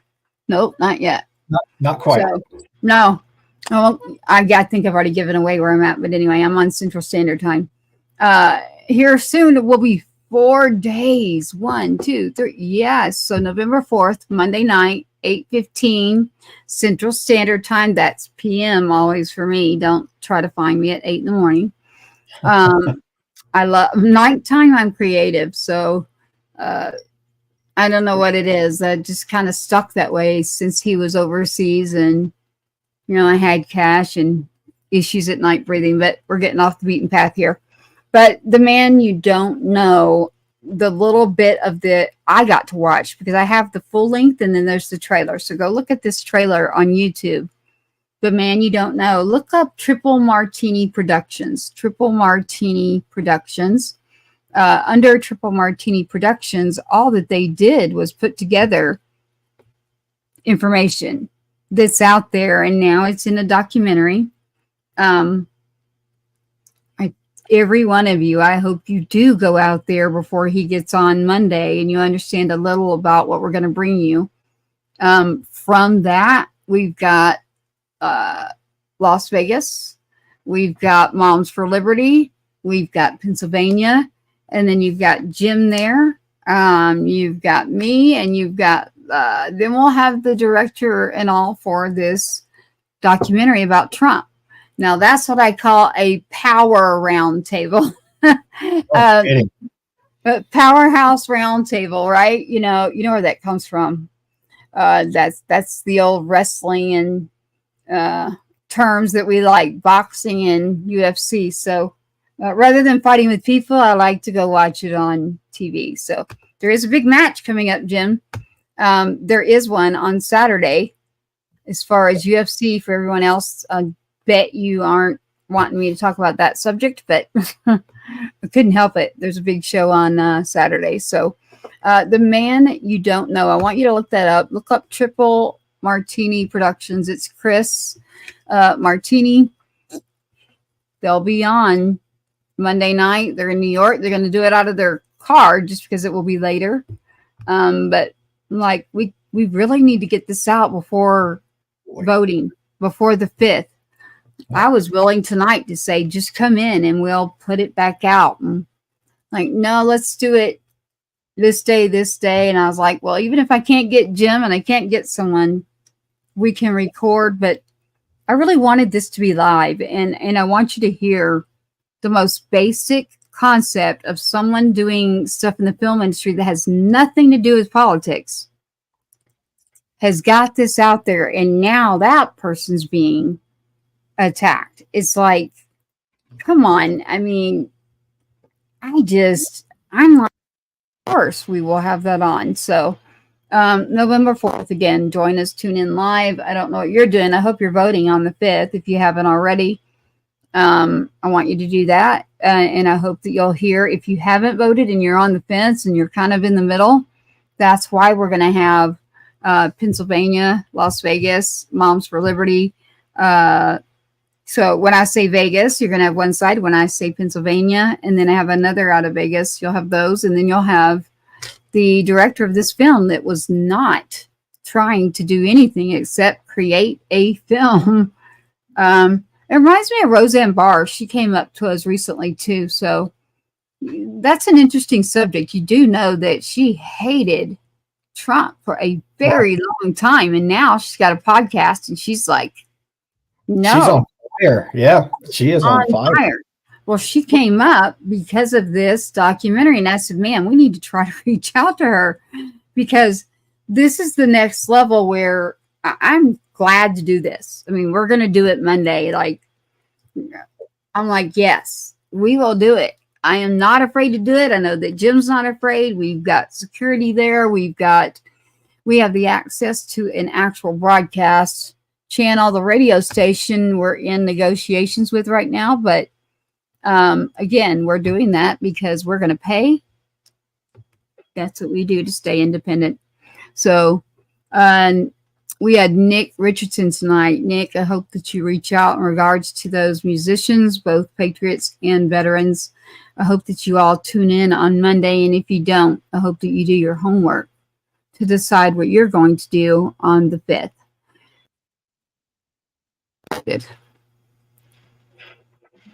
Have you voted? Have I? No, I'm a election day voter. I was instilled by my dad, and I just can't let that go. I was gonna go today. I thought about going tomorrow. It's like, no, I'm sticking with it, and I will vote on election day. I just can't let that go. That sorry, like the cancer junk, y'all. So don't be sending me a message. No, I get that. You know, that has to go with the integrity of the voting. You know, some people feel like that you got to do it on the day, like on the 5th. And that's great.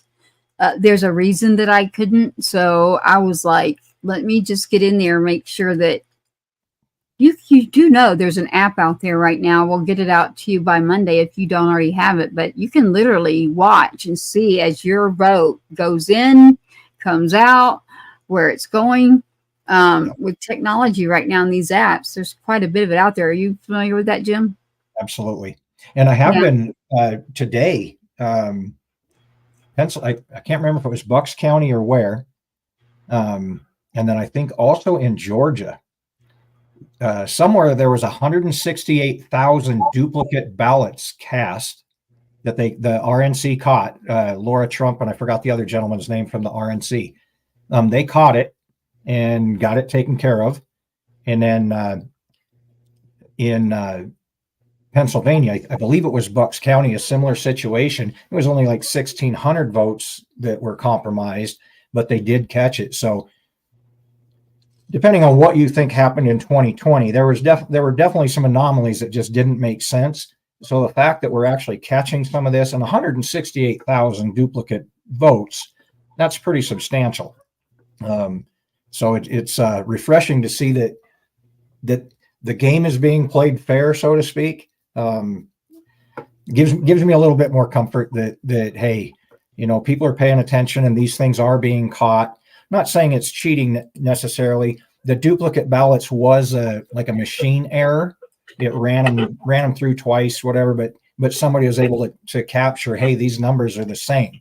And then as they researched it, they realized that, yep, there was a glitch in the machine and got it taken care of. So, yeah, I was curious. With you going there, I wanted to hear how that happened. So,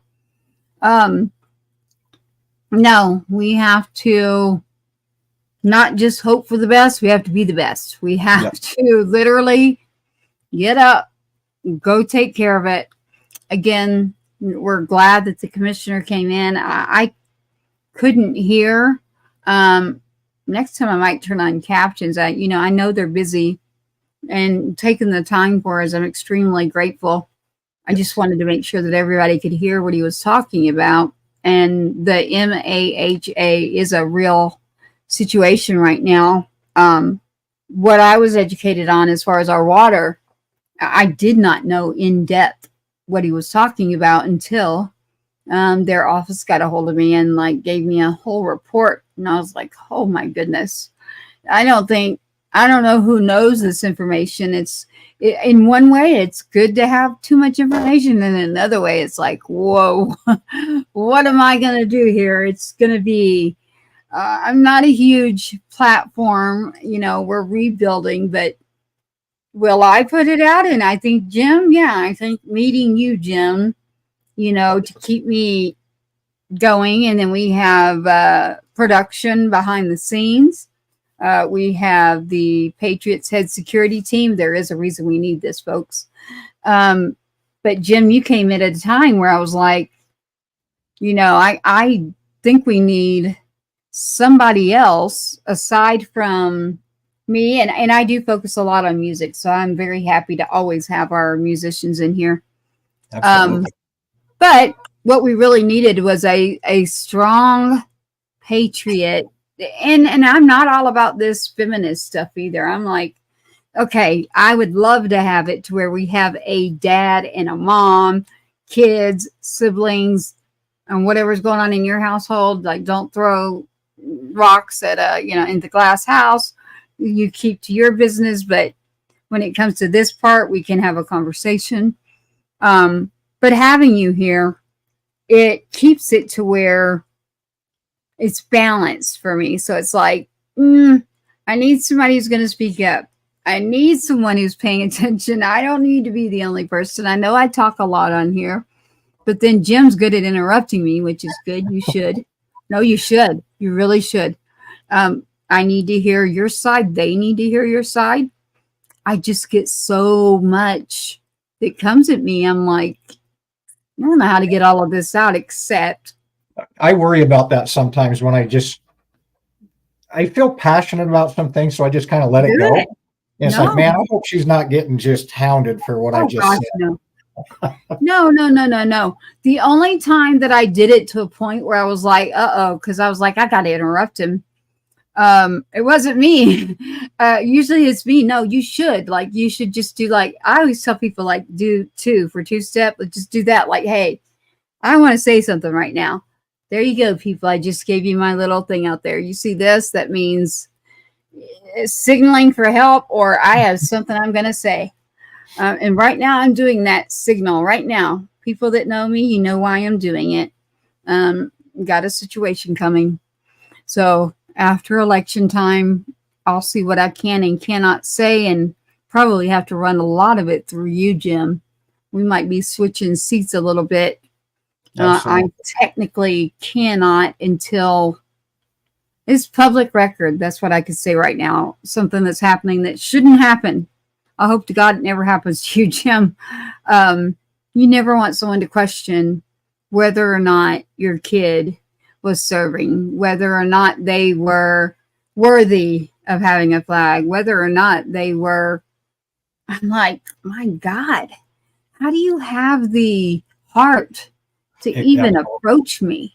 Absolutely. It's awful is what it is. It is very, very awful. It's hurtful. It's stressful. It's not just me. It's affecting Cash, who's younger, the sibling. And that's why I'm really big on the siblings. Like, man, you've got to have some pretty big cojones to come at me and say, no, and then stick to it and say, they were kicked out. And I'm like, no, Do your homework. If you know Yeah. anything about the military, they do their homework big time. Your kid's owned by the government 24/7. Oh, absolutely. You cannot do anything. They are 24/7. I didn't have one that was behind a desk, but anybody that is, that's okay.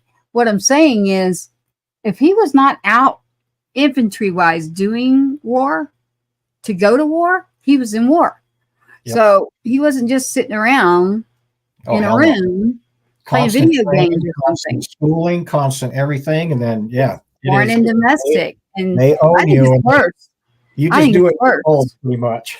I think it's extremely horrible that someone can go to war and survive and then come back on their soil and not survive. Yep. So we've got our 22 a day. That's for our veterans. You know, Veterans Day is coming up too.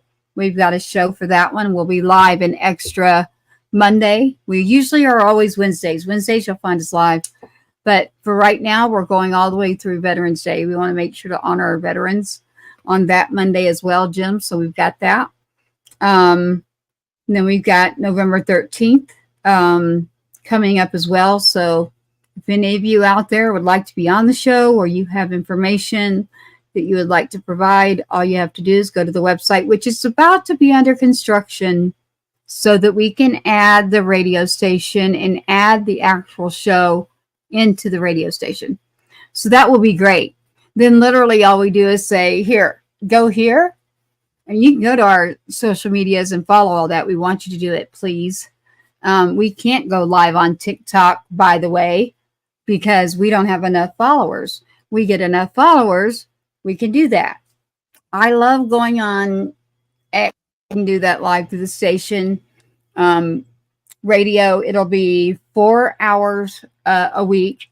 That's all that I've committed to. And we won't do it like this, like when we've got a 3.5 hour show. What's going to happen is 2 hours will be our show, whether it's 1 hour and 1 hour or just 2 hours. And then the other 2 hours will be 15-minute segments where it's a song and a story. So you've got a singer and songwriter, both, either or.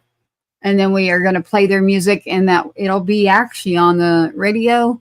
It can be in the charts. We do, that's what's taking so long for anybody out there that does the music business. The charts, and in order to become a part of that association, especially independent, it's not just terrestrial or internet right now. Like everybody's probably thinking, oh, internet radio, it's everywhere. No, you still want to be able to get on the charts. You still want to be able to be a part of the association so that the musicians can still get in and win the awards they can win. So like the Josie Awards were recent. I don't know if anybody knows about those. If you do, then you know music. And that's out of Nashville, where I grew up. We have some big stuff coming up for the show in Fort Worth, Jim. So I might have to see how you're going to get to Texas. So Texas would be March, end of March, first part of April, last weekend in March. The other date is in Florida for the show in January. And that's a broadcast fest that's going on, one of the largest, and we're being invited to that. So I would be like, I'll ask Jim, I'll ask the others. You know, I mean, I'm curious, but you know, I always say, like, nobody ever asked me for my resume, but I actually used to do this. So, and in a radio station, you're by yourself. So everyone's like, oh, you talk. And I'm like, yeah, you do. Because when you're in the radio station, you literally have to talk. Yep. So I'm like, Jim, interrupt. Always interrupt. That's what you have to do. You have to interrupt. And then getting the guests to come on. The way that I've been able to do that is just going back to my old roots. And getting some I'm happy on the music part, like the writing side. You know, doing singer-songwriter Sundays was one of the best times I had doing the show. And then we do a Christmas show. Oh, right on. That's mid-December. So we've got to start lining up our artists. We want 2 or 3 comedian and a Christmas show. So we're talking with Gunny Claus. That's a Marine Santa for everybody out there. We had him last year, and we'll get with the other podcaster, and we kind of group up is what we do. So, and her name is Brandy for everybody out there on Yes, I Am the Veteran. And she's not doing her show as much. She's producing some for Rosie the Riveter. We are stepping into areas to do shows that, maybe to stay in the middle lane and not to be so political or be heavy in your subjects. They're like, here, she'll do that. And I'm like, yes. And then when election season's over, please remember that, because we still would like to have, yes. I'd love to have on UFC. I need to get back on my musicians because I miss it greatly. We are super hyper focused right now on the political side, though, because it is so important and it's coming right up. So I don't think anybody can fault us for that. No, it's just that I definitely need my music. It's medicinal for me. And then the UFC, I can literally like engage and get into that. And then Patriot Fest, I want to pull that off. And then rebuilding a website. It's like all of these things are happening and no sponsors yet. I did talk to, there's 2 companies that ironically are Texas based. We'll have to see who's around you. But we definitely need to move towards that area. So we just haven't been able to slow down. I mean, with the election and everything that's happening, my own phone just died. With the election and everything, prior to the election, it was other things working in session. I'll start doing that. So I'm going to be like, Jim, I might have to start teaching you how to get in here and do a few things so that when I'm down at the Capitol. Absolutely. Yeah, I might be at the Capitol, and I hope it's federal. The only way I'm going to get up to federal again is if we get the one person who noticed that we have 2 sons gone, the Border Patrol agent and the Army. So my son, it's my son, should be here.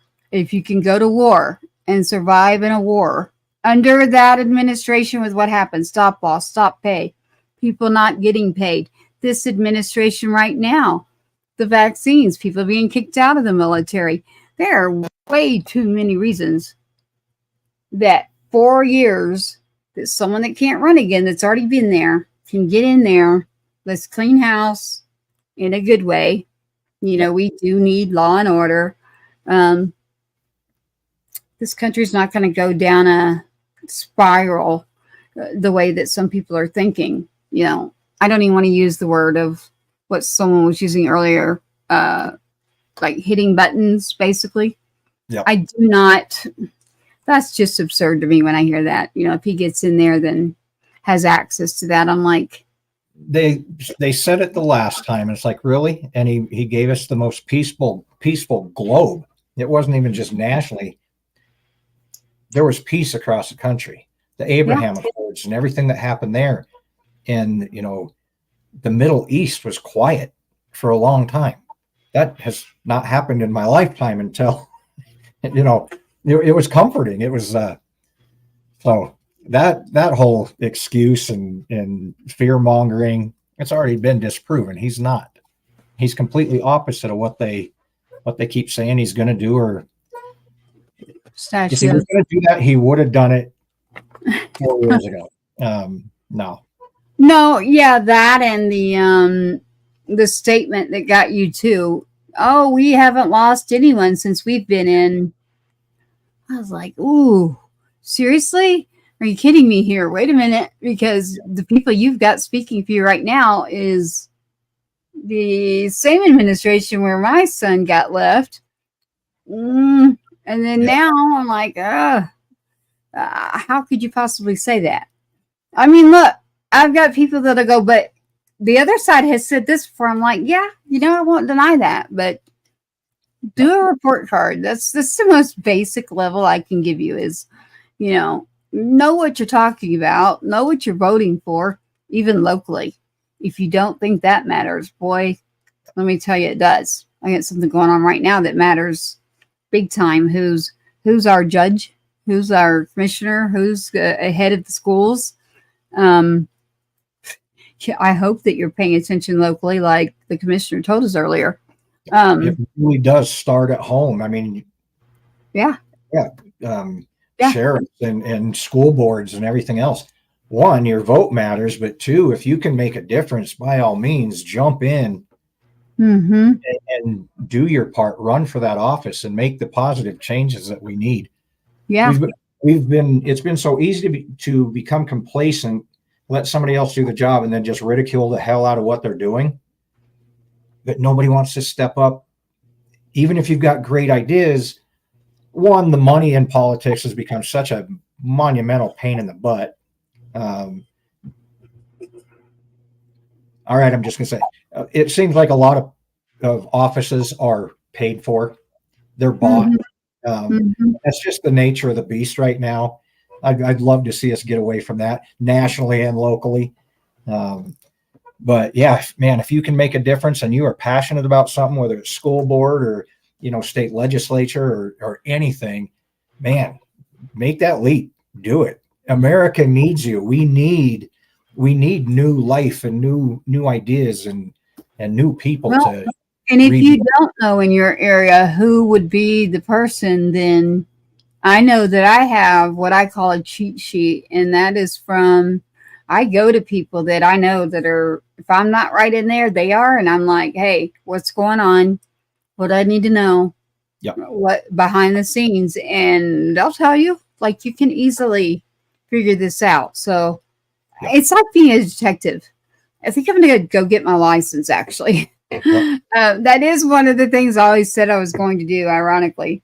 And I'd love to have a comedy show too. So when we get through this election side, I can't wait to do our music and then our comedy special. So we've got two sides coming that I know that everyone's going to be like, yay, that side's back. And trust me, it's coming. It's coming. So the musicians want the radio platform, and then look, for the whole show in general, I want it to be on our own platform. It is right now, but listen, we have to rely also on social media. Yeah.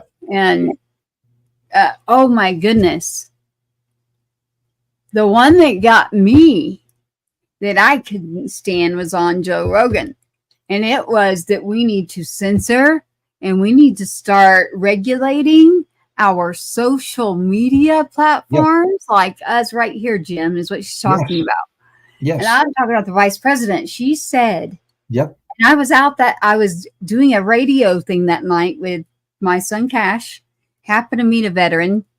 Aaron Lewis is on stage. Have you seen that? I was rolling live. I have not got to see him with Stained or His Country. I have not got to find him yet, but I love that man. Well, I tried several times. Here's the problem. I'm going to say the truth because I can't help it. He's a jerk. Is he? He's not nice. And if you want to prove me wrong, Aaron Lewis, find me, please, because I can tell you that several times, very easily, I was able to. And one of my son's last things was the lyrics to Country Boy, and said, "Hey, Ma," he'd say, "Ma, check this out. This is me." And you know how many times we've played that song at services, like right at everything that was going on. We were playing that song. And so I had to see him, and it's hard to explain, right? Because it's like they are a part of your child's life and death. An influence and Yeah. But I'm not a groupie type person, so I hang back. I worked for the Metropolitan. I've done reviews on, literally professionally, on music and other areas, other venues, had a magazine. I did these things. I hang back. I know where to hang too because of what I used to do. But Cash was there, my younger son. He was right at the stage. I mean, if you go look on TikTok, you'll see a picture where it's like, it's so close to him But it was Wow. with Stained. He was with Stained. Great show, but I'm standing there and this veteran, my phone, the picture that will come was dark down there, and I was turning on the flashlight. Plus, I was getting footage. And the guy by me says, 10 times he tried to tell me, you see that guy in front of you right there? That's his management team. I said, I know. I'm fine. I do not need to speak to anybody. I'm good. It was Stained. It was Aaron Lewis. It was Breaking Benjamin. It was Chris Daughtry. Yeah. And I know who Breaking Benjamin is. So for all y'all that think I'm just country, I love music. If it's good music, I love it. I'm like, no, I don't want to go talk to his people. I'm not like that. I'm like, I like the sound crew, the riggers, all the people that have worked between films and music. I've always gone in that direction because that's where my field of employment put me, like the guy that's going to come to us. But long story short, I'm rolling this veteran. I mean, he must have told me 10 times. He finally tells me he's a veteran. And see, this is what gets me. He's like, I served 24 years. And I went, seriously, 24? I'm like, you're really messing with me, man. It's like 24 means together forever with Adam. I'm like, dang it. He's like, you have to go up there. Look at your youngest son just over the stage. He should be. Aaron Lewis should. He should. He will. This guy's telling me. And I said, I'm telling you, no. You don't understand. I know what I'm talking about here. And he's like, there's no way. There's hardly anyone down there. He's right there. They're right in front of you. By about the 10th time, I said, fine. I looked. I said, you go do it. No. I was like, fine. Walked right up. Hello. Nice to meet you. This is my name. That's my son, Cash, over there. I wanted to show you this. Here's his picture. The veteran over there that's running everything would like for you to know that this is him. This is why that kid's staring at Aaron Lewis, leaning over the stage, because that's his big brother's last words he wrote down on a platform, literally. And it's the lyrics to Country Boy, especially the part about don't tread on me and two flags fly above my head. I'm a country boy and that's what I'll be. So don't tread on me.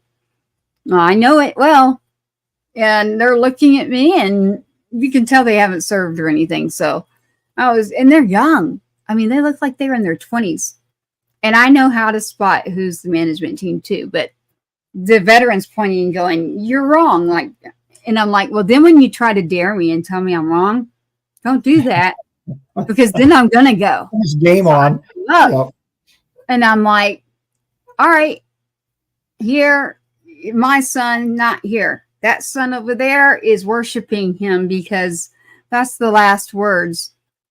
Aaron Lewis that's up there has never returned anything. And I actually have a connection into that area. That's why I said, maybe he was having a bad day. So Aaron Lewis, I will give you a break right now if you want to talk to us. But yes, you were a jerk multiple occasions. Cash walks over. He doesn't look 15. I'm not kidding. People are like, would he like a drink? I'm like, no.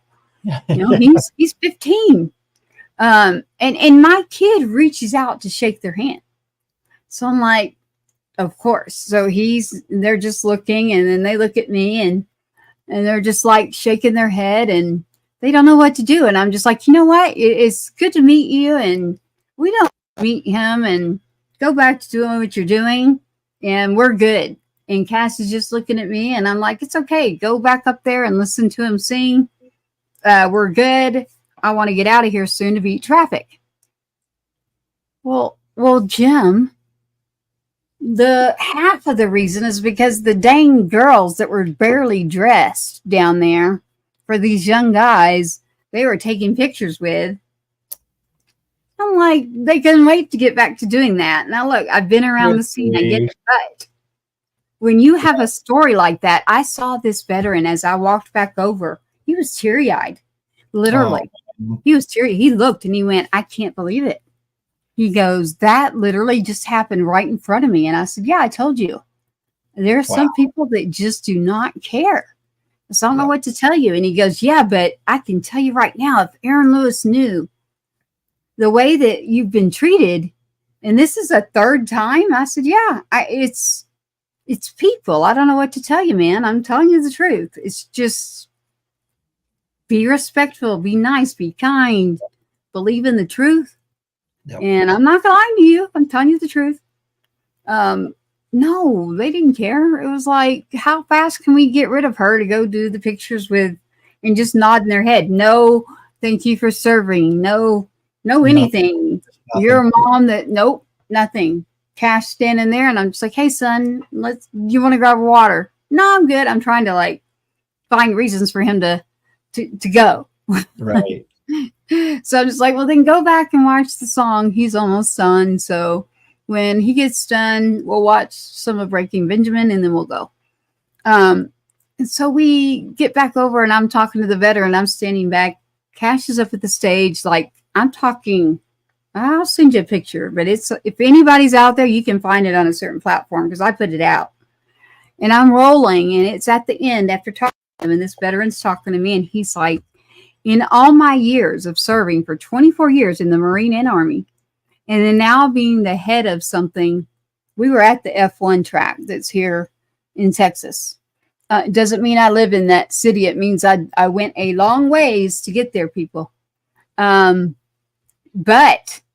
so here's the good and bad.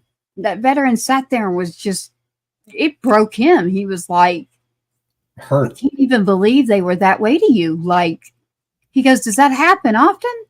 And I said, you'd be surprised on the people that just, they don't either know what to say or they're rude or I don't know what it is, but, or they leave you out and it's like, we're weird to be around or it's sad. It's something. And Or I'm if there's like, not something in it for them, then they're not going to give any effort. Kind of, yeah. Right. So if I had maybe dressed like that other girl that was down there or something, then I might have been able to, but I'm not about to do that. Won't do that. But we got 4 days on the countdown. 4 days officially. 4 days. I don't have a cowbell and I would not use it. 4 days. Ding, ding, ding.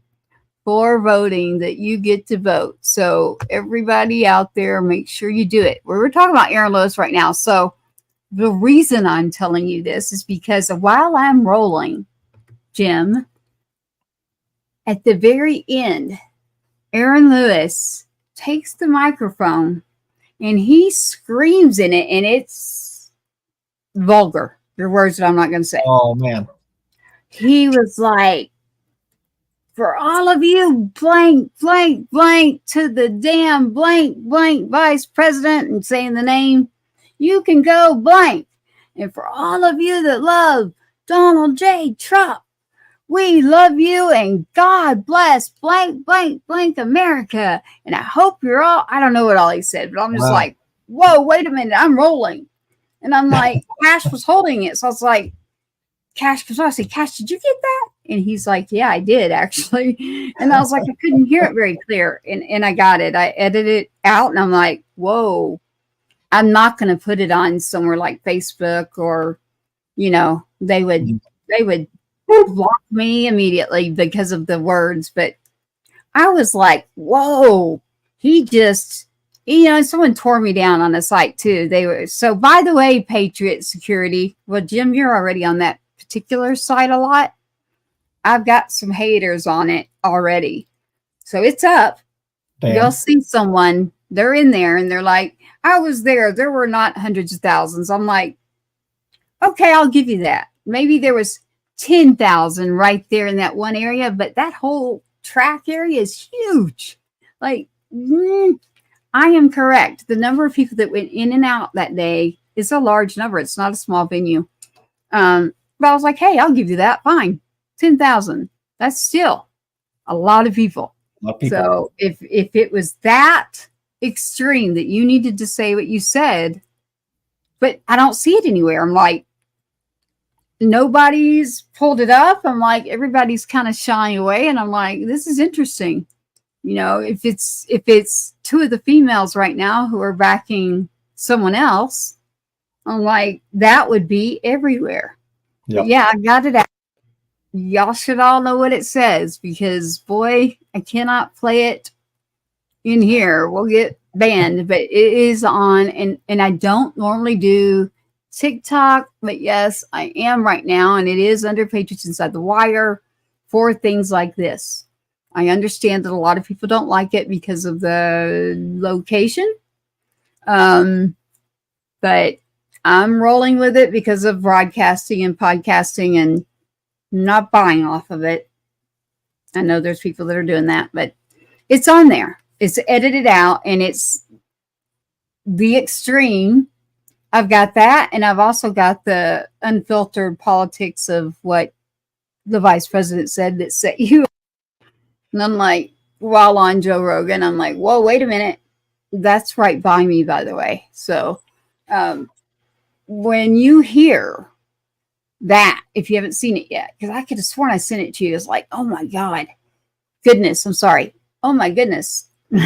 I'm like, wow. But all I've gotten is more, it's negative. It's like, just attack. No, it's, he's this, he's that. And I'm like, hey, I know that he can be a jerk, but I know what he's saying. Would I have rather heard Toby Keith say it? I hate that he's gone. It's awful, but I would have rather heard him. Yes. Or, Dolly. I got some people connected to me there in Tennessee. There's some people that I would have rather it come from and maybe take out a couple of the words that were in it. But I don't dislike him. I don't like the way, and I bet he has no clue whatsoever. I guarantee those 30-something, 20-something, I don't know how old they were. I can't tell. Never even knew. I doubt. But Jim, it was so evident. Like he's like this. He's right there. I'm right there. Here's his head security. Here's his management. And he's looking up. I mean, it's very evident. And I'm there rolling. Oh, it's all of us right there. Gotcha. You can't miss it. And there's Cash like able to touch the stage just like right with him like this. Wow. So, and I'm standing there with security and I'm like, it was through the Rock State, KLBJ, by the way. So I got to give credit out there to KLBJ.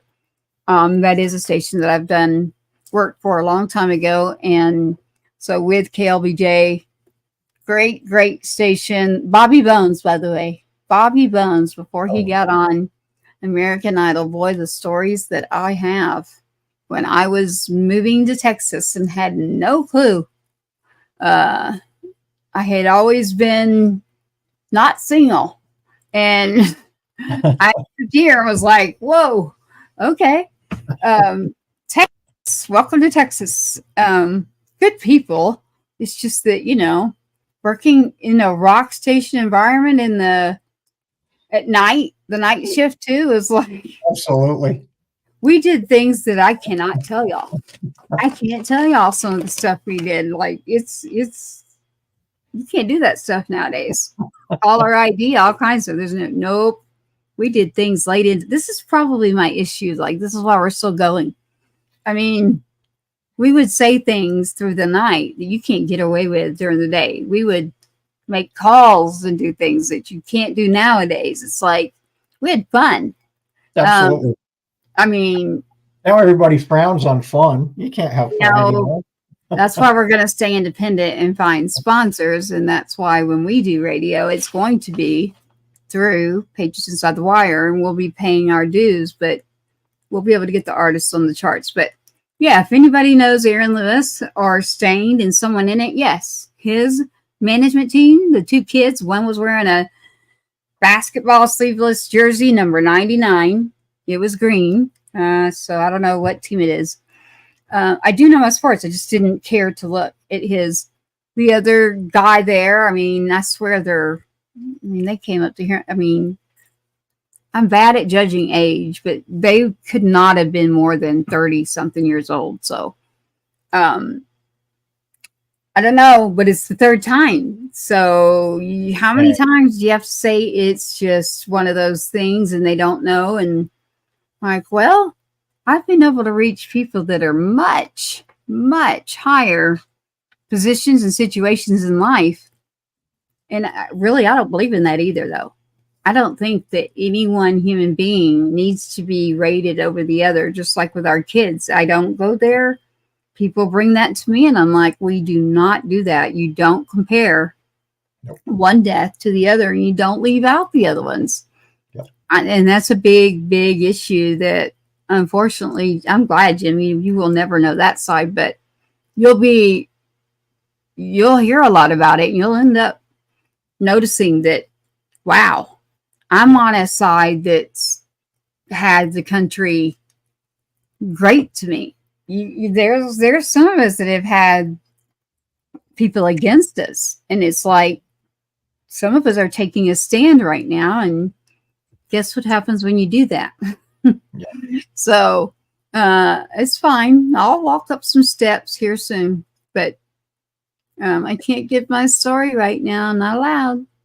So I just want to tell you, be kind, be nice, be respectful, be sure to vote.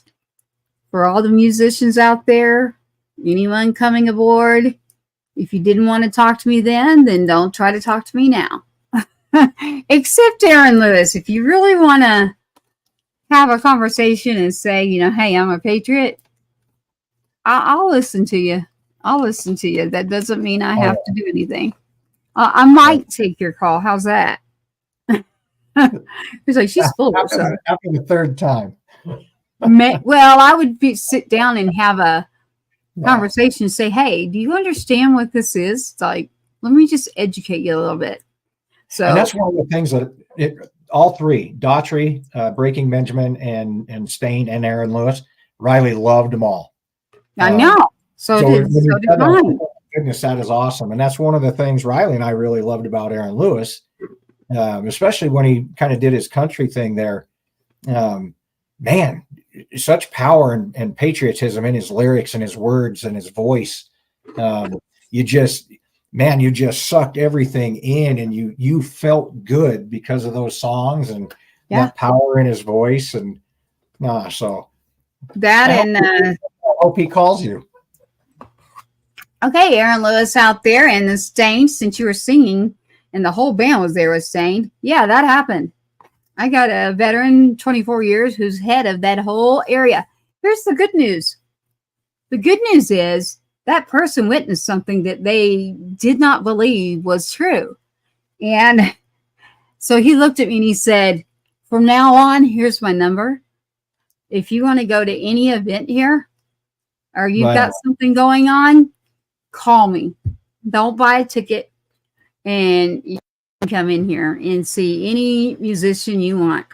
And I said, well, by the way, I have this show, and it's all about musicians as well. So maybe that's a door that you need to open at that time, and that's why things didn't go the other way.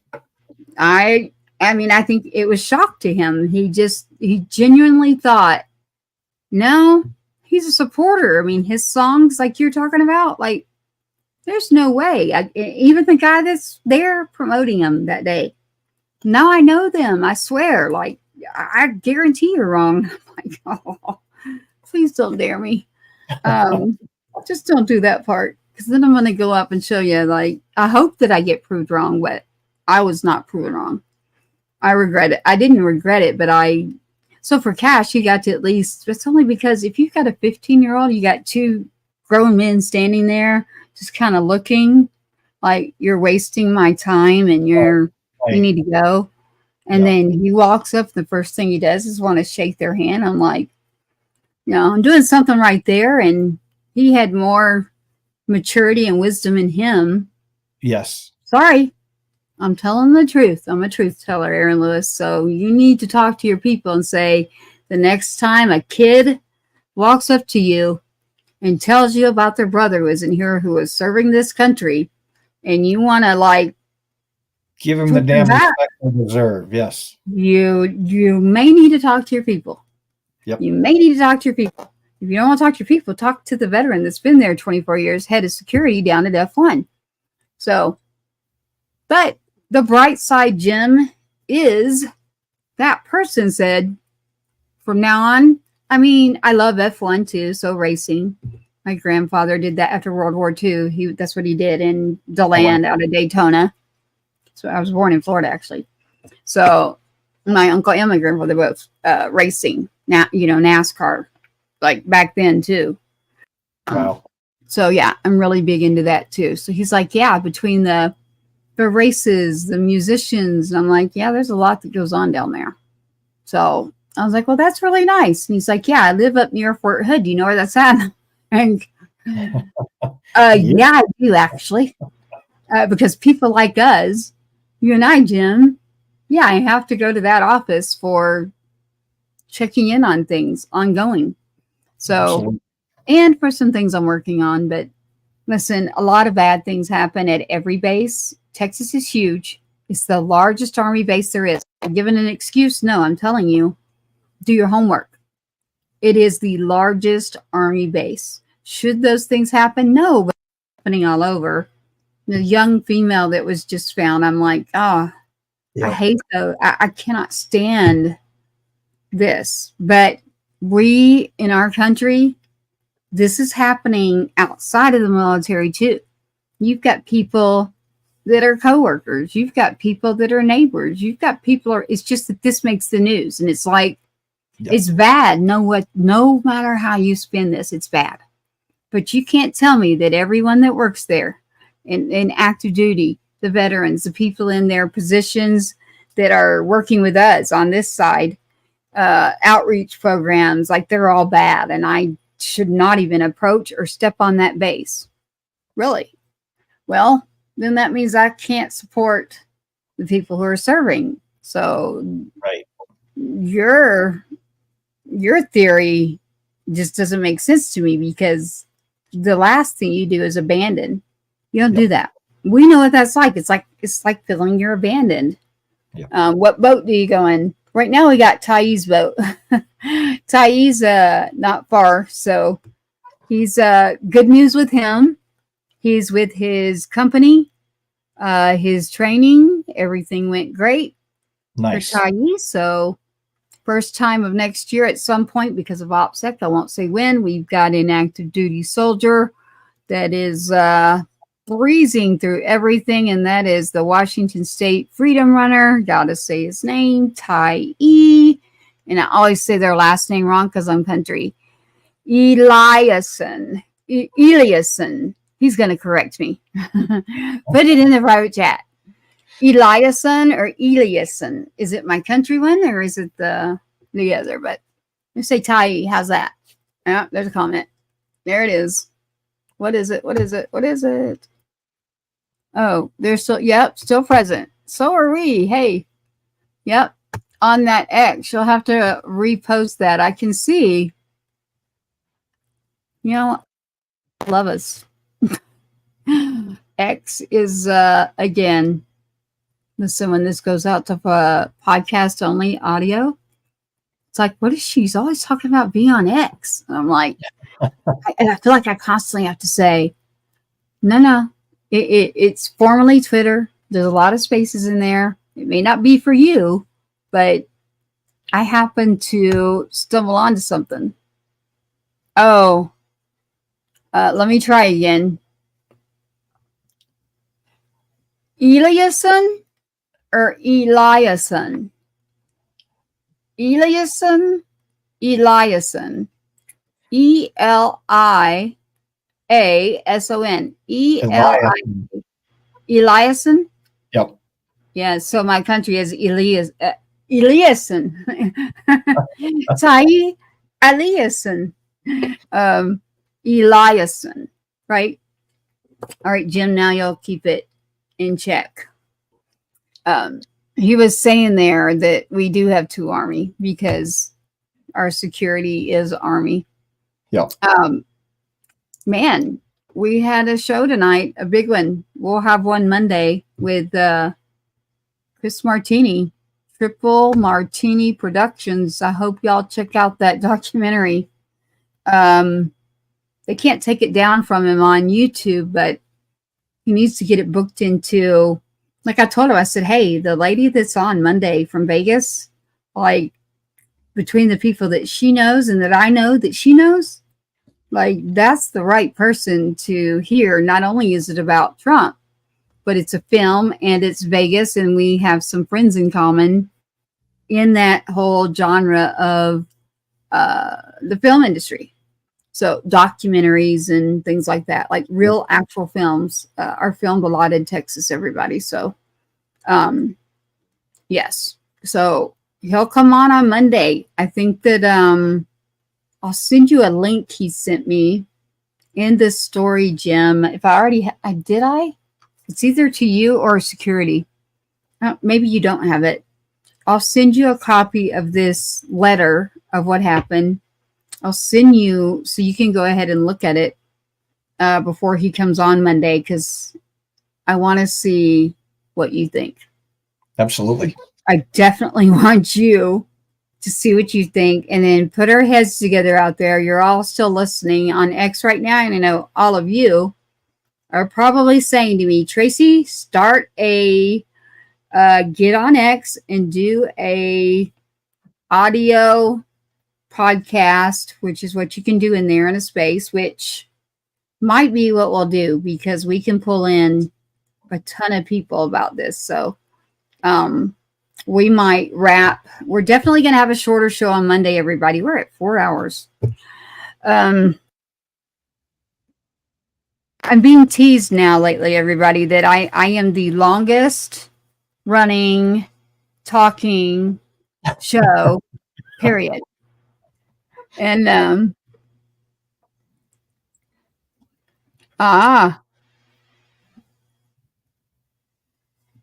interesting.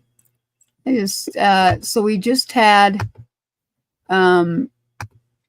we had been on, okay, we did that for the Marine Rapper, everybody. So the Marine Rapper on tonight on Instagram, they just cut us off, and it's there, so it's not like you can save it.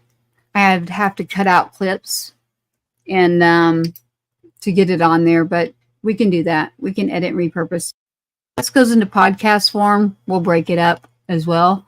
So you've got Jim and Tracy After Dark, and then you're supposed to have Jim and Tracy's updates on Monday. And this is a horrible reference, but like Saturday Night Live's weekly updates on a Saturday. You know, you kind of got you got me, but yet we're not, you know, we like to tell, but we definitely are a heavy leaning side. Both of us are heavily leaning on a side. On Mondays, we balance out Saturday Night Live. There you go. That tilt back. Well, till we get to the 6th, we've got November 4th and 6th. So we'll have pre-voting and post. So we have the same congressional person on Wednesday. So we've got November 4th, big team. There'll be several of us. And then we've got November 6th, because that day is going to be a very, very big day in this country. So again, that show and Monday's show, we're going to keep that. But with 4 people, that's going to hit at about an hour and a half. So I'm thinking 20, 25 minutes per guest. Perfect. So, and then you won't hear so much of me for all of you listening out there. Jim, you want to wrap it up with them? We'll just start from now on, everybody. Just if you want to leave when we do the end, or stick around for the After Dark updates. It's called the wind down from a show. This is what it is. We just keep rolling live, and you're a part of it. So behind the scenes, where we hit the not more interesting topics, but we get into a little more detail sometimes in the rather than having the guests. Absolutely. Oh, interesting. Yeah. So, this is good to know.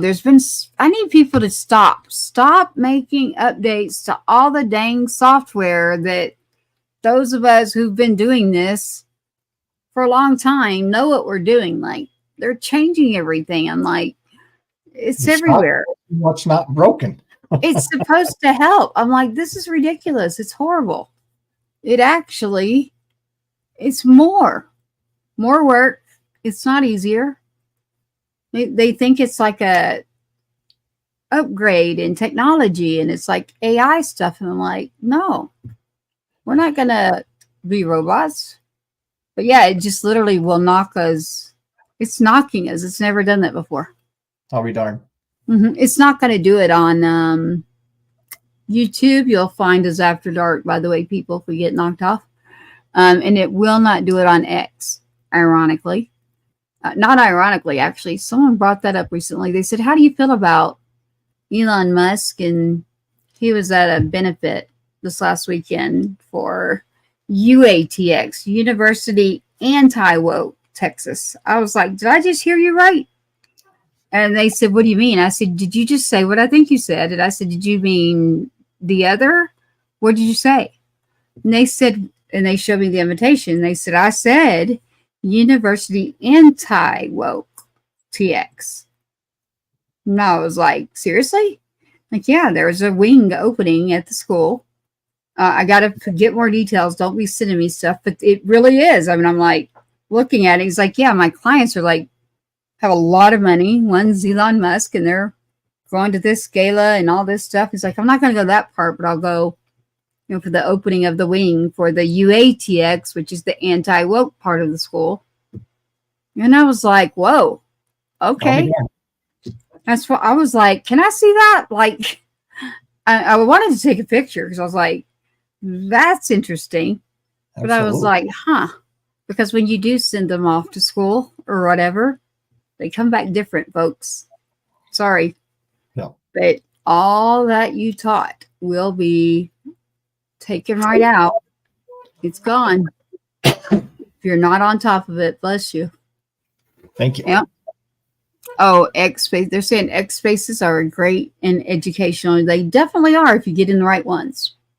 So if you get in the right ones, they are. If you don't, then not. And I do want to say this. I have to put this disclaimer out there. I do have a few of you that are throwing benefits, and I understand that, but we have the different labels and the different broadcast teams we're with and the different, it's not guidelines, but it's those who are helping each other. So when I'm getting asked to like give you our guests or give you our connections, or can our person tonight come play for free for you at a location in a whole nother state for free, please don't ask me that. Please. They've already served for free, and the first thing I will not do is ask them to come do something for free for you. So I'm sorry. I know you think it's a great benefit, but I can tell you right now, there's a group on the ground in a certain state that's prior military that's been on our show, and I know what they're doing. I know you're trying to do good things in that state, and I hope it goes well, but please stop messaging our guests to say, well, Tracy said to touch base. So, can you come do this, or can you do our benefit? Can you come sing, or can you come on the show? And hey, people are people. If you reach out to them and they want to go on your show, they do. But what I'm saying is I keep getting messaged in between, and it's like 3 people right now. They're like, Tracy, who is this person? I'm like, I don't really know, to be honest with you. Yeah, I mean, the one, I know she's trying to do good work there, but I mean, I can't. I really can't. I can't get you.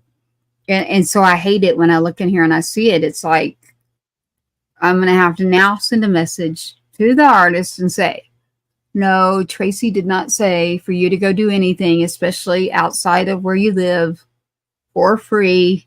They will be doing Patriot Fest. And even then, I would like for them to be paid. So I don't like that. So be careful, please. If you want to poach, ask. So all you got to do is ask. But there's a process you go through to get certain people. I can't break my... I will not break my own word and give out someone's information. So please don't use my name and say, because you were on with Tracy and she said, no, Tracy didn't. You can hear it right now. Tracy did not. No, she didn't. I have not said I'll get you anybody on anything, and I can't, and I won't, and I don't. It just so happens that I have been very busy in legislation. That's how that worked. My prior job, nobody went past and said, what were you doing before your kid went in the military? So, yeah, music, behind the scenes stuff. So behind the scenes also for what we're doing right now. Totally different world. Streaming. I kept telling them all, they wouldn't listen to me. You wouldn't even believe the person, what band they're in. And God, I got to tell you this, because I hope nobody's going to watch it at the very end. Watch. Somebody will find this. I'm at something. And the interesting thing is, remember, Jim, and whoever's watching, I have only been out like the last 2 years, and I don't go much. It's very rare. If you get me out, it's because I'm going to a function that was for the radio show, something like that. It's very, very rare. It's usually music or something, recording, guitar or whatever, but rare. Like going to see Aaron Lewis, even though he's a jerk, but maybe he'll prove me wrong. Aaron Lewis proved me wrong. But basically, the digital era, I'm sitting there, and I had already said, yeah, I definitely know what I'm talking about, but I won't give a name, and I'm glad I didn't, and I still won't. Because when I heard other names, I was like, no. I'm like, no, that's not the person. Like, you still haven't figured it out. And if you haven't figured it out, it's confusing to me. If you really are who you're saying you are, you would know in the radio world how this works. You would know in the music world when you want to feature an artist, like who really is at the top of this game. So I was like, okay, I'll go along with this, and went and figured out, no. They didn't know, but I was right. And so now it's like, oh, wait, she was right. And I'm like, yeah, I don't know people. I just happen to work at certain places. Went there, went the full 4 days, because if you know what you're doing, that's what you do. But I'm not going this year. Like the Texas Country Music Association will be a part of that, by the way.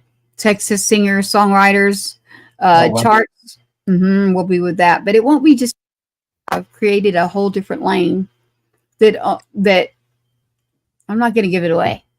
I'm just going to tell you that we are going to be doing music, and we can get you on a chart, and we can get you into these awards. So if you do play and you want to get in here and get your music, first off, let me say this. There have been artists that will give us their MP3s, and do not say go to YouTube or something like that. It is not clean to do that. So it's better for them.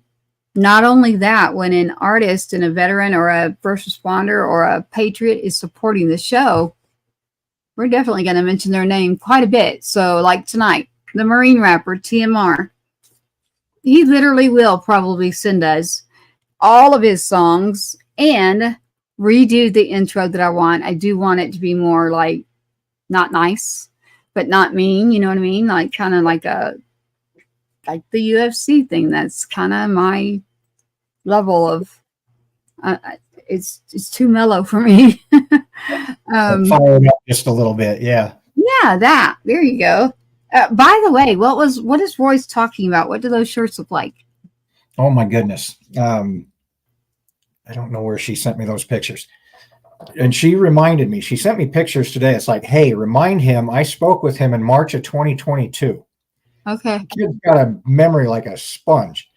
And she said, I still want one of those sweatshirts. And it's like, I didn't even remember. I remember seeing him now that she showed me again. March of 2022. Are you kidding me? I can't remember what was going on. But he had a couple different colors.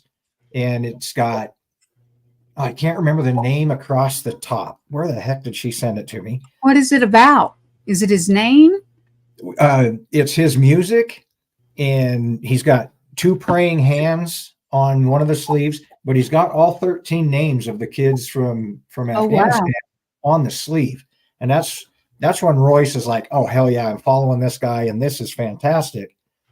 Yeah, he's actually a good friend. So that's the interesting part is it's funny how things work out. It's like someone literally for the last year has been telling me, and they just kept saying TMR, and I was like, yeah. And I was like, yeah, whatever.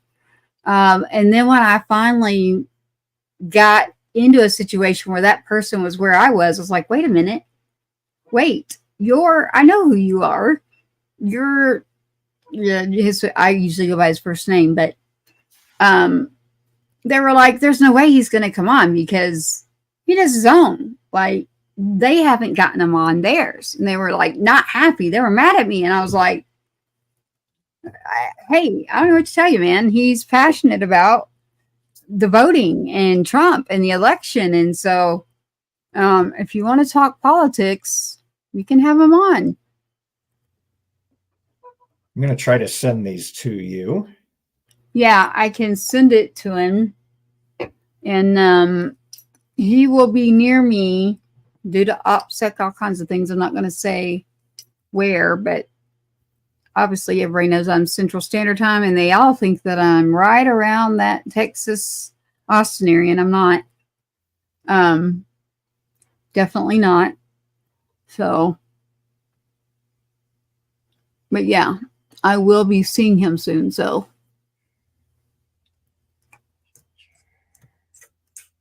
yeah. So, like he was saying, he's got a few. But was he selling those? Yes, I turned the lights off. I think back then when she found him, I think they were for sale, but I'm not completely positive.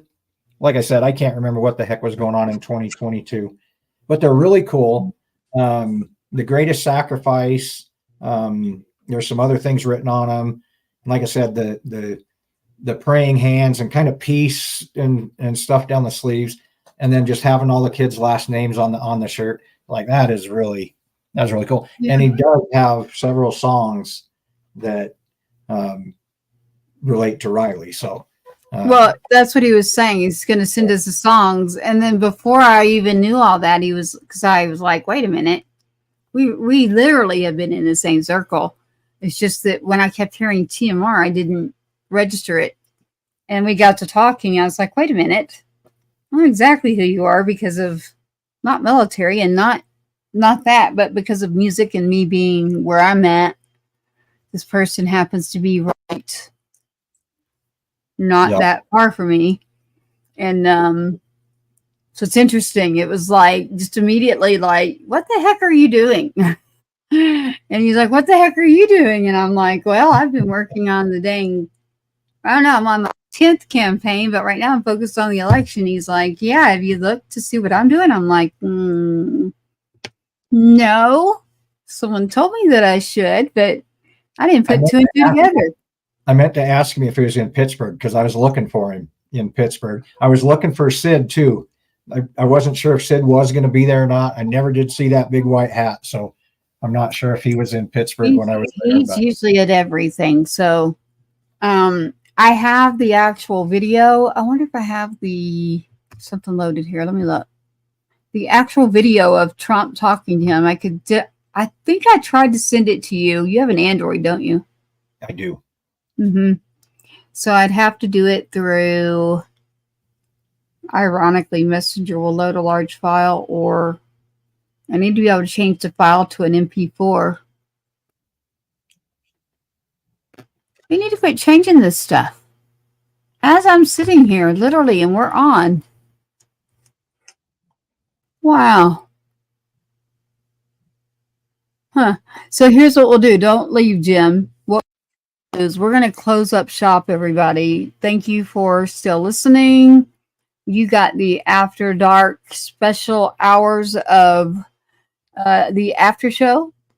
And we are right at 4 hours and 8 19 and a half minutes. And I'm saying that mark for reasons so that we stop the podcast when it goes into just an audio format. Anywhere that you can listen to your podcast, that is where you can find us. So we are actually going to shut down Patriots Inside the Wire right now because we're still rolling, literally. Don't go anywhere. Remember, we'll lose the Oh, yes. we'll lose the audio and all of that. So with all these changes too. But I'd like to do this. Say thank you for joining us on Patriots Inside the Wire, especially out there on X. You're always out there trying to figure out what's going on, and we're grateful for it. I did see our security giving us a light there. That means I need to do something. So again, don't try to be a keyboard warrior. Just go vote, please. And then if you don't like what you're hearing, don't listen and don't watch. Pretty easy. Yep. I hope that you do. We'll have some interesting shows. But the Christmas one, Jim, my whole point was we all need to put our heads together here and see. I need some comedy and I need like music, and we'll figure it out. But it's just like you see on TV. I've told everyone, I'm like, digital era. I'll finish my story. I'm sorry. Going back to the person that I won't say who it is that has played with a very large band. I mean, extremely big. This person's trying to figure out what to do because everything's moving different. And now you got to get on social media and promote your music, and you got to do all these different things you didn't have to do. And I'm like, well, we are a marketing, social media, advertising, digital platform. And I'm just sitting there listening, and they brought up, well, what if we do a show on Netflix that is a couple sitting on hay bales and have someone like George Strait sing to them? Oh, wow. Okay, so you know me by now. I'm just sitting there and I'm trying my hardest to respond. And I couldn't help it when I heard they're going on about this. And I looked over and I said, I would not watch that. You couldn't pay me. I said, why am I going to sit there and watch a couple being serenaded by? I said, I don't care. I love George Strait, but why in the world would I tune in to watch two people being serenaded? I said, you've already cut off your whole audience. I'm like, the amount of people that would watch that I wouldn't do that. And I was like, have you gone to look at what we're doing, even though we're still building and we're small? I said, we've already gone digital. I won't go back to the brick and mortar. I'm not going to go back to one label. There are a couple of labels we work with. But they were like, well, then what do you? Guess what they're doing? They're doing our show, and it'll be kicking off probably next month. And I'm like, hey, you do realize that you took my whole show and then said, that's what it is. Because I was very honest. I was like, you need to have like a passion behind it. Like, what is your driving force here other than giving music to people? What is it? And they were like, well, what's yours? So of course I said what it is, the siblings and, Gold Star. They're like, what is that? There was a veteran there. I didn't have to tell him what it was. That veteran's amazing. So I got to put that out there in case anyone's listening to this. The veteran and the people that run the radio side and the music charts, you name it. The big fish is what I call them. Amazing. There's another one. Amazing. Not that some of them are bad. I'm just saying. I understood the digital era. And I was like, no, you got to have the passion. So I end up saying, I explained what a Gold Star family is. And then I explained the border. And then I explained the siblings. And so it was like, and they were like, yeah, veterans. And I said, yeah, I definitely support our veterans. I said, but nobody's got a show right now supporting the families of the fallen. And that is what we do, by the way, everybody. Fallen Heroes National Foundation and Gold Star Family Foundation still have Military Moms of Texas, but that's just a group, and it's not just for moms, and it's not just for Texas. So if you find those, you'll find all kinds of information, by the way. Security, you need to go in that group because I've got a ton of resources and information in there. It's for anybody active duty. I don't care if you're in Texas or where. I've got it for everywhere. I just happened to start it here. I'm not active I won't be a nonprofit. We're going to be a business to make money, to support those who need the support, the sibling scholarships.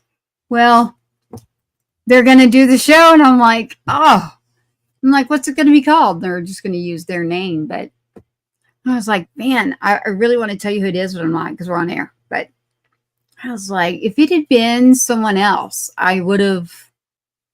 I actually did say no, but I would have done it a lot more like, hey, you can't do that. You can't take that. But so what I'm going to do is 424. 24 is my favorite. It means together forever with the number 24. Thank you for joining us on Patriots Inside the Wire. Again, it is 424-24. We are heading out of here. Stand by. Monday, I'm not kidding. Monday live, 8:15.